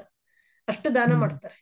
Means once you get the feeling ಅಂತದ ಎಕ್ಸ್ಪೀರಿಯನ್ಸ್ ಆದ್ಮೇಲೆ, ಎಲ್ಲಿ ವಿಪಶನ ಆಗ್ತದೆ ಅಂತ ಗೊತ್ತಾದ್ರೆ you generously you feel like donating it. ಆತರ ಅದು ಯಾರು ಕೇಳಿ ಒತ್ತಾಯ ಮಾಡಿ ಕೊಡೋದಲ್ಲ, ಅವರೇ ಇಷ್ಟಪಟ್ಟು ಕೊಡ್ತಾರೆ. ಆಲ್ ದ ಬೆಸ್ಟ್ ಸರ್, ಚೆನ್ನಾಗಾಗ್ಲಿ. ಅದೇ ಕೂತ್ಕೊಳ್ಳಿಕ್ಕೆ ಕಷ್ಟ ಆದ್ರೆ ಚೇರ್ಸ್ ಕೊಡ್ತಾರೆ, ಚೇರ್ ಇದೆ ನಮ್ಗೆ. ಏನು ಕೆಳಗಡೆ ಕಾಲ್ ಕ್ರಾಸ್ ಮಾಡಿ ಕೂತ್ಕೊಳ್ಳಿಕ್ ಆಗುದಿಲ್ಲ ಅಂತಂದ್ರೆ ಕೆಳಗಡೆ ಕೂತ್ಕೊಂಡು ಕಾಲನ್ನ ಇದ್ರ ಮೇಲೆ ಇಟ್ಕೊಂಡು ಏನ್ ಕುಶನ್ ಮೇಲೆ ಇಟ್ಕೊಂಡು, ಅಂದ್ರೆ ನೆಲಕ್ಕೆ ತಾಗ್ಬಾರ್ದಂತ. ಹ್ಮ್ ತುಂಬಾ ಚೆನ್ನಾಗಿ ನೋಡ್ಕೊಳ್ತಾರೆ ಸರ್. ನಿಮ್ಗೆ ಏನ್ ಪ್ರಾಬ್ಲಮ್ ಆದ್ರೂ ಅವ್ರು ಕೇರ್ ಮಾಡ್ತಾರೆ, ಕೇಳ್ತಾರೆ ಎಲ್ಲ. Okay okay thank you ma'am. ಒಂದು ಗೊತ್ತು ಪರಿಚಯ ಇಲ್ಲದವ್ರನ್ನ ಎಷ್ಟು ಪ್ರೀತಿಯಿಂದ ನೋಡ್ಕೊಳ್ಬಹುದು ಅಂತದನ್ನೆಲ್ಲ ನಾವಲ್ಲಿ. ಆಮೇಲೆ ನಂಗೆ ಇನ್ನೊಂದು ವಿಭಾಷಣದಲ್ಲಿ ಇಷ್ಟ ಆಗಿದ್ದಂದ್ರೆ, ನಮ್ಗೆ ಅಲ್ಲಿ ಸೆಲ್ಫ್ ಇಂಟ್ರೊಡಕ್ಷನ್ ಆ ತರದ್ ಎಂತದೂ ಇಲ್ಲ. ಈಗ ನನ್ಗೆ ಅವಾಗ ಅನ್ಸೋದು ನಾನು ದೊಡ್ಡ ಡಾಕ್ಟರ್ ಅಂತ, ನಾನು ಅಥವಾ ನಾನು ಒಬ್ಬ ಜಡ್ಜ್ ಬರ್ಬೋದು, ಯಾರೋ ಒಬ್ಬ ದೊಡ್ಡ ರಾಜಕುಮಾರ ಬರ್ಬೋದು, ಎಲ್ಲರೂ ಒಂದೇ ಅಲ್ಲಿ. ಅದು ನಿಜವಾದ ಪ್ರಪಂಚ ಅಂತ. ಈ ಪ್ರಪಂಚದಲ್ಲಿ ನಾವು ಹೇಳಿರೋದು ಇವರು MLA, ಇವರು ಪ್ರೈಮ್ ಮಿನಿಸ್ಟ್ರು, ಇವರು ಇದು ಏನು ಯಾರೋ ಒಬ್ಬ ರಾಜಕಾರಣಿ ಬಂತಂತಂದ್ರೆ ಎಲ್ಲಾರು ಹೋಗೋದು, ಎಲ್ಲಾರು ಇದ್ ಮಾಡೋದು. ಅಲ್ಲಿ ಯಾರು ಇಲ್ಲ ಅಂತ ಯು ಫೀಲ್ ರಿಯಲಿ ನೀನು ಏನು ಅಲ್ಲ ಅಂತ ನಿಮ್ಗೆ ಗೊತ್ತಾಗ್ಬಿಡುತ್ತೆ. ಇವಾಗ ನಮ್ಗೊಂದಿರುತ್ತಲ್ವಾ, ನಾನು ದೊಡ್ಡ ಜನ, ನಾನು ಸುಳ್ಳಿದ ಡಾಕ್ಟ್ರು, ನನ್ ಗೈನಕಾಲಜಿಸ್ಟ್, ಯಾರು ಓ ಮೇಡಮ್ ನಮಸ್ತೆ ನಮಸ್ತೆ, ಅಲ್ಲೇ ನಿಮ್ಮನ್ನ ಅಂದ್ರೆ 2ನೇ ಸರ್ತಿ ಮುಂದೆ ಯಾರೋ ಪರಿಚಯ ಆದಾಗ ನಮ್ಗೆ ಪ್ರೀವಿಯಸ್ ಡೇ ನಾವು ಮಧ್ಯಾಹ್ನ 2 ಗಂಟೆಗೆ 4 ಗಂಟೆಗೆ ಹೋಗ್ತೇವೆ, ರಾತ್ರಿ 9 ಗಂಟೆಗೆ ಒಬ್ರಿಗೊಬ್ರಿಗೆ ಮಾತಾಡ್ಲಿಕ್ಕೆ ಇರುತ್ತೆ, ಆಗ ಮಾತಾಡ್ಕೊಳ್ಬೋದು ಅಷ್ಟೇ. ಬಿಟ್ರೆ ಆಮೇಲೆ ಎಲ್ಲರೂ ಒಂದು ಅಲ್ಲಿ ಇಡೀ ಗ್ರೂಪ್ ನಲ್ಲಿ.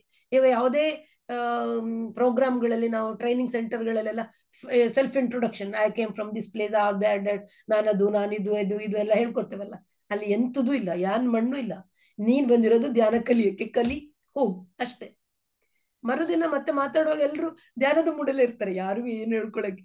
ಒಂದು ಕೆಲವರಿಗೆ ಹೋಗೋ ಗಡಿಬಿಡಿ ಇರ್ತದೆ. ಈಗ ನಾನು ಸುಳ್ಳ್ಯದಿಂದ ಬ್ಯಾಂಗ್ಳೂರಿಂದ ಇಲ್ಲಿ ಬರೋ ಗಡಿಬಿಡಿಗಳು ಶುರು ಆಗ್ತದೆ, ಬಸ್ ಹಿಡಿಯೋ ಅದು ಇಡೀ ಏನು ಅದು ಇದು ಅಂತ. ಅದು ಬಿಟ್ರೆ everybody will be in heights.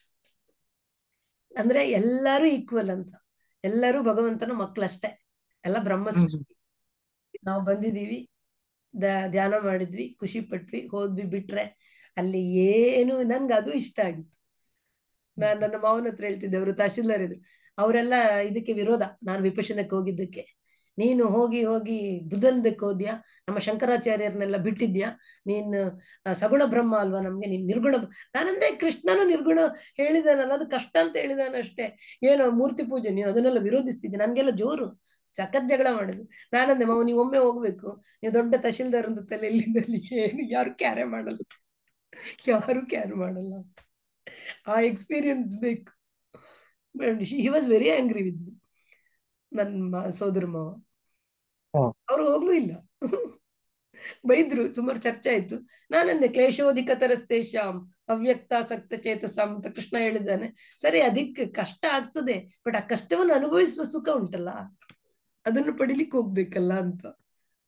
But at the end of the day, ಈಗ ಸಗುಣ ಬ್ರಹ್ಮನನ್ನ ನೀವು ಆರಾಧನೆ ಮಾಡಿ, ನಿರ್ಗುಣ ಬ್ರಹ್ಮನನ್ನಾಗ್ಲಿ ಮಾಡಿ ತಲುಪುದು ಕೃಷ್ಣ ಹೇಳಿದಾನೆ. ಯಾವುದು ಸುಲಭ ಅಂದಿದ್ದಕ್ಕೆ ಅವನು ಸಗುಣ ಹೇಳಿದ ಅಷ್ಟೇ, ಭಕ್ತಿ ಯೋಗ ಸುಲಭ ಅಂತಂದ. ಈ ಧ್ಯಾನ ಯೋಗ ಕಷ್ಟವೇ, ಧ್ಯಾನ ಮತ್ತು ಜ್ಞಾನ ಇದು ಎರಡು. ವಿಪಶ್ಯನ ಇಟ್ಸ್ ಎ ಧ್ಯಾನ ಯೋಗ ಪ್ಲಸ್ ಜ್ಞಾನ ಯೋಗ. ಆದ ಕಾರಣ ವಿ ಆರ್ ರೀಚಿಂಗ್ ಫಾಸ್ಟ್ ಅನ್ಸುತ್ತೆ ನನಗೆ, ಎರಡು ಒಟ್ಟಿಗಿದ್ದ ಕಾರಣ. ಈಗ ಭಕ್ತಿ ಯೋಗದಲ್ಲಿ ಅದು ಬೇಕು, ಜ್ಞಾನ ಬೇಕು, ಇಲ್ಲ ಭಗವಂತನನ್ನು ಪ್ರಾರ್ಥಿಸ್ಬೇಕು ಅನ್ನೋ ಜ್ಞಾನ ಬೇಕು. ಆಮೇಲೆ ಧ್ಯಾನ ಅಂದ್ರೆ ಭಗವಂತನಲ್ಲಿ ಧ್ಯಾನವನ್ನು ಇಡಬೇಕು. ಇಲ್ಲಿ ಆಗಲ್ಲ, ಇದು ನಾವು ನಿಜವಾಗಿ ಭಗವಂತನನ್ನ ಬೇಗ ಹತ್ರ ಆಗ್ತಾನೆ ಅಂತ. ನಮ್ಮೊಳಗಿನ ಭಗವಂತ ನಮ್ಗೆ ಕಾಣಿಸ್ತಾನೆ, ಇಲ್ಲಿ ಒಳಗಡೆಯಿಂದ ಚೈತನ್ಯವೇ ಹೊರಗಿರೋದು, ಎಲ್ಲ ಕಡೆ ಇರುವಂತ ಭಾವವನ್ನ ಬೇಗ ಕೊಡ್ತದೆ ಅಂತ. ಶಾರ್ಟ್ ಕಟ್ ಸ್ವಲ್ಪ. ಓಕೆ ಮ್ಯಾಮ್ ನಮಸ್ತೆ. ಮ್ಯಾಮ್ ನಮಸ್ತೆ. ನಮಸ್ತೆ.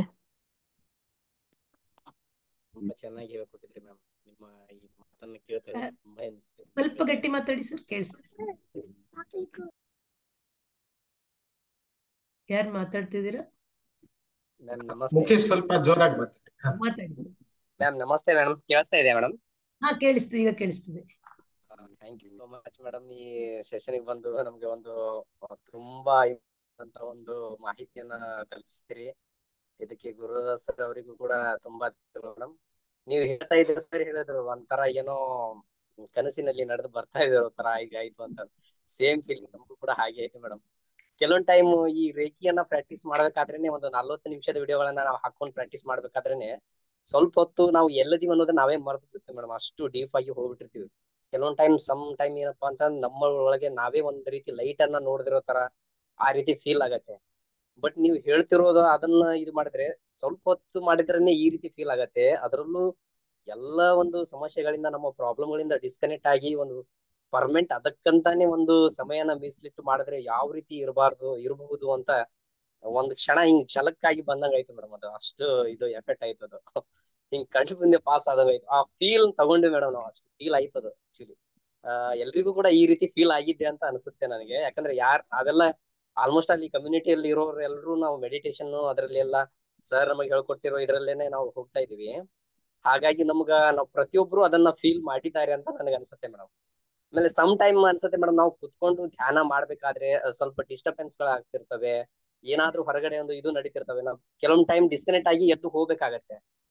ಸಮ್ ಟೈಮ್ ಮಕ್ಕಳು ಅವರು ಇವರು ಬಂದು ಮಕ್ಕಳು ಇದ್ರ ಮೇಲೆ ಕುತ್ಕೊಳ್ಳೋದಾಗ್ಲಿ, ಬಂದು ನಮ್ಮನ್ನ ಡಿಸ್ಟರ್ಬ್ ಮಾಡೋದಾಗ್ಲಿ, ಆ ರೀತಿ ಆದಾಗ್ಲೆಲ್ಲ ಕೆಲವೊಂದ್ ಟೈಮ್ ತುಂಬಾ ಇದು ಅನ್ಸತ್ತೆ, ಏನೋ ಎಲ್ಲರಿಂದ ದೂರ ಹೋಗಿ ಒಂದ್ ರೀತಿ ಏನೋ ಮೆಡಿಟೇಷನ್ ಮಾಡ್ಬೇಕಪ್ಪ, ಈ ಪ್ರಪಂಚದಿಂದ ದೂರ ಹೋಗ್ಬಿಡ್ಬೇಕು, ಆ ರೀತಿ ಎಲ್ಲಾ ಭಾವನೆಗಳು ಅನ್ಸುತ್ತೆ.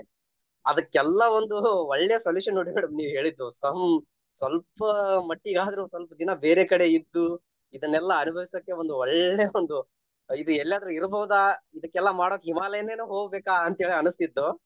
ಬಟ್ ಅದಕ್ಕೂ ಒಂದು ಒಳ್ಳೆ ದಾರಿ ಇದೆ ಅಂತ ನೀವು ತೋರಿಸ್ಕೊಟ್ರಿ ಮೇಡಮ್. ಹಿಮಾಲಯದ ಹತ್ರ ಲಡಾಖ್ ಅಲ್ಲಿ ಒಂದು ಸೆಂಟರ್ ಇದೆ, ಕೆಲವರು ಅಲ್ಲಿಗೂ ಹೋಗ್ತಾರೆ. ಎಸ್ ಮೇಡಮ್, ನನಗೂ ಒಂದು ಆಸೆ ಲಡಾಖ್ ಹೋಗಿ ಮಾಡ್ಬೇಕಂತ. ಬಟ್ ಆಮೇಲೆ ನಾನು ಅನ್ಕೊಂಡೆ, ಯಾಕೆ ಕಷ್ಟಪಡ್ಬೇಕು, ಎಲ್ಲಿ ಕಣ್ಣು ಮುಚ್ಚಿನೇ ಮಾಡೋದಲ್ವಾ. ಲಡಾಖ್ ಅಲ್ಲಿ ಮಾಡ್ಲಿ, ಬ್ಯಾಂಗ್ಳೂರಲ್ಲಿ ಮಾಡ್ಲಿ, ಚೆನ್ನಾಗಿದೆ ಅಂತ ಲಡಾಖಿನ ಸೆಂಟರ್ ಕೂಡ. ಮೌನದಲ್ಲೂ ಕೂಡ ಒಂದು ಭಾಷೆ ಇರುತ್ತೆ. ಅದನ್ನ ನಾವು ಯಾವಾಗ ಅಂತಂದ್ರೆ ನಾವು ಮೆಡಿಟೇಷನ್ ಅಲ್ಲಿ ಇಳಿದಾಗ, ಡೀಪ್ ಆಗಿ ಇಳಿದಾಗ ಅದನ್ನ ನಾವು ಅಬ್ಸರ್ವ್ ಮಾಡಕ್ ಸಾಧ್ಯ ಅಂತ ಹೇಳ್ತಾರೆ ಮೇಡಮ್. ನಮ್ಮ ದೇಹದ ಕೂಡ ಒಂದು ಭಾಷೆ ಇರುತ್ತಂತೆ. ಆ ಭಾಷೆಯನ್ನ ನಾವು ಅಗದಿ ಸೂಕ್ಷ್ಮ ಇದ್ದಾಗಲೇ ಮಾತ್ರ ಅದು ಹೊರಗಡೆ ಬರೋದು. ಕೆಲವೊಂದ್ ಟೈಮ್ ನಮ್ಮೊಳಗಡೆಯಿಂದ ನಮ್ಮ ದೇಹದ ಪ್ರತಿ ನರನಾಡಿಯಲ್ಲಿ ಹರಿಯುವಂತ ರಕ್ತದ ಶಬ್ದ ಕೂಡ ಆ ಧ್ಯಾನದ ಸ್ಥಿತಿಯಲ್ಲೇ, ನಿಶಬ್ದ ಸ್ಥಿತಿಯಲ್ಲೇ ನಮಗೆ ಗೊತ್ತಾಗತ್ತೆ ಅಂತ ಹೇಳ್ತಾರೆ ಮೇಡಮ್.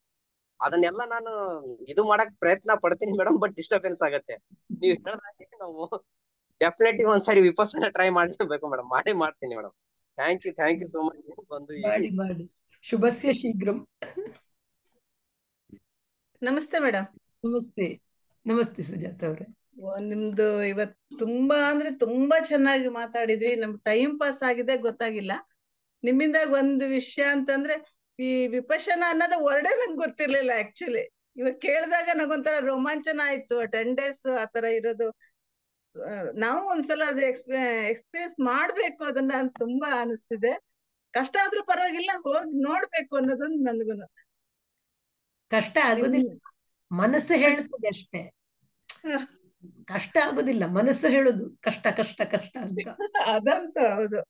ಇವತ್ತಿನ ವಿಷಯ ತುಂಬಾ ಚೆನ್ನಾಗಿ, ಇವತ್ತಿನ ನಮ್ಗೆ ನೀವು ಇನ್ಫಾರ್ಮೇಶನ್ ಕೊಟ್ಟಿರೋದು ತುಂಬಾ ತುಂಬಾ ಥ್ಯಾಂಕ್ಸ್ ಮೇಡಮ್ ನಿಮ್ಗೆ. ಕೃಷ್ಣಾರ್ಪಣ, ಬುದ್ಧಾರ್ಪಣ. ಅದೇ ಅವ್ರು ಗುರುದತ್ ಅಂದ್ರೆ, ನಾನು ಮತ್ತೆ ವಿಪಶ್ಯನೇ ಮಾತಾಡೋದಾ ಅಂತ ಕೇಳಿದಾಗ, ಇವ್ರು ಹೊಸಬ್ರು ಇದಾರೆ ಮಾತಾಡಿ ಅಂತ, ಮತ್ತೆ ಆಯ್ತು ಬೇರೆ ತರನೇ ಮಾತಾಡೋಣ ಸ್ವಲ್ಪ ಅಂತ ಅನ್ಕೊಂಡು ಸ್ವಲ್ಪ ಇವತ್ತು ನೀವು ಮಾತಾಡಿದ್ದು ಒಳ್ಳೇದಾಯ್ತು. ಯಾಕೆಂದ್ರೆ ನಮ್ಗೂ ಇದೆಲ್ಲ ಒಂದ್ ತಿಳುವಳಿಕೆ ಬೇಕಲ್ವಾ. ಗುರುದತ್ ಸರ್ ಯೋಚನೆ ಮಾಡಿರ್ತಾರೆ ಯಾವ್ದಾದ್ ಬೇಕು, ಹೊಸಬ್ರು ಏನೇನ್ ಗೊತ್ತಿದೆ ಅವ್ರಿಗೆ ಗೊತ್ತಿದೆ, ಯಾರ್ಯಾರಿಗೆ ಏನೇನ್ ಗೊತ್ತು ಅಂತ. ಅಲ್ಲ, ಅದೇ ವಿಪಶ್ಯನ ತುಂಬಾ ಜನಕ್ಕೆ ಗೊತ್ತಿಲ್ಲ. ಗೊತ್ತೇ ಇಲ್ಲ ಮೇಡಮ್. ನಾನು ಅದೇ ಈ ವಿಷಯ ಈಗ ಮನೆಯಲ್ಲಿ ಎಲ್ಲರಿಗೂ ಹೇಳ್ಬೇಕು, ಹಿಂಗೊಂದ್ ಇದೆ ಅನ್ನೋದು ಆ ಉತ್ಸಾಹದಲ್ಲಿ ಇದೀನಿ ನಾನು. ಎಲ್ಲ ಚೆನ್ನಾಗಿದೆ. ನಾನೆಲ್ಲ ನನ್ನ ಅವನು ನನ್ನ ಫ್ರೆಂಡ್ ಒಬ್ಬಿದ್ದಾನೆ, ಅವನು ಅನಾಟಮಿ ಪ್ರೊಫೆಸರ್. ಅವನು ಅನಾಟಮಿ ಜೀವಕೋಶಗಳನ್ನೆಲ್ಲ ಇದು ಮಾಡಿ, ನಾನೆಲ್ಲ ನನ್ನ ಡಾಕ್ಟರ್ಸ್ ಫ್ರೆಂಡ್ಸ್ಗೆ ಹೇಳುದು, ನೀವು ಜೀವಕೋಶ ಅದು ಇದು ಅಂತ ಮಾತಾಡ್ತೀರ, ಒಂದ್ಸರ್ತಿ ಹೋಗಿ ನಿಮ್ಮ ಜೀವಕೋಶ ಏನು ಅಲ್ಲ, ಅಟ್ಲೀಸ್ಟ್ ಆ ಎಕ್ಸ್ಪೀರಿಯನ್ಸ್ ಪಡ್ಕೊಳ್ಬೇಕು. ಅವರೆಲ್ಲ ಸ್ಪಿರಿಚುವಲ್ ಇಲ್ಲ, ತುಂಬಾ ಜನ ಸ್ಪಿರಿಚುವಲ್ಲೇ ಇಲ್ಲ. ಇದೆಲ್ಲ ಬೇಡದ ಕೆಲ್ಸ, ಏನದು, ನಮ್ ಕೆಲ್ಸ ಚೆನ್ನಾಗ್ ಮಾಡಿದ್ರೆ ಆಯ್ತು, ಹಾಗಾಯ್ತು ಹೀಗಾಯ್ತು ಅಂತ. ಬಟ್ ಎಲ್ಲರ ಹತ್ರ ಒಂದು ಬೀಜ, ಅದು ಅಲ್ಲಿ ಪ್ರವಚನದಲ್ಲಿ ಹೇಳ್ತಾರೆ, ವಿಪಶ್ಯನದ ಬೀಜ ನಿಮ್ಮ ಇಲ್ಲದೆ ನೀವು ಬರೋದಿಲ್ಲ ಇಲ್ಲಿಗೆ ಅಂತ ಹಾಗೂ ಹೇಳ್ತಾರೆ. ಸಂಬಡಿ ಹ್ಯಾಸ್ ಟು ಪುಟ್, ಏನದು ಭೂಮಿ ಹದ ಆಗಿದ್ದಾಗ ಬೀಜ ಬಿಟ್ರೆ ಮಾತ್ರ ಅಲ್ಲ ಅದು ಮೊಳಕೆ ಬರೋದು. ಅದೇ ತರ ನೀವು ವಿಪಶ್ಯನಕ್ಕೆ ಬರಬೇಕು ಅಂತಾದ್ರೆ ನಿಮ್ಮ ಮನಸ್ಸು ಹದವಾಗಿರ್ಬೇಕು, ಯಾರೋ ಬೀಜ ಬಿತ್ತಬೇಕು, ಆ ತರ ಯಾರೋ ಬಿತ್ತಿದ್ದಾರೆ, ಆದ ಕಾರಣ ಬಂದಿದ್ದೀರಾ, ಇಲ್ಲದ್ರೆ ನೀವು ಇಲ್ಲಿ ಇರ್ತಿರ್ಲಿಲ್ಲ ಅಂತಾನು ಹೇಳ್ತಾರೆ. ಸೊ ನನ್ನ ಫ್ರೆಂಡ್ಸ್ ತುಂಬಾ ಜನಕ್ಕೆ ನಾನು ಬೀಜ ಹಾಕಿದ್ದೇನೆ, ಅದು ಒಡೆದೇ ಇಲ್ಲ. ಅಂದ್ರೆ ಭೂಮಿ ಹದವಾಗಿಲ್ಲ.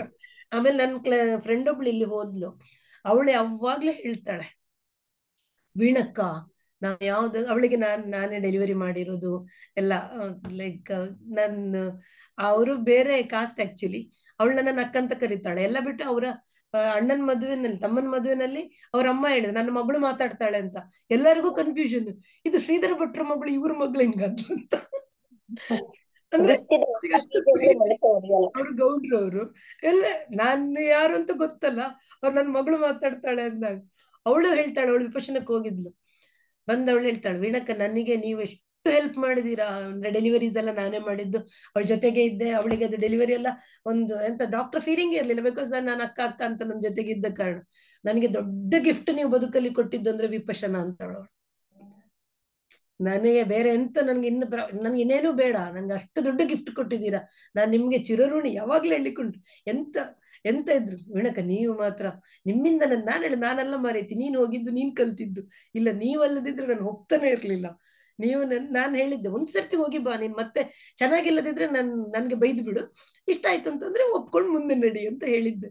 ಯಾವಾಗ ಸಿಕ್ಕದಾಗ ಹೇಳ್ತಾಳೆ. ಬೇರೆ ಬೇರೆ ಧ್ಯಾನಗಳನ್ನ ನಾವು ಮಾಡ್ತಾ ಇದ್ವಿ, ನಾನು ಯೋಗ ಕ್ಲಾಸ್ ಅದು ಮಾಡುವಾಗೆಲ್ಲ ಬರ್ತಿದ್ಲು ಅವಳು. ಒಂದ್ಸರ್ತಿ ಈಗಂತೂ ಫುಲ್ ಶೀಸ್ ಯಾವಾಗ್ಲೂ ನಿಮ್ಮಿಂದಾಗಿ ಅಂತ ಸೋ ಹ್ಯಾಪಿ. ಅದಕ್ಕೆ ನಾನು ತುಂಬಾ ಕೆಲವರು ಹೋಗಿದ್ದವರಲ್ಲಿ ತುಂಬಾ ನಿಜವಾಗ್ಲೂ ಇಷ್ಟಪಟ್ಟಿದ್ದಾರೆ. ಮತ್ತೆ ಹಾಗೆ ಹೇಳಿದವರು ಇದ್ದಾರೆ, ಅದೆಂತ ಬರೀ ಯೋಗ ಇದು ಎಂತದ್ದು ಶವಾಸನ ಅಂತಲ್ಲ, ಶವಾಸನ ಮಾಡ್ಲಿಕ್ಕೂ ಕಷ್ಟ ಇದೆ, ನಿಜವಾದ ಶವಾಸನ ಮಾಡ್ಲಿಕ್ಕೂ ಕಷ್ಟ ಇದೆ. But with the due respect to Shavasana, but it is not at all equal to, it is not, you can't compare Vipassana with Shavasana. ಹಾಗೆ ಹೇಳಿದವರು ಇದ್ದಾರೆ. ಇಟ್ಸ್ ಓಕೆ, ನಾವೇನು ಮಾಡಕ್ಕಾಗ, ನಾನು ಅಷ್ಟೇ ಅನ್ಕೊಂಡೆ, ಏನ್ ಮಾಡೋದು ಇವ್ರನ್ನ ಇಲ್ಲಿ ಎಂತ ಒಂದು ಚಂದದ ನಂದನವನದಲ್ಲಿ ಕರ್ಕೊಂಡು ಬಂದು ದೇವಲೋಕದ ನಂದನವನ ಕೊಟ್ಟು, ಇದು ನಮ್ಮ ಲಾಲ್ಬಾಗ್ನಾಗಿದೆ, ಲಾಲ್ಬಾಗ್ ಕೂಡ ಇದೆ ಏನದು ಈ ನಂದನವನವೇ, ಆದ್ರೆ ಅಲ್ಲಿಯ ನಂದನವನ ಇಲ್ಲಿಯ ನಂದನವನಕ್ಕೂ ವ್ಯತ್ಯಾಸ ಖಂಡಿತ ಇದೆ ಅಲ್ಲ, ಏನ್ ಮಾಡಕ್ಕಾಗಲ್ಲ. ಅಲ್ಲಿ ಉಂಟು ಎಂತದ್ದು ಇದು ಸಸ್ಯಕಾಶಿ, ಕೈ ಮುಗಿದೊಳಗೆ ಬಾ ಅಂತ ಉಂಟು ಅಲ್ಲಿ ಎಂಟ್ರೆನ್ಸ್ ಅಲ್ಲಿ. ನಾವು ಮೇಲೆ ಹೋಗ್ಲಿಕ್ಕೆ ನೋಡ್ಲಿಕ್ಕೆ ಆಗದವ್ರು ಇಲ್ಲೇ ಸಸ್ಯಕಾಶಿ ನೋಡ್ಬೋದು. ಬಟ್ ಆತರ ಹೇಳಿದ್ರೆ ಏನು ಮಾಡಕ್ಕಾಗಲ್ಲ. But it is really wonderful. ಅದನ್ನ ಏನು ಅಮೃತ ಫಲವನ್ನ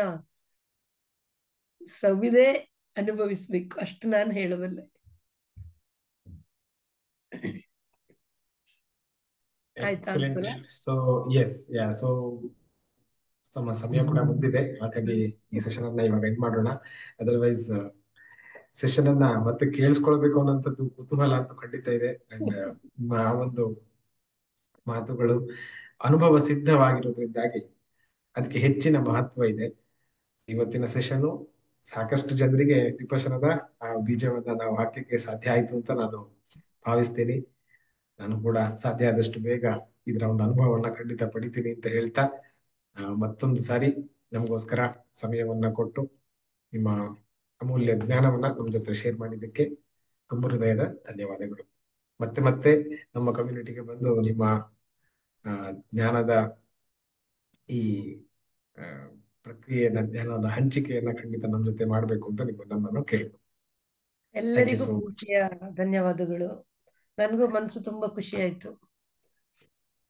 ಏನಂತ ನೋ ವರ್ಡ್ಸ್. ಆಕ್ಚುಲಿ ಏನ್ ಮಾತಾಡೋದು ಬೆಳಿಗ್ಗಿಂದ ತಲೆ ಕೆಡ್ಸ್ಕೊಂತ ಇದ್ದೆ, ಹೇಗ್ ಮಾತಾಡೋದು, ಹೌ ಟು ಹಾಗಲ್ಲ, ಹೇಗೆ ಪ್ರೆಸೆಂಟ್ ಮಾಡೋದು, ಯಾವ ರೀತಿ ಮಾಡಿದ್ರೆ ಚೆನ್ನಾಗಿರ್ತದೆ. ಆಕ್ಚುಲಿ ನಿನ್ನೆ ನಂಗೆ ಮರ್ತೋಗ್ಬಿಟ್ಟಿತ್ತು, ನೀವು ಮೆಸೇಜ್ ಹಾಕಿದ್ಮೇಲಲ್ಲ ನಾನು ಹೇಳಿದ್ದು ಥ್ಯಾಂಕ್ ಯು ಫಾರ್, ನೆನಪೇ ಇಲ್ಲ ಮಾತಾಡ್ತೀನಿ ಅಂದಿದ್ದು. ರಾತ್ರಿ ಆಮೇಲೆ ಒಂದ್ ಸ್ವಲ್ಪ ಓದಿದೆ, ಆಮೇಲೆ ಬೆಳಿಗ್ಗೆ ಎದ್ದು ಓದೋಣ ಅಂತ ಅಂದ್ಕೊಂಡೆ. ಬೆಳಿಗ್ಗೆ ಡೆಲಿವರಿ ಇತ್ತು, 12 ಗಂಟೆಗೆಲ್ಲ ಸ್ವಲ್ಪ ಓದೋಣ ಅಂದ್ರೆ ಒಂದ್ ಸಿಸೇರಿಯನ್ ಆಯ್ತು. ಮಧ್ಯಾಹ್ನ ಮತ್ತೊಂದು ಡೆಲಿವರಿ ಇತ್ತು. ಆಮೇಲೆ ಕುತ್ಕೊಂಡು ನಿದ್ದೆ ಬರ್ತಿದೆ ನನಗೆ. ಪುಸ್ತಕ ಸುಮ್ನೆ ನೋಡ್ಕೊಂಡು ಹೋಗ್ತಿದ್ದೀನಿ, ಯಾವ್ದು ಹೇಳುದು ಯಾವ್ದು ಬಿಡೋದು ಅಂತ ಸುಮ್ನೆ ಒಂದು. ಆಮೇಲೆ ನನ್ ಮಗನ ಹತ್ರ ಅಂದೆ, ಎಂತ ಗೊತ್ತಿಲ್ಲ ವಿಪಶನ, ನನ್ಗೆ ಎಂತ ಗೊತ್ತುಂಟು ಅದನ್ನ ಹೇಳ್ತೇನೆ ನಾನು ಅಂತ. ಹೃದಯದಿಂದ ಬಂದಿದೆ ಅದನ್ನ, ಹಾಗಾಗಿ ತುಂಬಾ ಚೆನ್ನಾಗಿ ಹೇಳಿದ್ರಿ. ನಮ್ಮ ಹೃದಯಕ್ಕೆ ನಾಟಿದೆ ಅಂತ ಕೂಡ ನಾನು ಭಾವಿಸ್ತೇನೆ. ಹೃದಯದಲ್ಲಿ ಇದು ಬೀಜ ಬಿತ್ತಿದೆ. ಎಸ್, ನಾಟಿದಾದ್ರೆ ಬಾಣ ಆಗ್ಬಿಡುತ್ತೆ. Thank you very much. ನಮಸ್ತೆ.